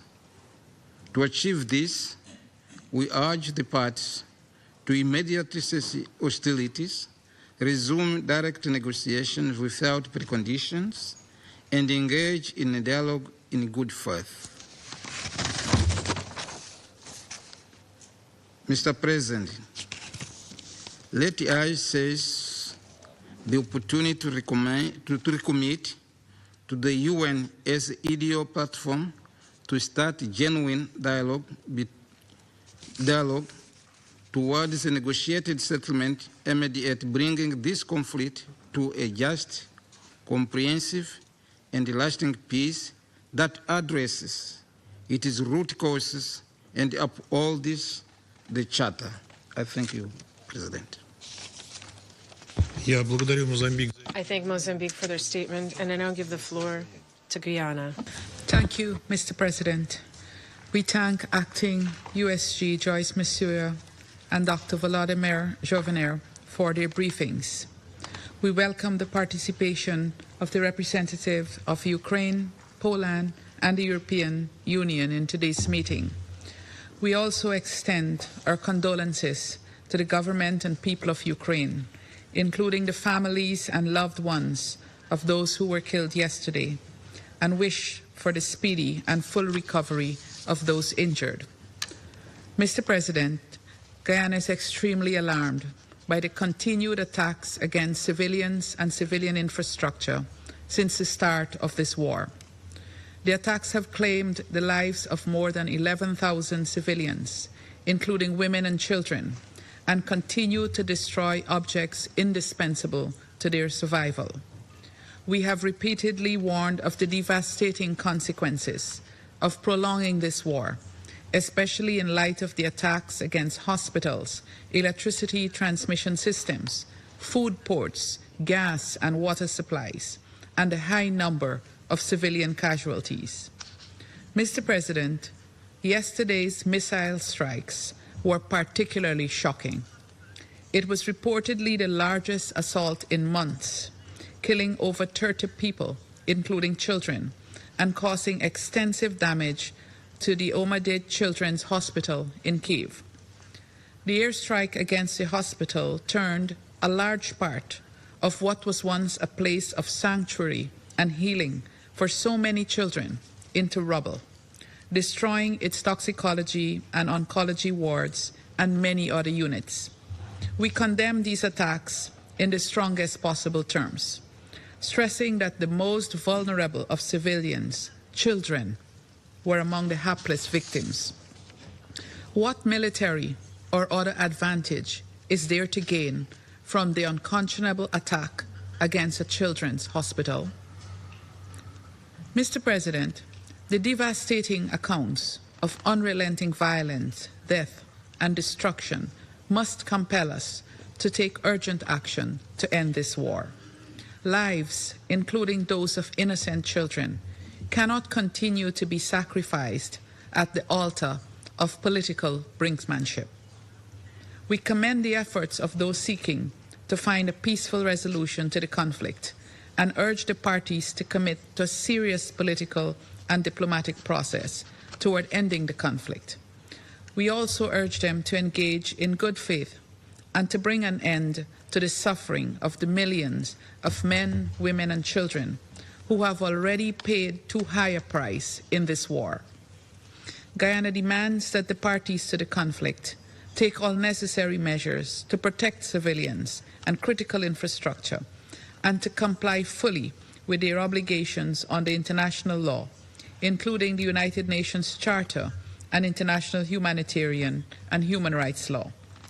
We stress the need for accountability for the ongoing violations as a critical element on the path to peace. We further call on the Russian Federation to immediately withdraw its military forces from the internationally recognized territory of Ukraine. We echo the acting USG's grave concern, and indeed that of the wider international community, about the increasingly dire humanitarian situation in the country. It is difficult to comprehend the continued denial of access to people in desperate need of humanitarian assistance. We call upon the Russian Federation to grant humanitarian access to all populations in need in the occupied territories. We commend the ongoing response of humanitarian agencies and call on the international community to further support their efforts, including by contributing to the Humanitarian Needs and Response Fund. In closing, Mr. President, I would like to stress the urgency of resolving this conflict through peaceful means. Guyana will continue to support all efforts of the United Nations Secretary General and other partners who have been working diligently to achieve a peaceful and sustainable end to this war. I thank you. And that was a live listen-in as the UN Security Council is discussing the Russian attack on Ukraine happening yesterday. And you're taking a look at some video from some of the destruction from that missile attack. The death toll now has risen to 42 individuals. Almost 100 others or so were injured in yesterday's attack.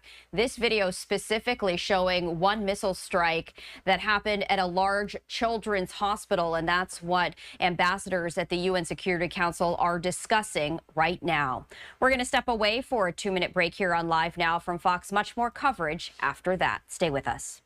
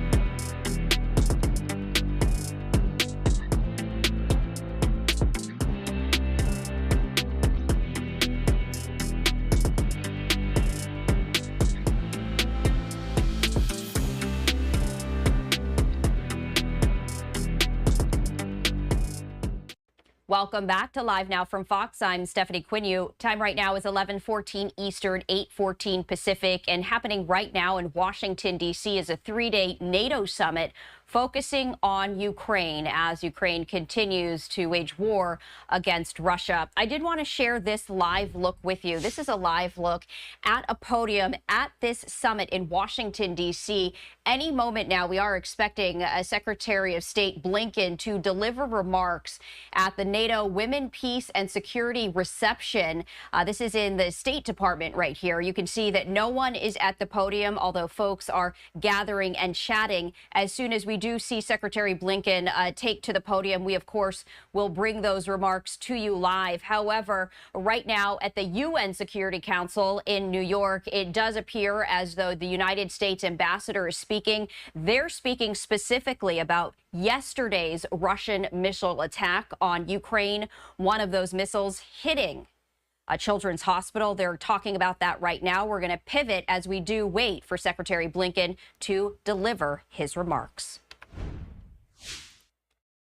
Jobner, for your briefing and for your courage and for continuing to show up for your patients, even in the direst circumstances. I welcome the participation of Poland, the EU, and particularly Ukraine to this meeting. Colleagues, I'll cut to the chase. We're here today because Russia, a permanent member of the Security Council, the current rotational president of the Security Council, attacked a children's hospital. Even uttering that phrase sends a chill down my spine. Russia attacked a children's hospital in broad daylight, killing and injuring children. Chilling. Colleagues, on Monday morning, Russian missiles smashed into civilian targets, including Ahmadit Children's Hospital, the largest pediatric facility in Ukraine, and a lifeline for the country's most vulnerable. In the hours since, we've seen images of children bloodied and injured, escaping the damage, of cancer patients just a few years old hooked up to IV drip until the victims of these atrocities have gotten the accountability and justice they deserve. The United States will stand with Ukraine. We will stand with Ukraine in its efforts to defend its borders, and we will stand with Ukraine here in this council. As laid out in last month's Ukraine Peace Summit in Switzerland, we will support Ukraine's right to self-defense and invest in the country's recovery, reconstruction, reform, and modernization. And we will uphold the principles of the UN Charter, including respect for sovereignty, political independence, and territorial integrity. We encourage every member of this council and every corner of the international community to do exactly the same. Thank you. I thank the United States for their statement, and I give the floor to the United Kingdom. I would like to start by thanking Under-Secretary General Masuya and Dr. Zhovnir for their briefings, and I welcome the participation of Ukraine, Poland and the EU in our meeting today. I offer the UK government's deepest condolences to Dr. Zhovnir and the victims of Russia's latest appalling airstrikes across Ukraine, and to their families and their loved ones. Since the 23rd of February 2022, in repeated attacks on Ukraine, Russia has killed Ukrainian children. Russia has maimed and injured Ukrainian children. Russia has abducted Ukrainian children. And yesterday, Russia came back for wounded and sick children in Okhmatit Hospital. This is cowardly depravity, and this must stop. I visited Okhmatit Hospital last December. It's become a refuge for children injured in attacks across Ukraine. I saw for myself the dedication of Dr. Zhovnir and his staff and the care they provide. I met 2 young girls among many who were resolutely learning to walk again with prosthetics. One had been injured in Russia's attack on Kharkiv, the other in Russia's attack against Kramatorsk railway station. Colleagues, intentionally directing attacks against civilians and civilian objects constitutes war crimes. The ICC has already issued arrest warrants for the Russian president, former defense minister, the chief of the general staff, and the Commissioner for Children's Rights for suspected war crimes. Since the 23rd of February 2022, Russia has violated the UN Charter and repeatedly breached international humanitarian law. Its conduct is a disgrace to the Security Council and especially to the President's seat. Colleagues, we must join together to condemn Russia's actions and stand foursquare behind the UN Charter and its guarantees of sovereignty and territorial integrity, and behind international law and international humanitarian law. For our part, the UK, together with our partners, will continue to ensure Ukraine is able to defend itself from these barbaric acts of violence, as confirmed by my Defence Secretary this weekend in Odessa, where he announced new military aid for Ukraine's defence. At the NATO Summit this week, we will demonstrate our resolve to support Ukraine for as long as it takes. We will also work to ensure accountability and justice for the Ukrainian people. and we will support Ukraine to secure a just and lasting peace in line with the UN Charter. I want to commend the exceptional resilience of the Ukrainian people, and in particular to pay tribute to the Ukrainian emergency services, especially over the last 48 hours. I also express my admiration for the doctors and other hospital workers at Okhmatdit and for their patience. In conclusion, I call on Russia again to end its aggression against Ukraine and immediately, completely and unconditionally withdraw all its forces from Ukraine's internationally recognized borders and stop killing Ukrainian children. Thank you. I thank the United Kingdom for their statement, and I now give the floor to Japan. Thank you, Mr. President. I thank Ms. Musuya and Mr. Zovna for their detailed briefings. Today, we have come together once again to confront the grim reality caused by the escalating attacks by Russia across Ukraine. According to the reports, a barrage of Russian missiles across Ukraine caused serious damage and many casualties, including at a pediatric hospital in Kiev, where many young, innocent children are hospitalized. Japan condemns Russia's attacks against civilians and civilian infrastructure across Ukraine in the strongest terms. We express our deepest condolences to those who lost their loved ones and hope for the speedy recovery of the injured. In particular, we sincerely wish that the children who should be receiving treatment will get prompt and appropriate care. We are deeply frustrated that we must be once again updated on the numerous and increasing civilian casualties resulting from the clear violation of the UN Charter by a permanent member of the Security Council.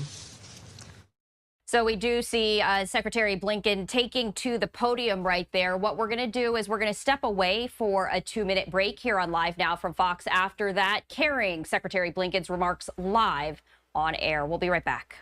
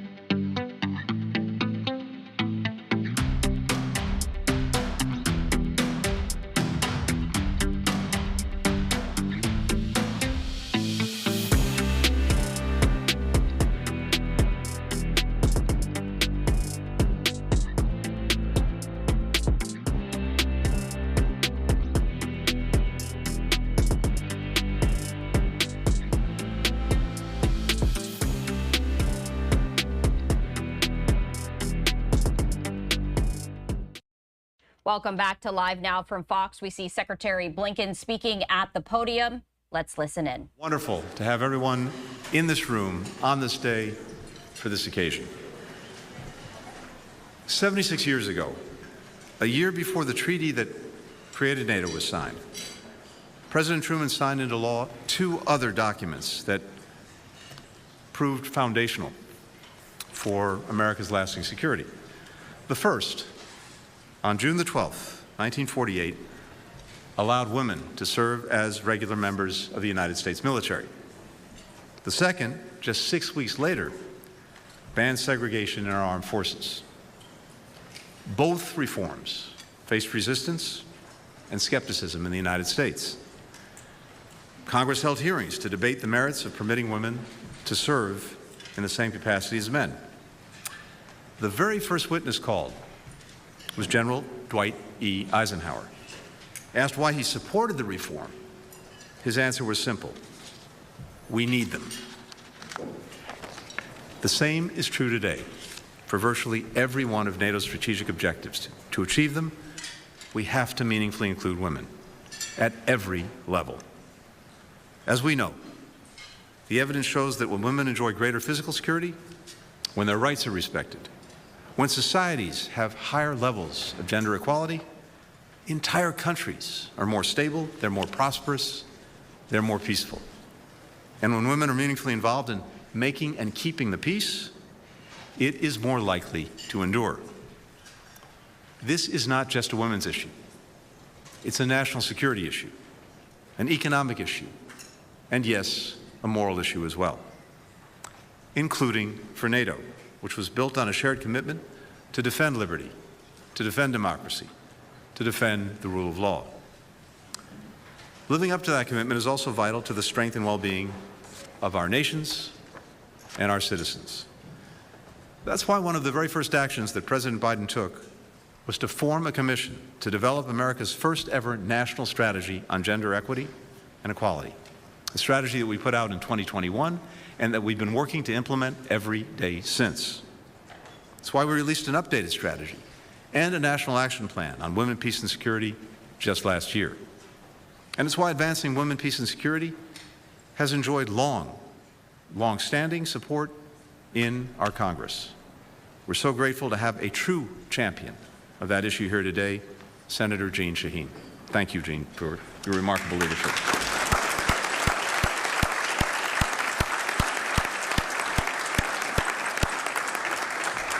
And yet, despite the overwhelming evidence of the benefits of ensuring that women have a leading role in making and keeping peace, despite the real progress that we've made on this issue over the last few years, we've still got our work cut out for us. So today, I'd like to briefly focus on three areas where NATO's enduring effectiveness demands that we do more. First, we have to continue to improve the meaningful participation of women and girls in all of their diversity. If we let obstacles and biases stand in the way of their full participation, we're simply not building the strongest alliance that we can. Consider that of the 32 allies, 6 have women who are permanent representatives. One of the 6 happens to be our ambassador to NATO, Julie Smith.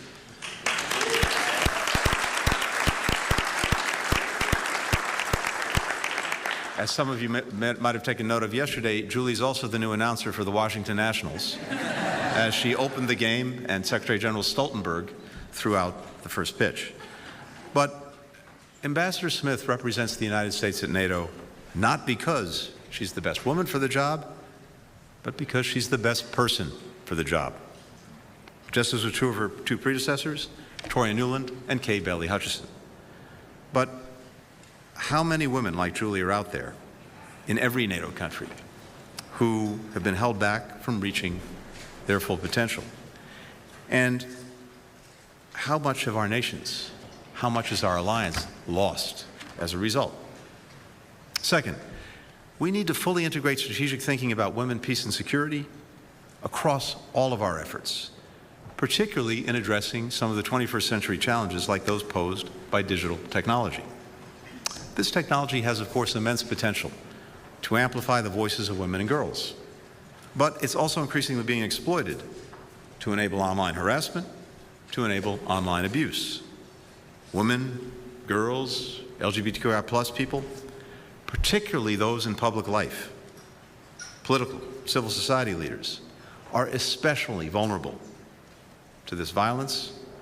Such attacks not only harm their victims, they have a chilling effect on the participation of women and girls and other underrepresented groups. This is a threat to the health of our democracies, and we're taking steps to push back. In 2022, we launched the Global Partnership for Action on Gender-Based Online Harassment and Abuse to help us better understand, better prevent, better counter these attacks. 15 nations have partnered with the United States in this effort, including 5 of our NATO allies, and I strongly encourage others to join in this effort. Third, we need to share best practices in women, peace, and security beyond our alliance. That will make our partners stronger. It will make them more stable. It will help prevent and diminish drivers of instability in other parts of the world, which increasingly affect our own security. And just to give you a couple of quick examples. This year, the U.S. launched Women, Peace, and Security regional centers in Colombia and Kosovo. We're grateful to have President Osmani here with us today. President Osmani was instrumental in the launch of this initiative. It's already demonstrating the way these centers can serve as hubs for ideas and for innovation. In the months ahead, we'll launch a 3rd center in the Philippines. And these hubs bring together government, civil society, academia, the private sector, to collaborate on tackling the challenges that we're talking about here today. Last year, the U.S. military launched its first ever Women, Peace, and Security Cooperation Initiative in the Indo-Pacific. Together with Australia and New Zealand, we've held trainings to help the militaries in 11 partner nations integrate the gender dimension of threats into their own planning, into their own operations, such as how to draw on the leadership of women and girls in responding to natural disasters, including their knowledge of the most vulnerable populations and how most effectively to reach them and support them.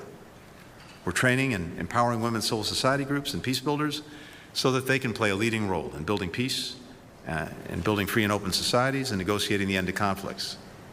Even, and maybe even especially, in places where those in power ruthlessly repress the rights of women and girls, like Afghanistan. For even as the Taliban denies them the right to go to school, to go to work, to move freely and participate in public life, women and girls continue to fight for their right to build a brighter future for themselves and for their country.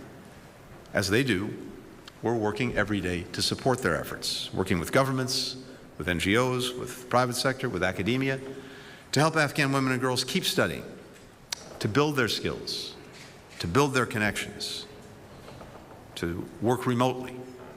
We also continue to rally global pressure on the Taliban to reverse these repressive policies, which are hurting all Afghans. And we continue to partner with women in places where we see ongoing fighting, like Sudan and like Ukraine. From the moment that Putin launched his full-scale invasion, Ukrainian women have stepped up in every conceivable way to defend their country, to defend their communities, to defend their families, including in combat. Right now, there are thousands of Ukrainian women who are serving on the front lines, literally as snipers, as machine gunners, as medevac pilots, commanding tank units and artillery batteries. Every day, they prove that valor has no gender. But too often, Ukrainian women fighters don't have the equipment that they need to meet their unique needs, forcing many to buy and even design their own kits. Today, we're taking a step to fix that by announcing that NATO allies will provide more than $7 million to purchase equipment for women in Ukraine's armed forces, including more than 10,000 bulletproof vests, uniforms, boots. We applaud every ally that's come forward to help in this initiative. It's just one small part of our effort to ensure that Ukraine can not only defend itself today, but also get to the place where it can stand strongly on its own feet, militarily, economically, democratically. That is the mark of success for Ukraine. That will be the strongest possible rebuke to Vladimir Putin. Here's the reality. Ukraine cannot do that It can't succeed in achieving that ultimate success without the full and equal participation of all of its people. For Ukraine's economy to not only survive but thrive, Ukraine needs women. Last year, 37,000 new businesses registered in Ukraine, more than in the year leading up to the war. The majority were founded by women. For Ukraine to realize its democratic aspirations and build and strengthen its independent institutions, Ukraine needs women. We see that in the Ukrainian women working as anti-corruption and human rights activists, independent judges and prosecutors, reporters in the country's free press. Ukraine's resilience, the path to success, is built in large part on the shoulders and in the hearts of the women of Ukraine. What's true for Ukraine is true for so much of what we have to achieve in our alliance. And so, we thought it was fitting as we kick off this summit, this 75th anniversary summit, a summit that looks not only to the achievements of the past, but looks especially to what the alliance has to do and has to do together to ensure our security, to defend our democracies going forward. We thought it was very appropriate to kick things off with this event, with this focus on women, peace, and security, and a commitment to bring our focus to empowering women's full, meaningful, and equal participation, not just to this forum, but to each and every issue that we have to tackle together. Our success, and yes, our security, depends on it. I thank you very, very much for joining us today, but not just today, for the work that pretty much everyone in this room is doing every day to advance this agenda. We know that when we come together for a summit, for one day of meetings and discussion, it's important. It puts a spotlight on issues, but what really matters is the next 364 days and the work that you are going to be doing, we're going to be doing every day.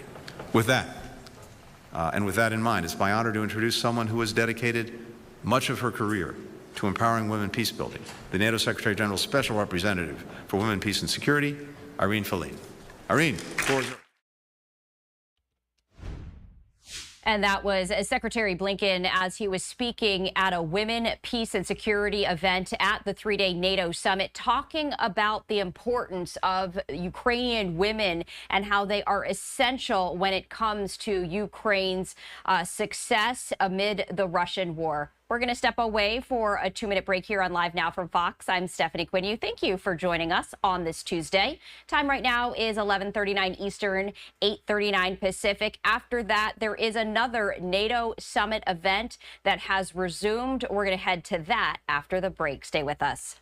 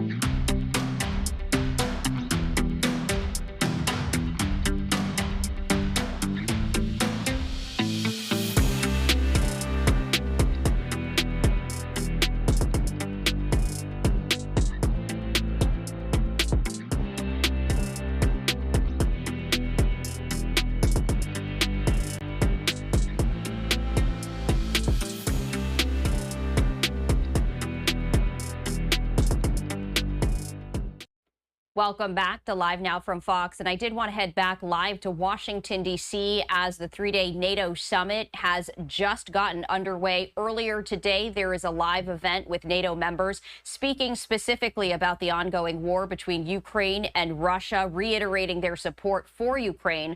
We're going to head live there right now. From the two speakers from our Parliament, from the House of Lords, House of Commons, who are, as we speak, having to swear in colleagues after the general election. The founders of NATO knew the horrors of war firsthand, and their legacy was one of peace, collaboration and security. And after 75 years, there are some colleagues, parliamentarians around the world, who would question whether NATO and defence is too expensive, or is it a Cold War relic? We only have to not just look at the conflict in Ukraine, but we also have to look at the written word of President Putin in his 2021 essay, which makes it crystal clear that Ukraine is not the end of his ambitions, it's the start of his ambitions. And peace is not a given, and the post-Cold War dividend is gone. And that is a difficult conversation for us to have with our electorate when we talk about increasing the GDP we spend. But that's where I believe the NATO Parliamentary Assembly is so important. In fact, I believe the NATO Parliamentary Assembly has never been this important since the end of the Cold War. Because we have responsibility to freshman colleagues who come into our parliaments, to existing colleagues in our parliaments, to really paint the picture as to why it is so vital that we spend the money we spend on defence, and reiterate at every corner that NATO is a deterrent force, not an aggressive force. And that balance of deterrence is the only thing that is going to stop wider conflict. The NATO Parliamentary Assembly strengthens the underlying democratic mandate and treaty of the alliance. It gives oversight. It gives direction to governments. This Assembly, at the Spring Assembly, passed a declaration that weapons could be used on Russian territory if legitimate causes. That gives the fundamental foundations and underpinning for our leaders to be able to make those decisions, knowing that it's been discussed at a parliamentary level and a political level by our colleagues and by this Assembly. So I believe that the NATO Parliamentary Assembly is as vital as the NATO alliance. And I think it ensures the longevity of the world's longest and widest military alliance. So on this 75th anniversary, may I say, long live the NATO alliance, and may long this defensive and deterrent work.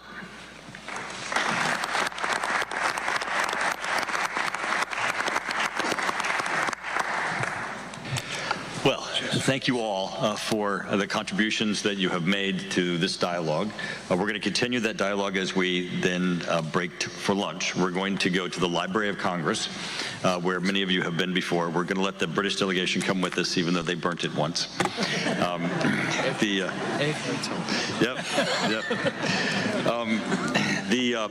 In addition to thanking you for your participation here, I want to do a foreshadow that next year, spring session 2025, will be in Dayton, Ohio.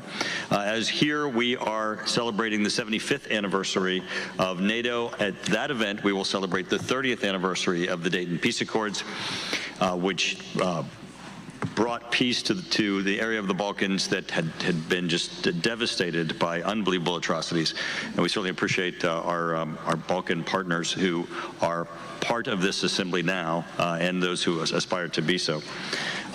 This hopefully is a great kickoff for you for the 75th anniversary celebrations. I know throughout DC you'll be participating in other events, and you'll take with you the conversations that we've had here.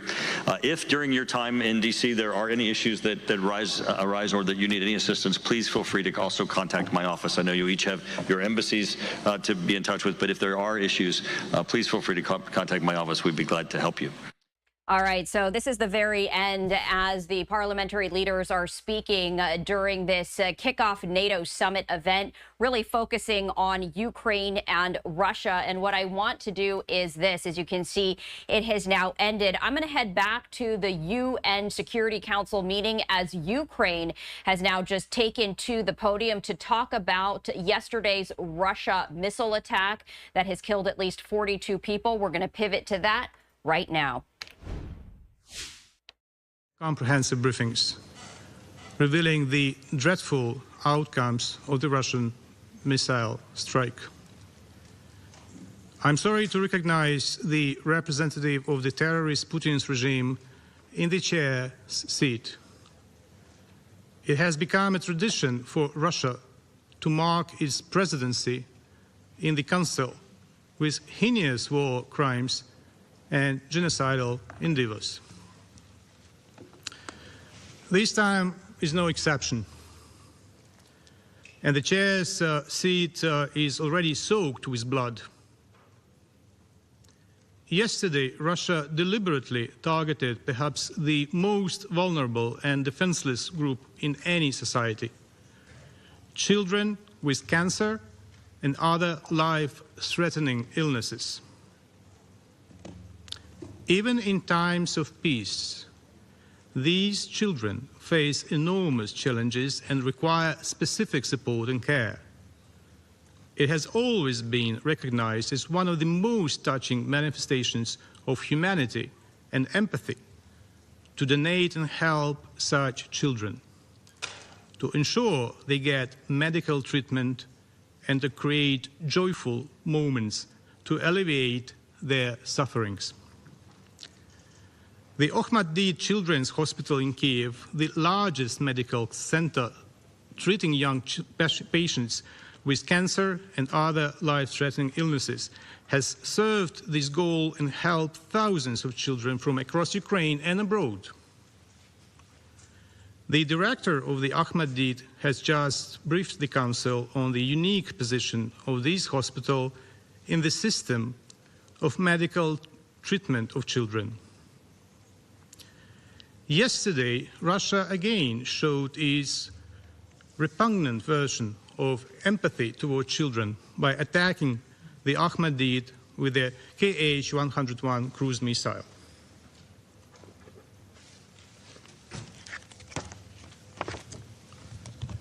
That is slide 1.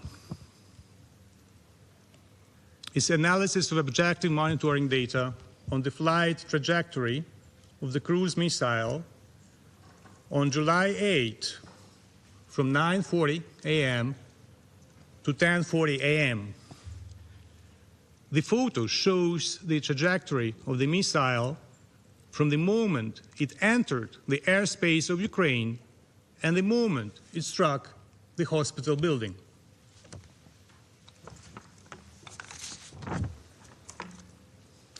The video footage clearly testifies that the Ahmadi hospital was a deliberate target. The footage captured the moment the Kh-101 missile dived towards the hospital building. Later, the Security Service of Ukraine made public the pictures of the remnants of this missile found on the spot. Slide 2.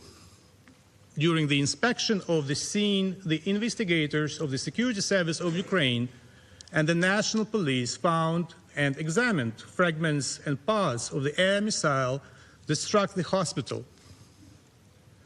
According to the preliminary assessment of military specialists, the specified objects belong to the parts and components of the Kh-101 strategic air-to-ground cruise missile, which is in service with the Russian army and is used by Russian long-range aviation units.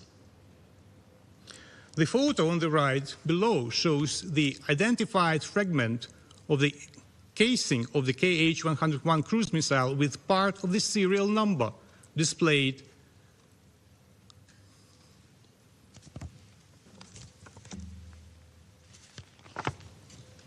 Slide 3.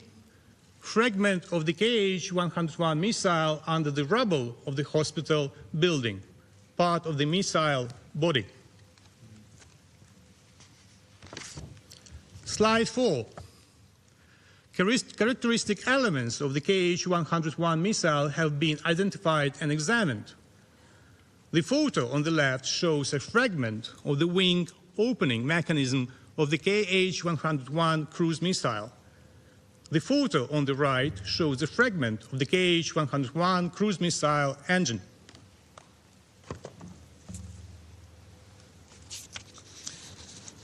As a result of the strike, the toxicology ward where young patients received dialysis was completely destroyed.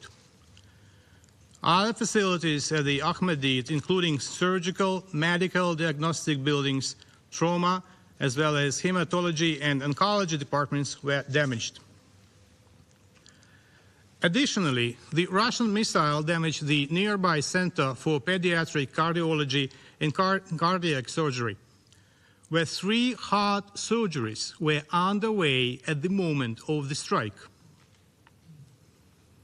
We have just heard the professional assessments of the long-term consequences for the treatment of hundreds of seriously ill children.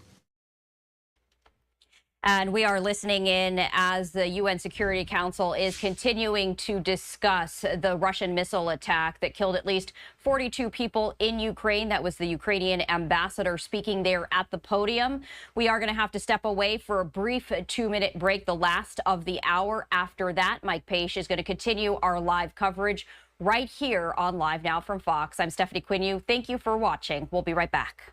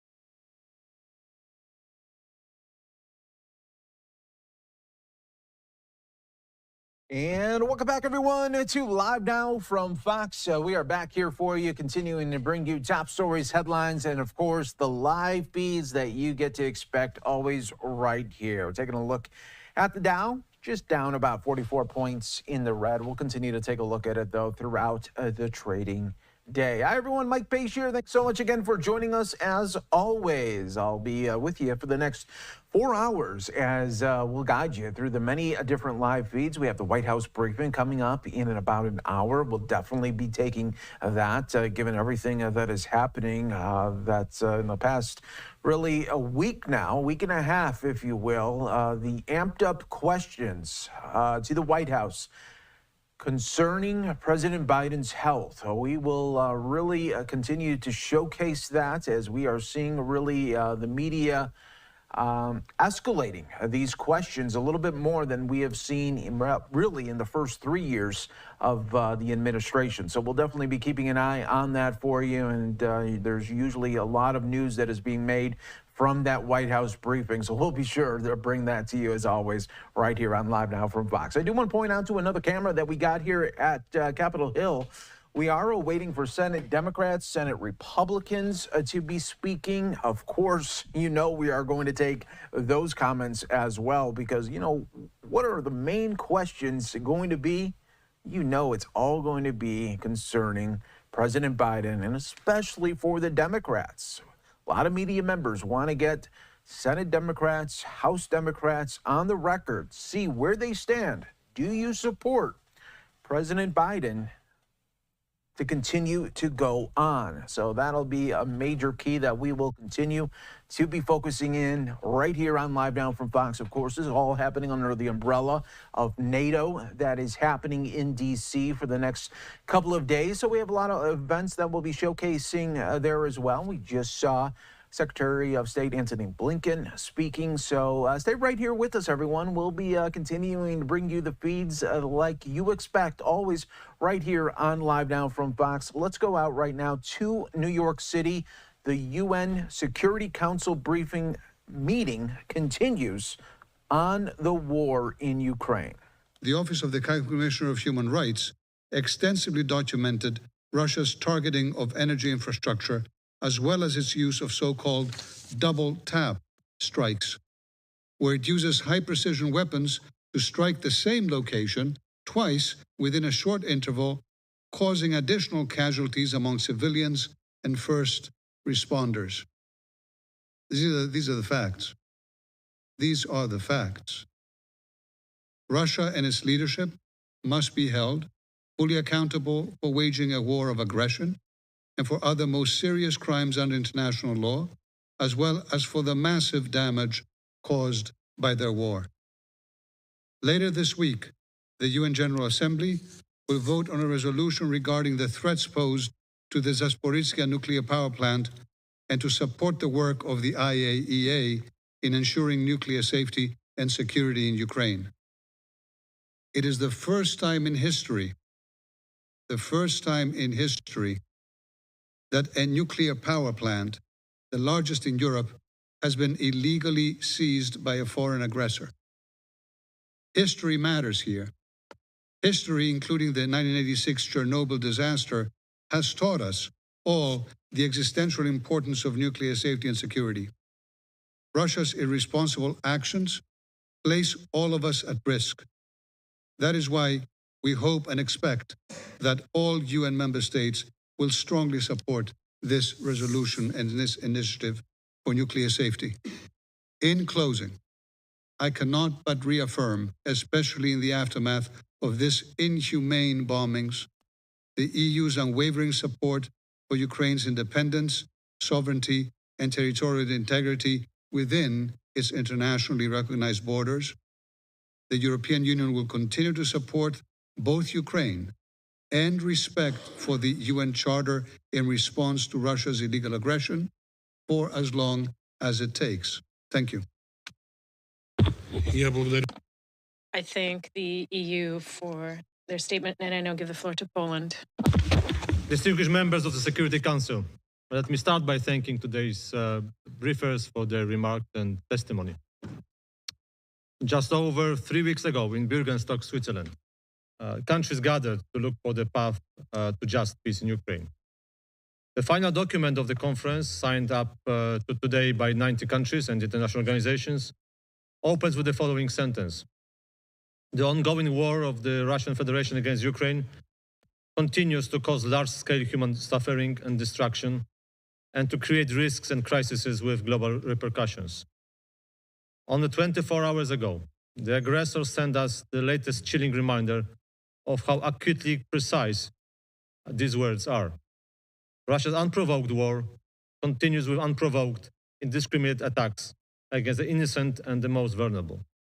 Excellencies, Since the launch of its full-scale military invasion in February 2022, Russian forces have targeted the largest Ukrainian nuclear power plant in Zaporizhia, the largest Ukrainian water dam in Kakhovka, and now, brazenly enough, they took aim at the largest Ukrainian children's hospital in Kiev, with hundreds of young patients seek relief and comfort. The attack was immediately condemned by numerous world leaders, including my country's highest authorities, which were hosting President Zelensky in Warsaw on this very day. It is very important that we also gathered in this chamber to once again deplore the Russia's atrocities, especially during the month it holds Security Council presidency, and to loudly redeclare that under international humanitarian law, hospitals have special protection. It is important for the world to hear the truth about Russia deliberately creating humanitarian catastrophe in Ukraine, but is attacked, and moreover, using them as a tool of disinformation campaigns that we heard also today.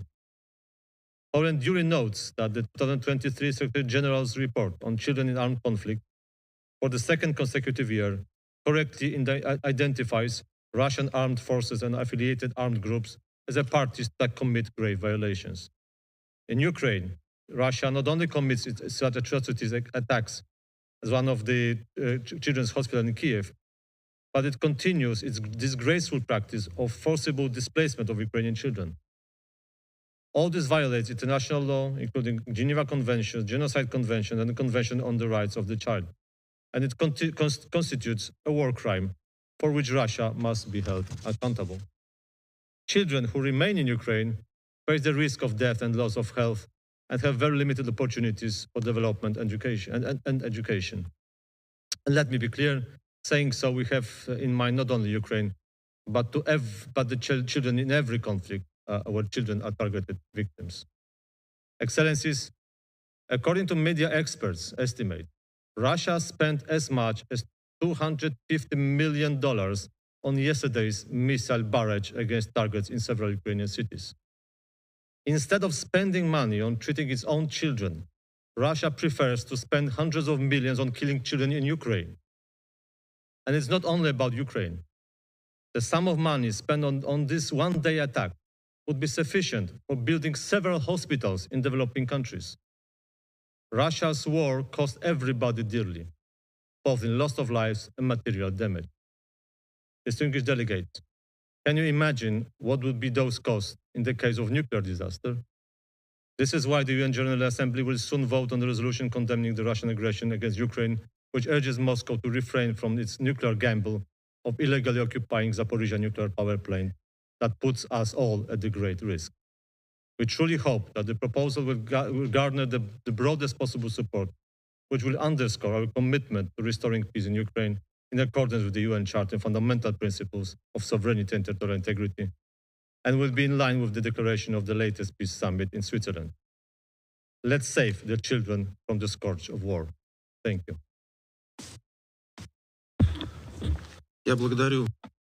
I thank Poland for their statement. There are no more names inscribed on the list of speakers. The meeting is adjourned.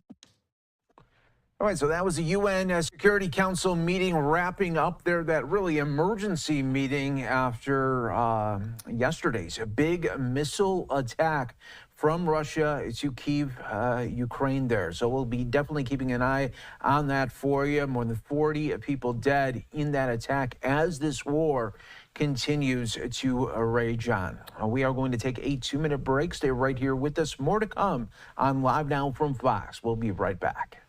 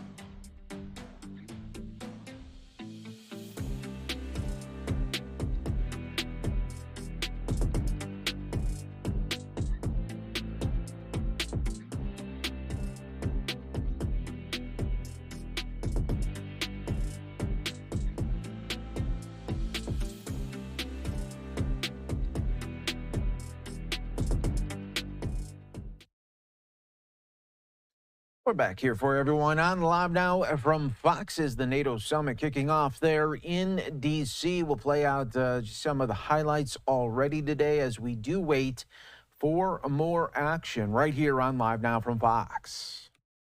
With me today, but a very warm welcome to our participants to this official high-level event of the NATO Washington Summit. For some of you, it's not the first time. Since I started my mandate in 2022 from Madrid to Vilnius and today here in Washington, we have organized this event on women, peace and security, and I'm very pleased that today we are meeting here in Washington. And we're meeting here in the city where the NATO founding treaty was signed in 1949.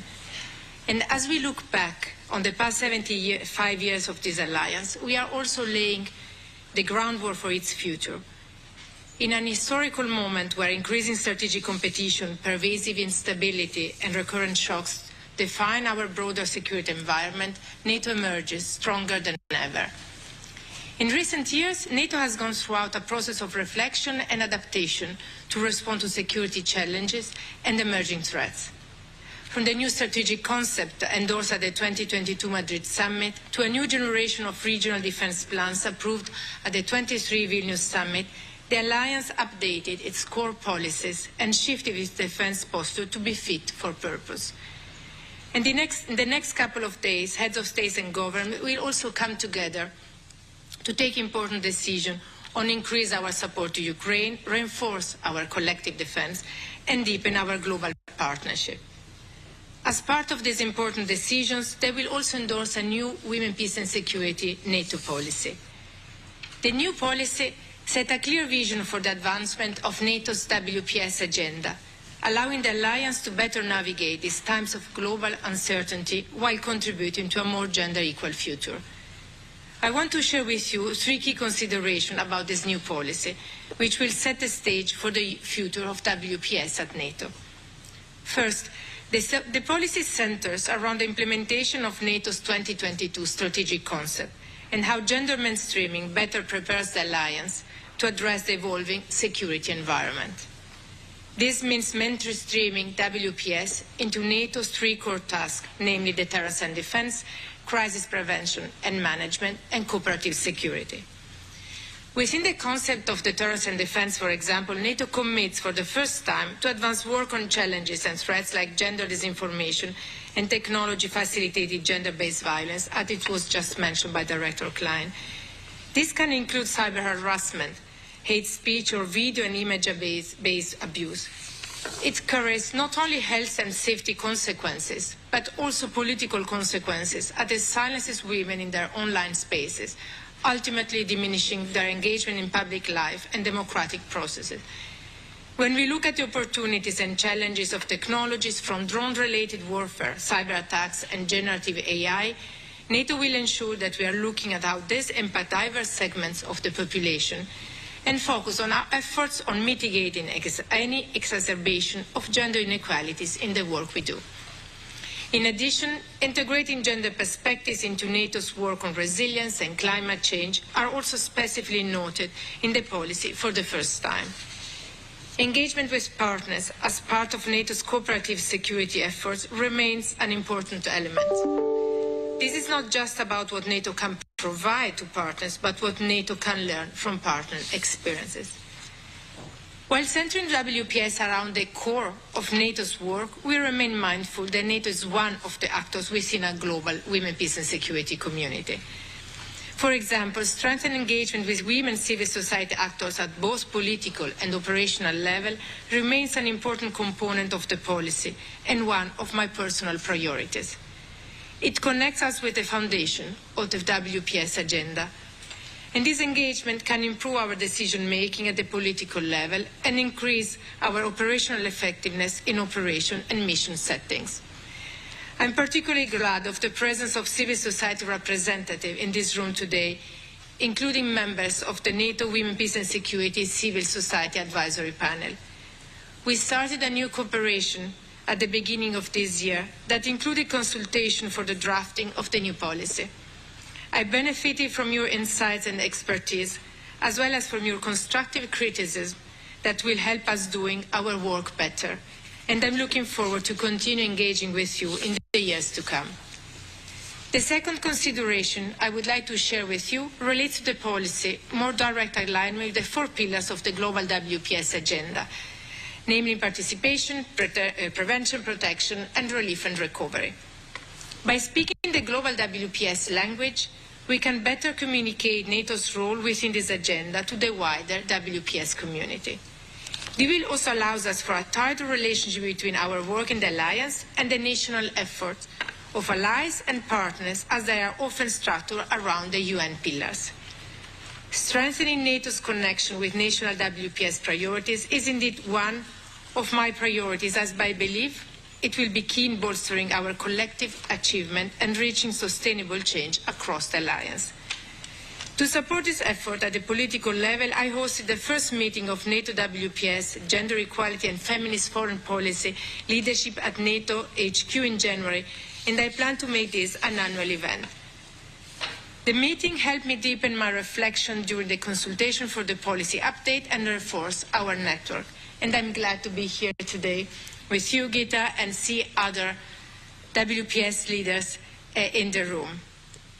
This ties to my third reflection, which is the recognition of the crucial need for gender-responsive leadership. It means that both men and women alike, across NATO in political and military roles, must be engaged and accountable for advancing gender mainstreaming and gender equality. We know that leadership engagement is essential for effective implementation of our political and military goals in all areas, and this is not different for women, peace and security. Before concluding, I would like to say a few words on Ukraine. I know others after me, starting with Julia Pajeska, and also from among the speakers in the room, will refer to Ukraine, to the work that we do as an alliance, but also at a national level. But I would like to just share with you how this has changed our way of working at NATO, and from a reflection, from a gender, integrating a gender conflict analysis in the work we do on an everyday basis, on a weekly basis, on our update, but also in the way in which we carry on our project. And the main achievement, it was just mentioned by the Director Klein. When we started, I started my mandate only 4 weeks before the full-scale invasion. So this has a direct impact on the way in which I'm working. And I'm very glad that now to see how this work and this engagement at different levels led to the start of this project, based on an unprecedented number of women who joined the armed forces in order to defend their own country, challenging society norms and stereotypes. So part of my reflection was commissioning a rapid assessment of the armed forces in Ukraine throughout a gender lens to better understand the needs. And one of the challenges that emerged was the lack of appropriate equipment, namely body armor, uniform fit for women. All right, everyone, you are watching Live Now from Fox. We appreciate you continuing to join us as always. We are going to take a 2-minute break. Stay right here with us. More to come in just moments.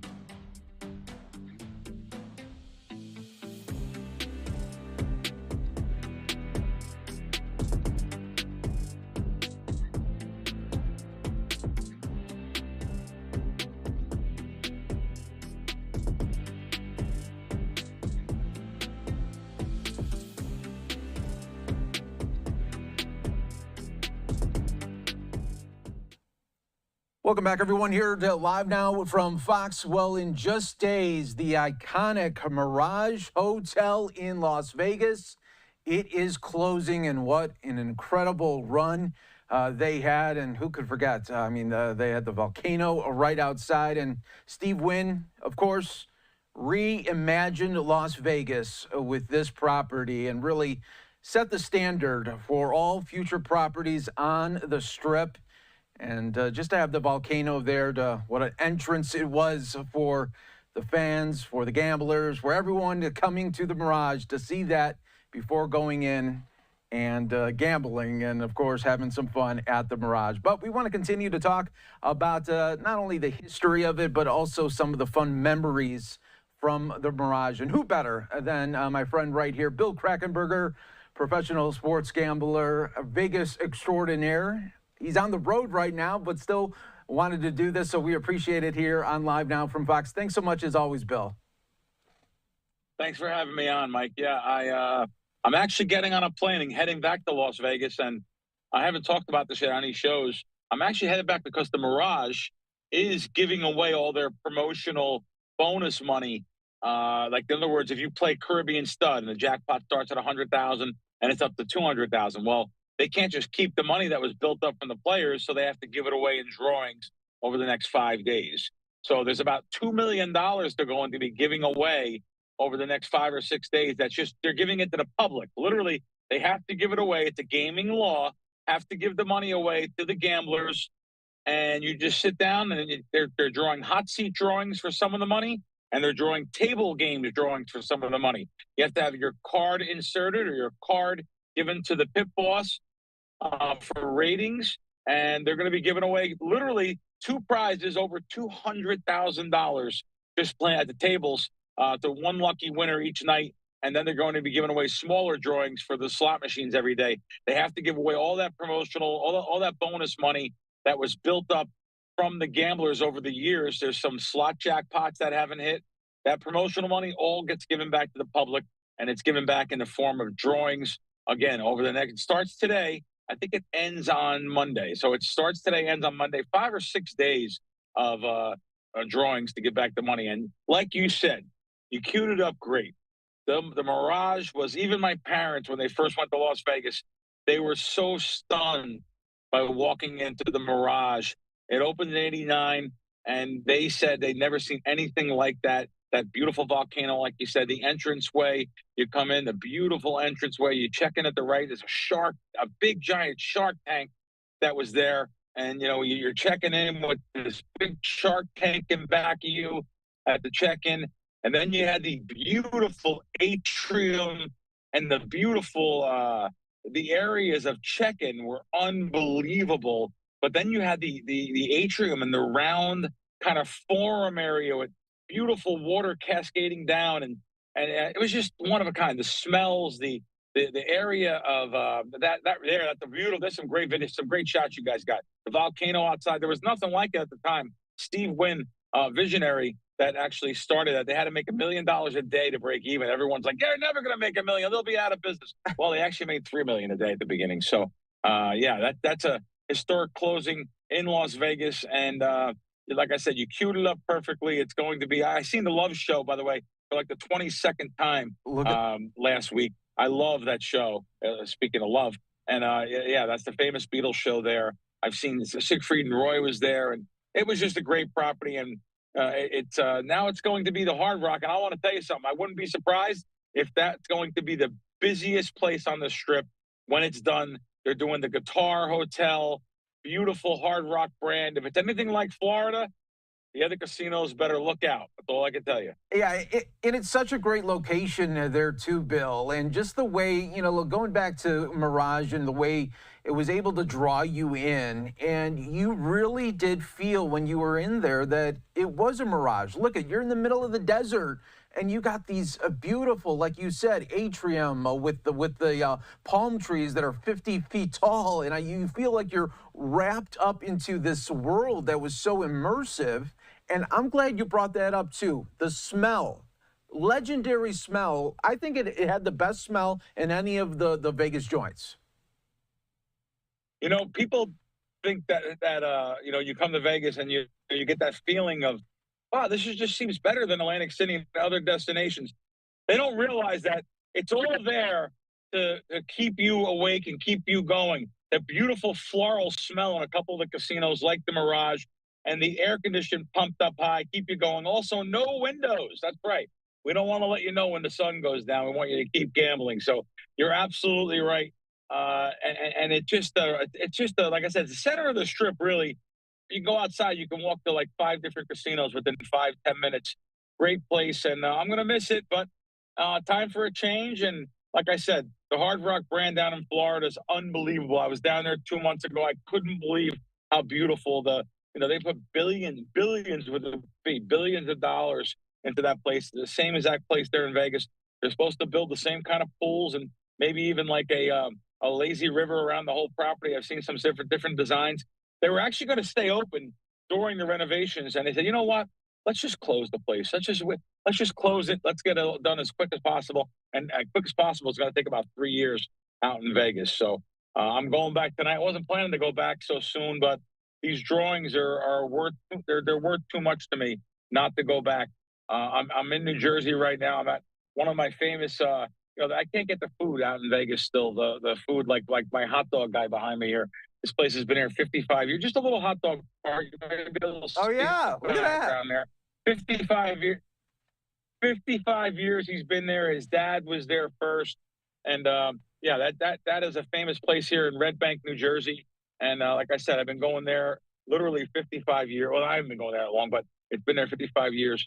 And I went to like Katz's Deli in New York, which I love. But I'm really here to bet sports. To be real blunt, I have the tickets here to show you. I mean, I left the sports betting capital of the world in Atlantic City. I'm in Las Vegas for Atlantic City and mostly Foxwoods in Connecticut. As you can see, this is just a pile that I bet just the last couple days. Ridiculous that I have to make these type of bets. These are all NFL futures. I can't make these type of bets, proposition bets and stuff in Las Vegas. The supposed gambling capital, sports betting capital of the world. I have to leave there and fly here to make bets. Isn't that amazing, Mike? People Isn't would be that like, what? It's beyond bizarre. You would think in Vegas you could put any prop bet, anything that you could want to bet. They'd be like, yeah, bring it. No, it doesn't work that way.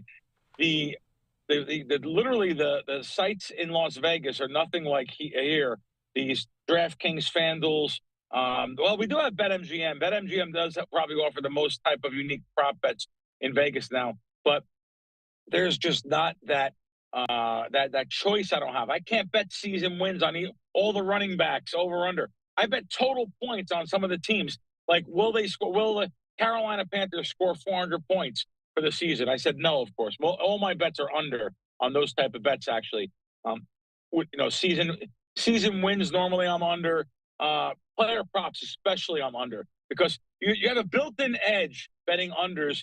The player gets hurt for a game or two, you automatically have a good edge on that. So you under is the way to go on the star players too, by the way, because why? What's going to happen? The public loves to bet on these big names. They love to bet on the marquee players over. It's not fun rooting for unders. It's not fun going to the sports book and not making any noise. I understand it, but this is my business. This is how I put food on the table and take care of my family and friends. So I'm looking to bet unders. I'm not doing this for fun and to yell and be excited. I'm doing this for money. And Bill, I was just thinking when you said, you got to travel, go East Coast to make these prop bets. I was thinking to myself, we're talking about the Mirage, and it's almost like the prop bets for Vegas. It is a mirage, right? It's not there. It is. It really is. There again. Yesterday. I went to Foxwoods, and they had literally 1,500 different bets up for this NFL season. Whereas I go to Vegas and maybe one of the properties will have 200 or 100. Nothing like over here, though. 1,500 at least, maybe in upwards of 2,000 different type of bets to make over here on the East Coast compared to the sports betting capital of the world, supposed. Now, Bill, tell me about. I'm really intrigued about the final days of the Mirage of these, not giveaways, but these, what are they, raffles? What are they going to be doing to get the people in and to give this money away that they have to? All the progressives, the progressive machines, let's say you go in and you play, a machine in the casino, and the progressive starts at $10,000. Now it's up to $28,000 because nobody hit it. Well, then $18,000 gets taken out of that bank of machines and put into a pool, and they're going to be giving drawings away. It's every hour on the hour between 3 and 7 p.m. I believe it's the next 6 days. I actually was looking in the background as I looked. The next 6 days, 3 to 7 p.m., every hour on the hour, they're going to call hot seats around the casino, and they're going to say, hey, all right, you won 5,000, you won 3,000, you won 10,000, you won 20. And then there's a couple $200,000 prizes at the tables just for sitting there. And by the way, all you have to be playing is 5 cents a hand. Five little grocery cents, little silver coin. 5 cents a hand is all you have to be playing. Very random drawing. The table games is also a random drawing. It's an electronic drawing on tables. But yeah, it's all the progressive money that's built up over the years that has not been won or has not been hit. Like I said, like the Caribbean stud jackpot that hasn't been hit, and it's up to almost 300,000. They take all that money and put that all in this one pool, and they're giving it all back to the customers. And it definitely is a mathematical edge for the customers. That is a way to do a pretty much a finale, right, to the Mirage that you're seeing, and really be showcased like that, no doubt. And Bill, I'm even thinking about just some of the iconic movies that took place in and around Mirage, and I can't think of nothing better than Vegas Vacation. I knew what it was, Mr. Accavano. Yeah. What is his name? Papa, they said, come with us, sir. They give him a big suite.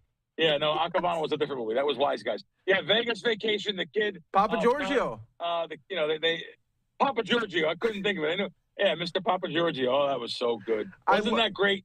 Wasn't the scenes great in there with that? And the guy Eddie at the craft table comes up and said, you're losing the family's money. How about the blackjack scenes that were in there? With the blackjack dealer. What a great movie. Vegas Vacation. He's losing his shirt, but continues to go to the same blackjack dealer and is just getting destroyed. He's getting destroyed. The one hand he pulls a 20, and the dealer pulls like a 4-card 20, and it's a push. He goes, wow, I don't lose. Chevy Chase, absolutely great.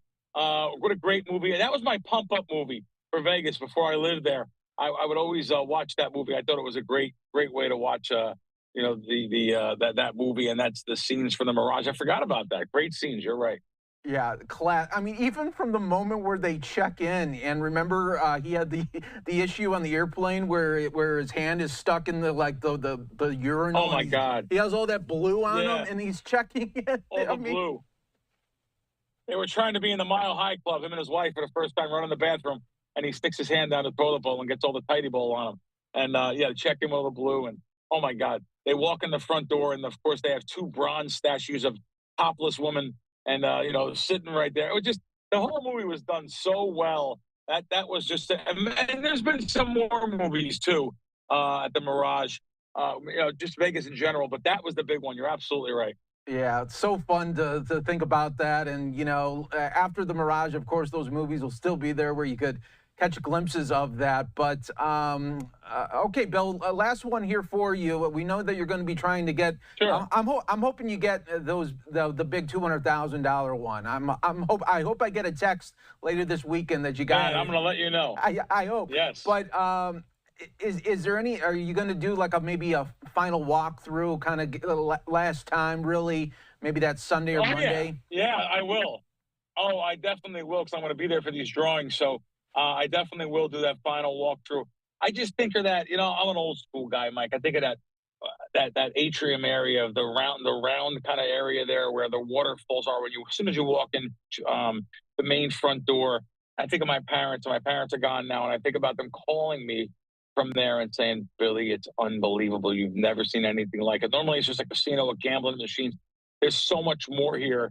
It was just something that when you see and you were stunned by it. Now people come in, they just think it's normal because they see, the Bellagio, the fountains and the different casinos, what they offer. And but the Mirage was the one of its kind at the time. It was the first place, and I am going to make those steps there, walk in my parents' footsteps, and one last time, and see the glory lady and send her off.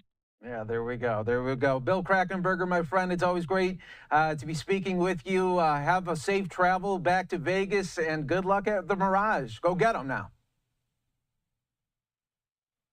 Thanks, Mike. I really appreciate it. Have a great day, great week, great summer. Looking forward to talking to you again. Yes, yes. Let's talk. We'll talk right before the NFL season starts. That'll be fun. Sure.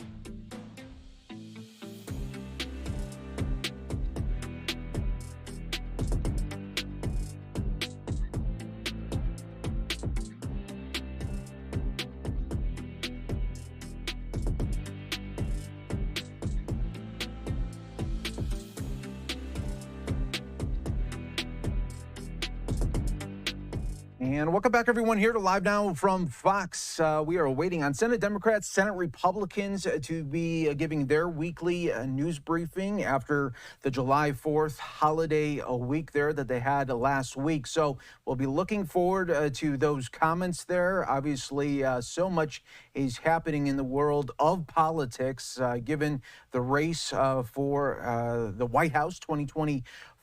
As President Biden fighting for his chance to continue to stay in despite some of the pressure, not only from the media, but also from the Democrats themselves calling for Joe Biden to drop out of the race there. So we'll definitely be keeping an eye on all of that for you here on Live Now from Fox. Coming up in just about less than 30 minutes, we are expecting a White House briefing. We will be going to that as well. So stay right here, as always, bringing you some of the top feeds around the country. I do want to go out right now to New York because some news was made in the Harvey Weinstein case. No new indictment was announced against Harvey Weinstein during a court appearance today in New York, but it's still a possibility, according to a prosecutor. Let's listen here on Live Now from Fox.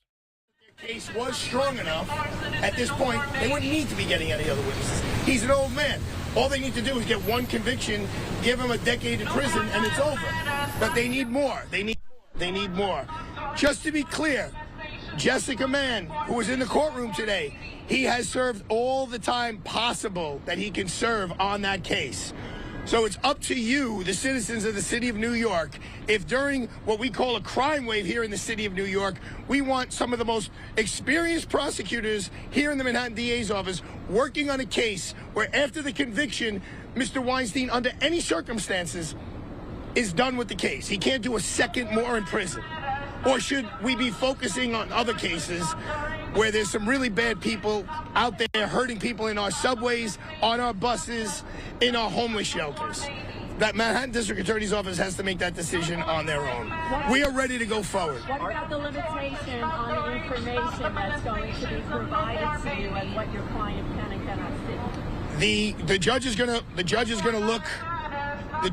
look at some evidence. The judge is going to look over a bunch of evidence that, in our opinion, we should have seen 5 years ago, that they've had for quite some time. And now, with a fresh set of eyes on it, they say, well, maybe there's more evidence that you guys should have had 4 years ago, and now we want the judge to determine whether you're entitled to it now. So we have all the confidence in the world in Judge Farber. He's going to go through it. He's going to get some help to go through it because it's a lot. And we'll see what we're entitled to, but what we're not entitled to. Our opinion is we don't think there's going to be anything there that is a game changer. We're ready to go with the evidence that we have right now. Arthur, can you describe what the contours of the case as it exists now is? And do you have any indication of what this future superseding indictment might be? Well, you know, you asked about what the future of the case is. Diana Fabi Sampson asked that at the end of the case. She asked the prosecutors, you know, is it one complainant that we're going forward with? Is it two complainants? Is it Jessica Mann and Mimi Hillel? Is it just one? Is it the other? Is it both? They didn't answer. They didn't answer the question. So we don't know. I mean, we only have the information you have. In terms of the grand jury, we heard there was nothing. There was nothing specific. They're saying that they spoke to people years ago, 6 years ago, 7 years ago, who never came to trial 4 years ago. And now all of a sudden they're going to come to trial? Well, that would certainly raise some eyebrows. Did the prosecution not believe them the last time and therefore didn't pursue the case? And now, years later, they're going to believe them and put them forward? We don't know. We're operating in a bit of a vacuum, except I think I made clear, Diana made clear, we want to go to trial. Harvey wants to clear his name. He didn't rape anybody. He's innocent of these charges, and he's confident a new jury will find that. Yes, Lisa? Arthur, so just to be clear, so he served all the time from what you call the illegal conviction from before? Correct, yes. How come he's still being held in custody in a prison? Okay, so there's two complainants. There's Jessica Mann, who was in court today. He served all the time on that case. Then there's Mimi Hillel. He did not serve all the time on that case. So that's the case that's still floating around. But that's also the case we have gotten no new discovery on, and we know we're entitled to some new discovery, and it's not there. So I don't know what conclusion we should draw by the fact that we haven't gotten any new discovery, but we haven't got anything about Mimi Hillel. It seems to be Jessica's in the courtroom. She seems to be the one ready, willing, and able to go forward, which is fine. But everyone needs to know, if the case goes sideways for us and he gets convicted, the judge can't give him another minute in jail. So it's a waste of time, basically. So the prosecutor said she has additional potential complainants who are claiming that Harvey Weinstein raped her within the statute of limitations. But so we understand and we get it right, there's no complaint, there's been no new complaint to you, there's been no indictment. Correct. There's no charges filed.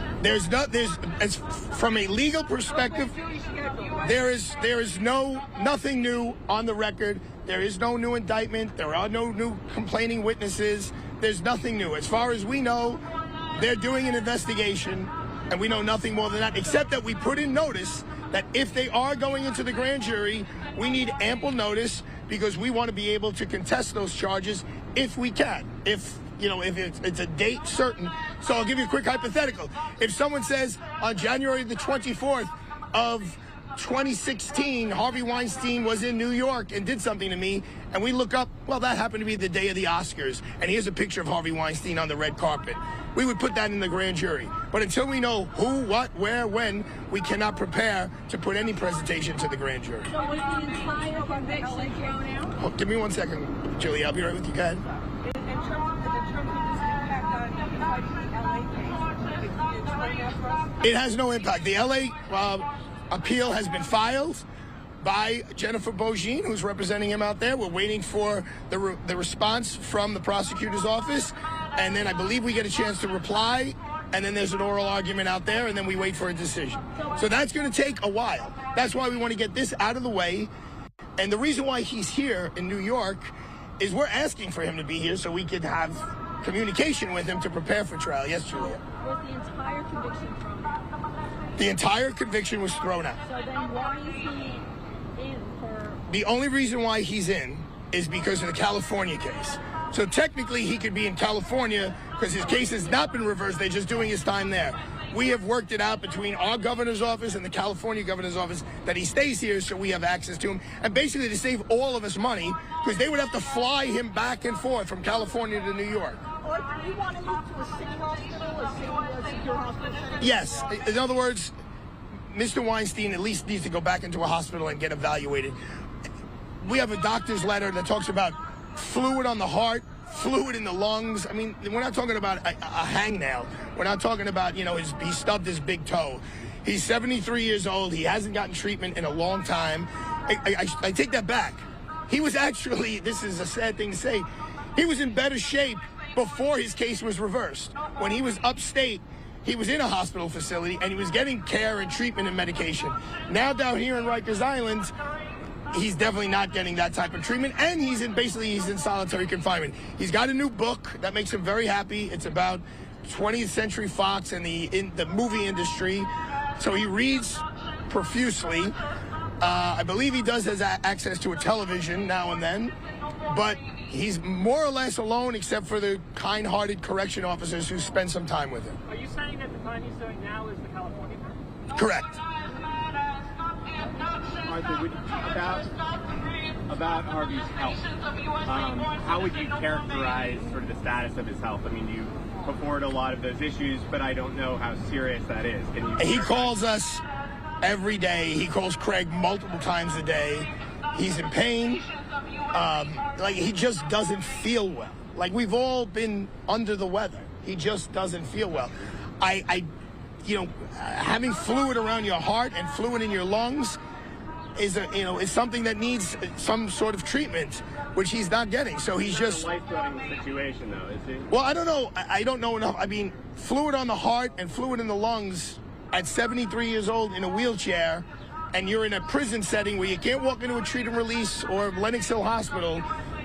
You know, we're very concerned, and thank Judge Farber, he's very concerned. So working with Craig in his office and the judges' chambers and the people at the New York City Corrections and New York State Corrections, we're going to do our best we can to get a human being who here in New York is presumed innocent and is not a convicted felon here in New York, some treatment that he desperately needs.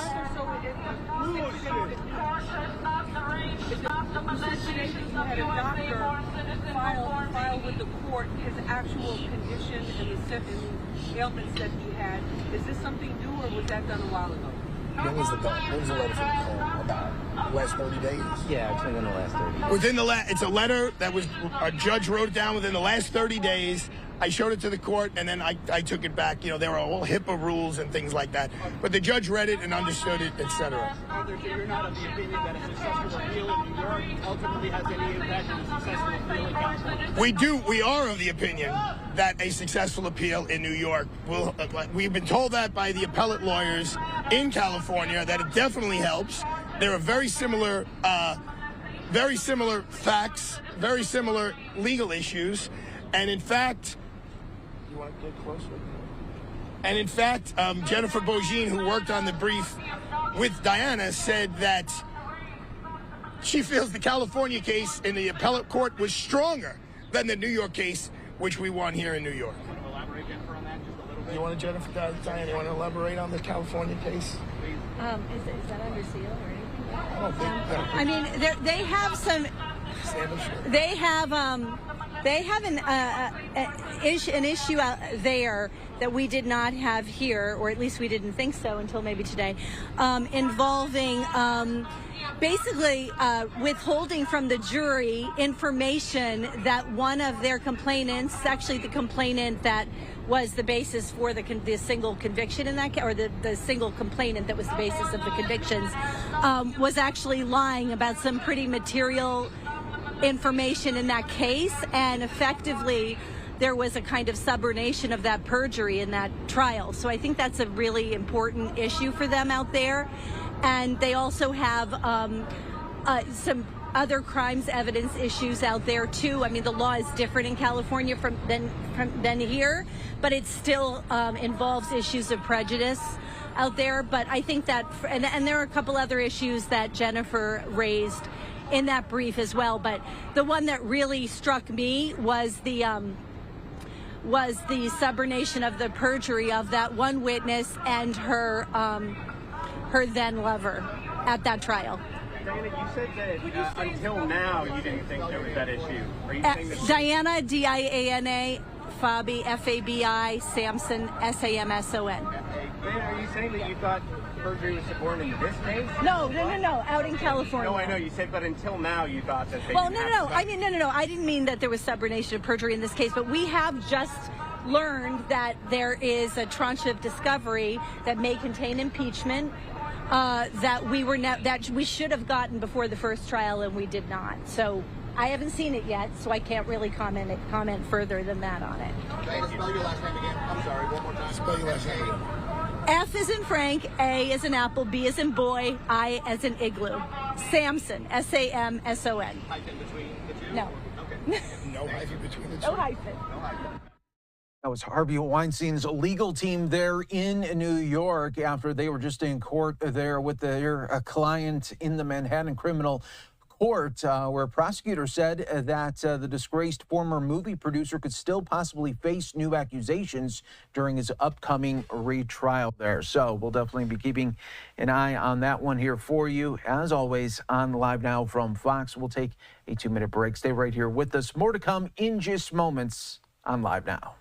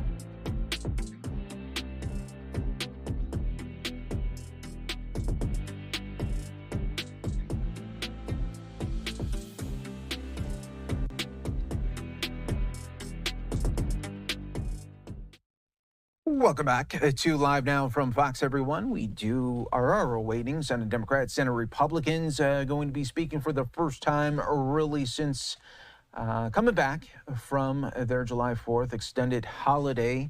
So we'll be bringing you those remarks, especially everything that's going on politically. White House briefing on deck as well, waiting on those two big events to get going. In the meantime, I do want to take you out to another live event right now that we have here for you. It is a hearing with the Treasury Secretary testifying. Let's listen on Live Now from Fox. At Treasury taking to protect our U.S. interests. Will we oppose allowing malign countries to use SDRs that they receive as allocation We will not exchange them for dollars, which must be done in order for them to be used. And we work with other countries that are have that capacity to make sure it doesn't occur, and it hasn't occurred. Gentleman's time has expired. With that, we go to the gentleman from New York. Mr. Meeks is recognized for 5 minutes. Thank you. Secretary Yellen, let me just say I greatly appreciate the work that you have done with the State Department, with the National Security Council, and the whole Biden administration in isolating Russia in the wake of its illegal, unjustified, and immoral invasion of Ukraine. You know, just yesterday, the Russians bombed a children's hospital in the center of Kyiv with absolutely zero evidence of any military targets were within the vicinity of such site. And then I've overheard and heard some members of Congress rudely addressing you, talking about Russia, when in my opinion, what they should be talking about is the candidate of their choice, who has a bromance with Vladimir Putin, who gave away top secrets to Russia in the White House, who said that the Russian intelligence is better than the U.S. intelligence, who has said that he wants to be and wants to immunize what Russia does with its parades and everything else, that he likes a strong man. So they shouldn't be talking to you or worried about you and your policy. They better be talking to their candidate of choice, as the rest of the world is worried about him being in the presidency. Mr. Meeks, we just had this conversation a while ago. Well, if you'll do it, I've got to come back. We had this conversation a while ago, and the conversation is that you stay away from the personalities, individual activities of the candidates, whether it be Mr. Trump or the President Biden. So therefore, direct your comments to the Secretary with issues of the day. Now you're going into the personalities, sir. That's not going to. I'm talking. We've already gone down this road. We've already gone down this road today. It's going to stop. Go back to questions with regards to other issues that you think are important. Mr. Chairman. Yes. The gentleman from New York was speaking about facts. He was getting into personalities. He called the president the former president by name. Talking about facts. I've ruled how this is going to go. Okay, Mr. Meeks, you're recognized for the balance of your time to address issues that are important to this committee with regards to the Secretary's responsibilities for today. I love talking about facts here, Madam Secretary, and the record will reflect that. Now, I have two bills, Madam Secretary, and I think this is the way that we should look at that I would believe would further strengthen the sanctions on Russia, both of which have been sent to your team and have garnered broad bipartisan support, because I try to work in a bipartisan way, except when I hear the other side not doing that, then we've got to make sure that we step up. One bill would sanction leaders of the Russian nuclear company Rosatom, and the other bill would preemptively ensure that no PRC or other foreign company could work to build a tunnel from the Russian mainland to Crimea. And I'm hopeful that we can do some work together to get those bills into law, and I hope we can do it this year. But I know that you've been doing a lot of work in this area, so could you just please discuss the work you and the administration have done to hold Russia accountable, as well as its enabler, China? Well, we've been focused since Russia's, and even before Russia's brutal invasion of Ukraine, when we realized that it was likely to happen, on creating the toughest possible sanctions regime that we could to deny Russia the military equipment it would need to carry out this war.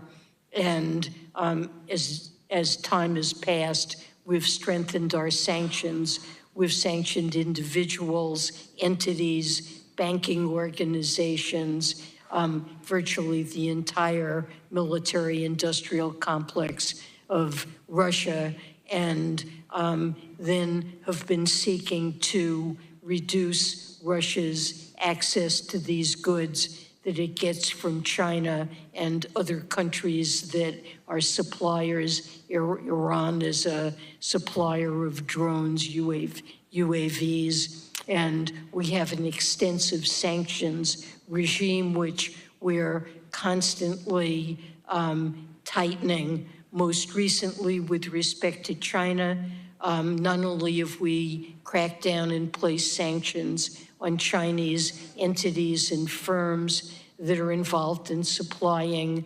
military-related goods, we've now gone after, with the president's new executive order, financial institutions that are processing payments involved in this trade, trying to, basically threatening to cut off banks' access to the dollar-based trading system if they facilitate these transactions. And we've recently broadened it so that any foreign bank, Chinese or in other countries, that engage in transactions with any sanctioned entity in Russia, and that includes all of the largest Russian banks, Sberbank, VTB, and others. All of those financial institutions are subject to our sanctions, and we've put a price cap on Russian oil to try to reduce their revenues. So reduce. You've been doing a lot of work, and you're continuing to do so. I wanted to ask you a question about outbound investments, et cetera, but don't have the time. Thank you for the facts. Thank you for the work that you're doing to hold Russia accountable. Thank you. And China. Gentleman's time has expired. With that, we'll call a stop to the hearing here with regards to the Secretary's wish to be able to stop at 1 o'clock. We're going to get you out, Madam Secretary, I believe, by the time. I'd like to thank you for being here today and your testimony. Without objection, all members will have 5 legislative days within which to submit additional written questions for the witness to the chair. I'll forward the questions to the witness for a response.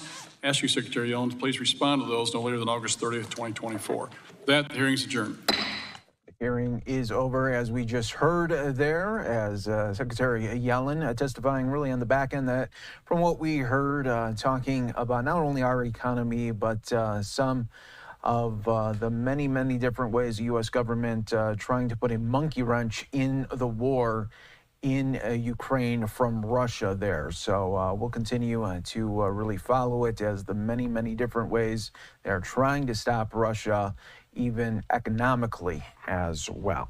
All right, so top of the hour we are coming up on, just hit. So welcome everyone here to Live Now from Fox. I'm your host, Mike Page. Always great to be with you. We are awaiting on 2 big events this hour.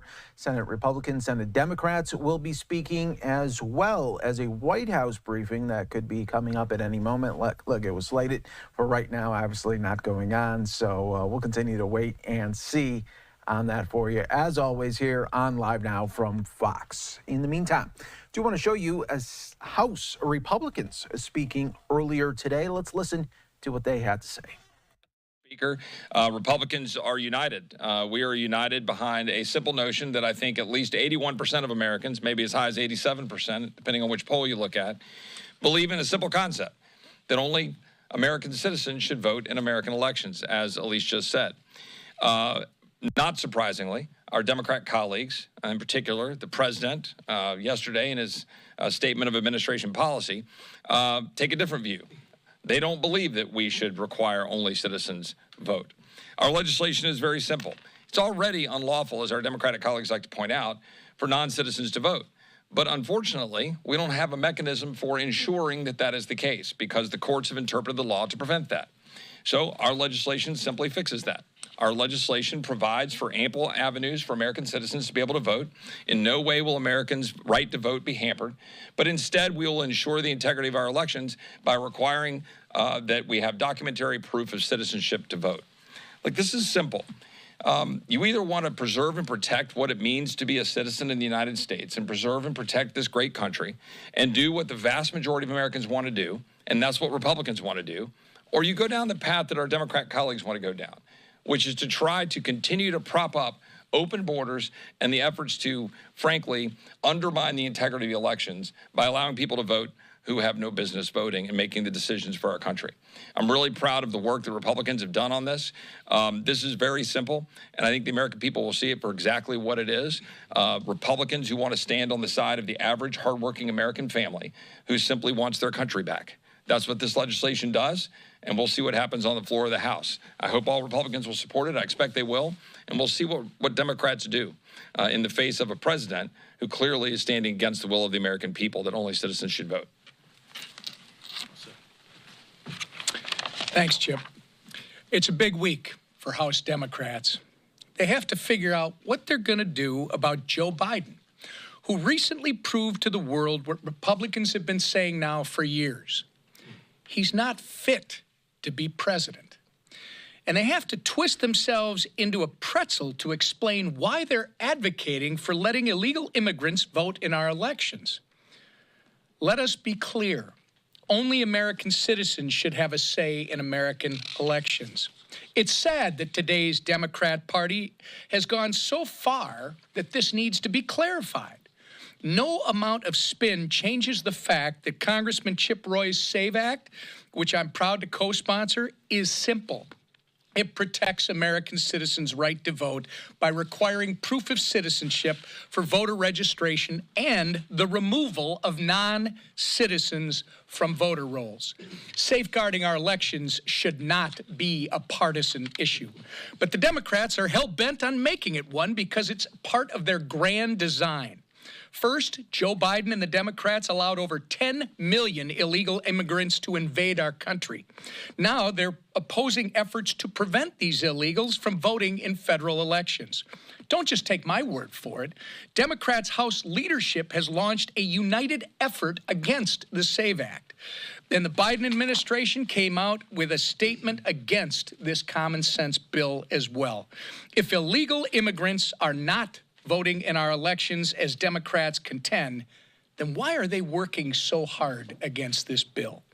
It's no secret what their motives are. And it should be alarming to every American, regardless of their politics. And by the way, there is evidence out there that shows non-citizens have been on voter rolls and voted in U.S. elections. While Democrats work for illegal immigrants, House Republicans are going to continue to work for the American people. Our message, again, is simple. American elections are for Americans only. And with that, I turn it over to our leader, Steve Scalise. Thank you, Whip. It's interesting to watch the Democrats right now expressing disdain over Joe Biden's performance at the debate. Let's be clear, first of all, the reason so many people are recognizing that Joe Biden did so poorly is because President Trump did so well in the debate. President Trump actually articulated how we can get this country back on track, how we can get back to a place where under President Trump, we had a secure border that we no longer have. We had low interest rates where people, a first-time home buyer, could actually afford to go buy their first home, which we don't have today. You could go to the grocery store and actually buy all the things you needed for your family and still have a little money left over to fill up your car because gasoline was less than $2 a gallon. President Trump knows we can get back to those days, and that's what President Trump talked about. And then the President Biden that so many people saw, frankly, is the same Joe Biden that we've been seeing for the last 3.5 years. The White House has been trying to cover up for a lot of his failures. But everybody up here in this town that's interacted with the president has known for years that this is the Joe Biden that we've all seen. And then the whole American public got to see it on display at the debate. In fact, if you go down the hall right now, the Democrats are literally behind closed doors talking about jettisoning, throwing out the votes of 14 million Democrat primary voters who chose Joe Biden to be their nominee. Think about that.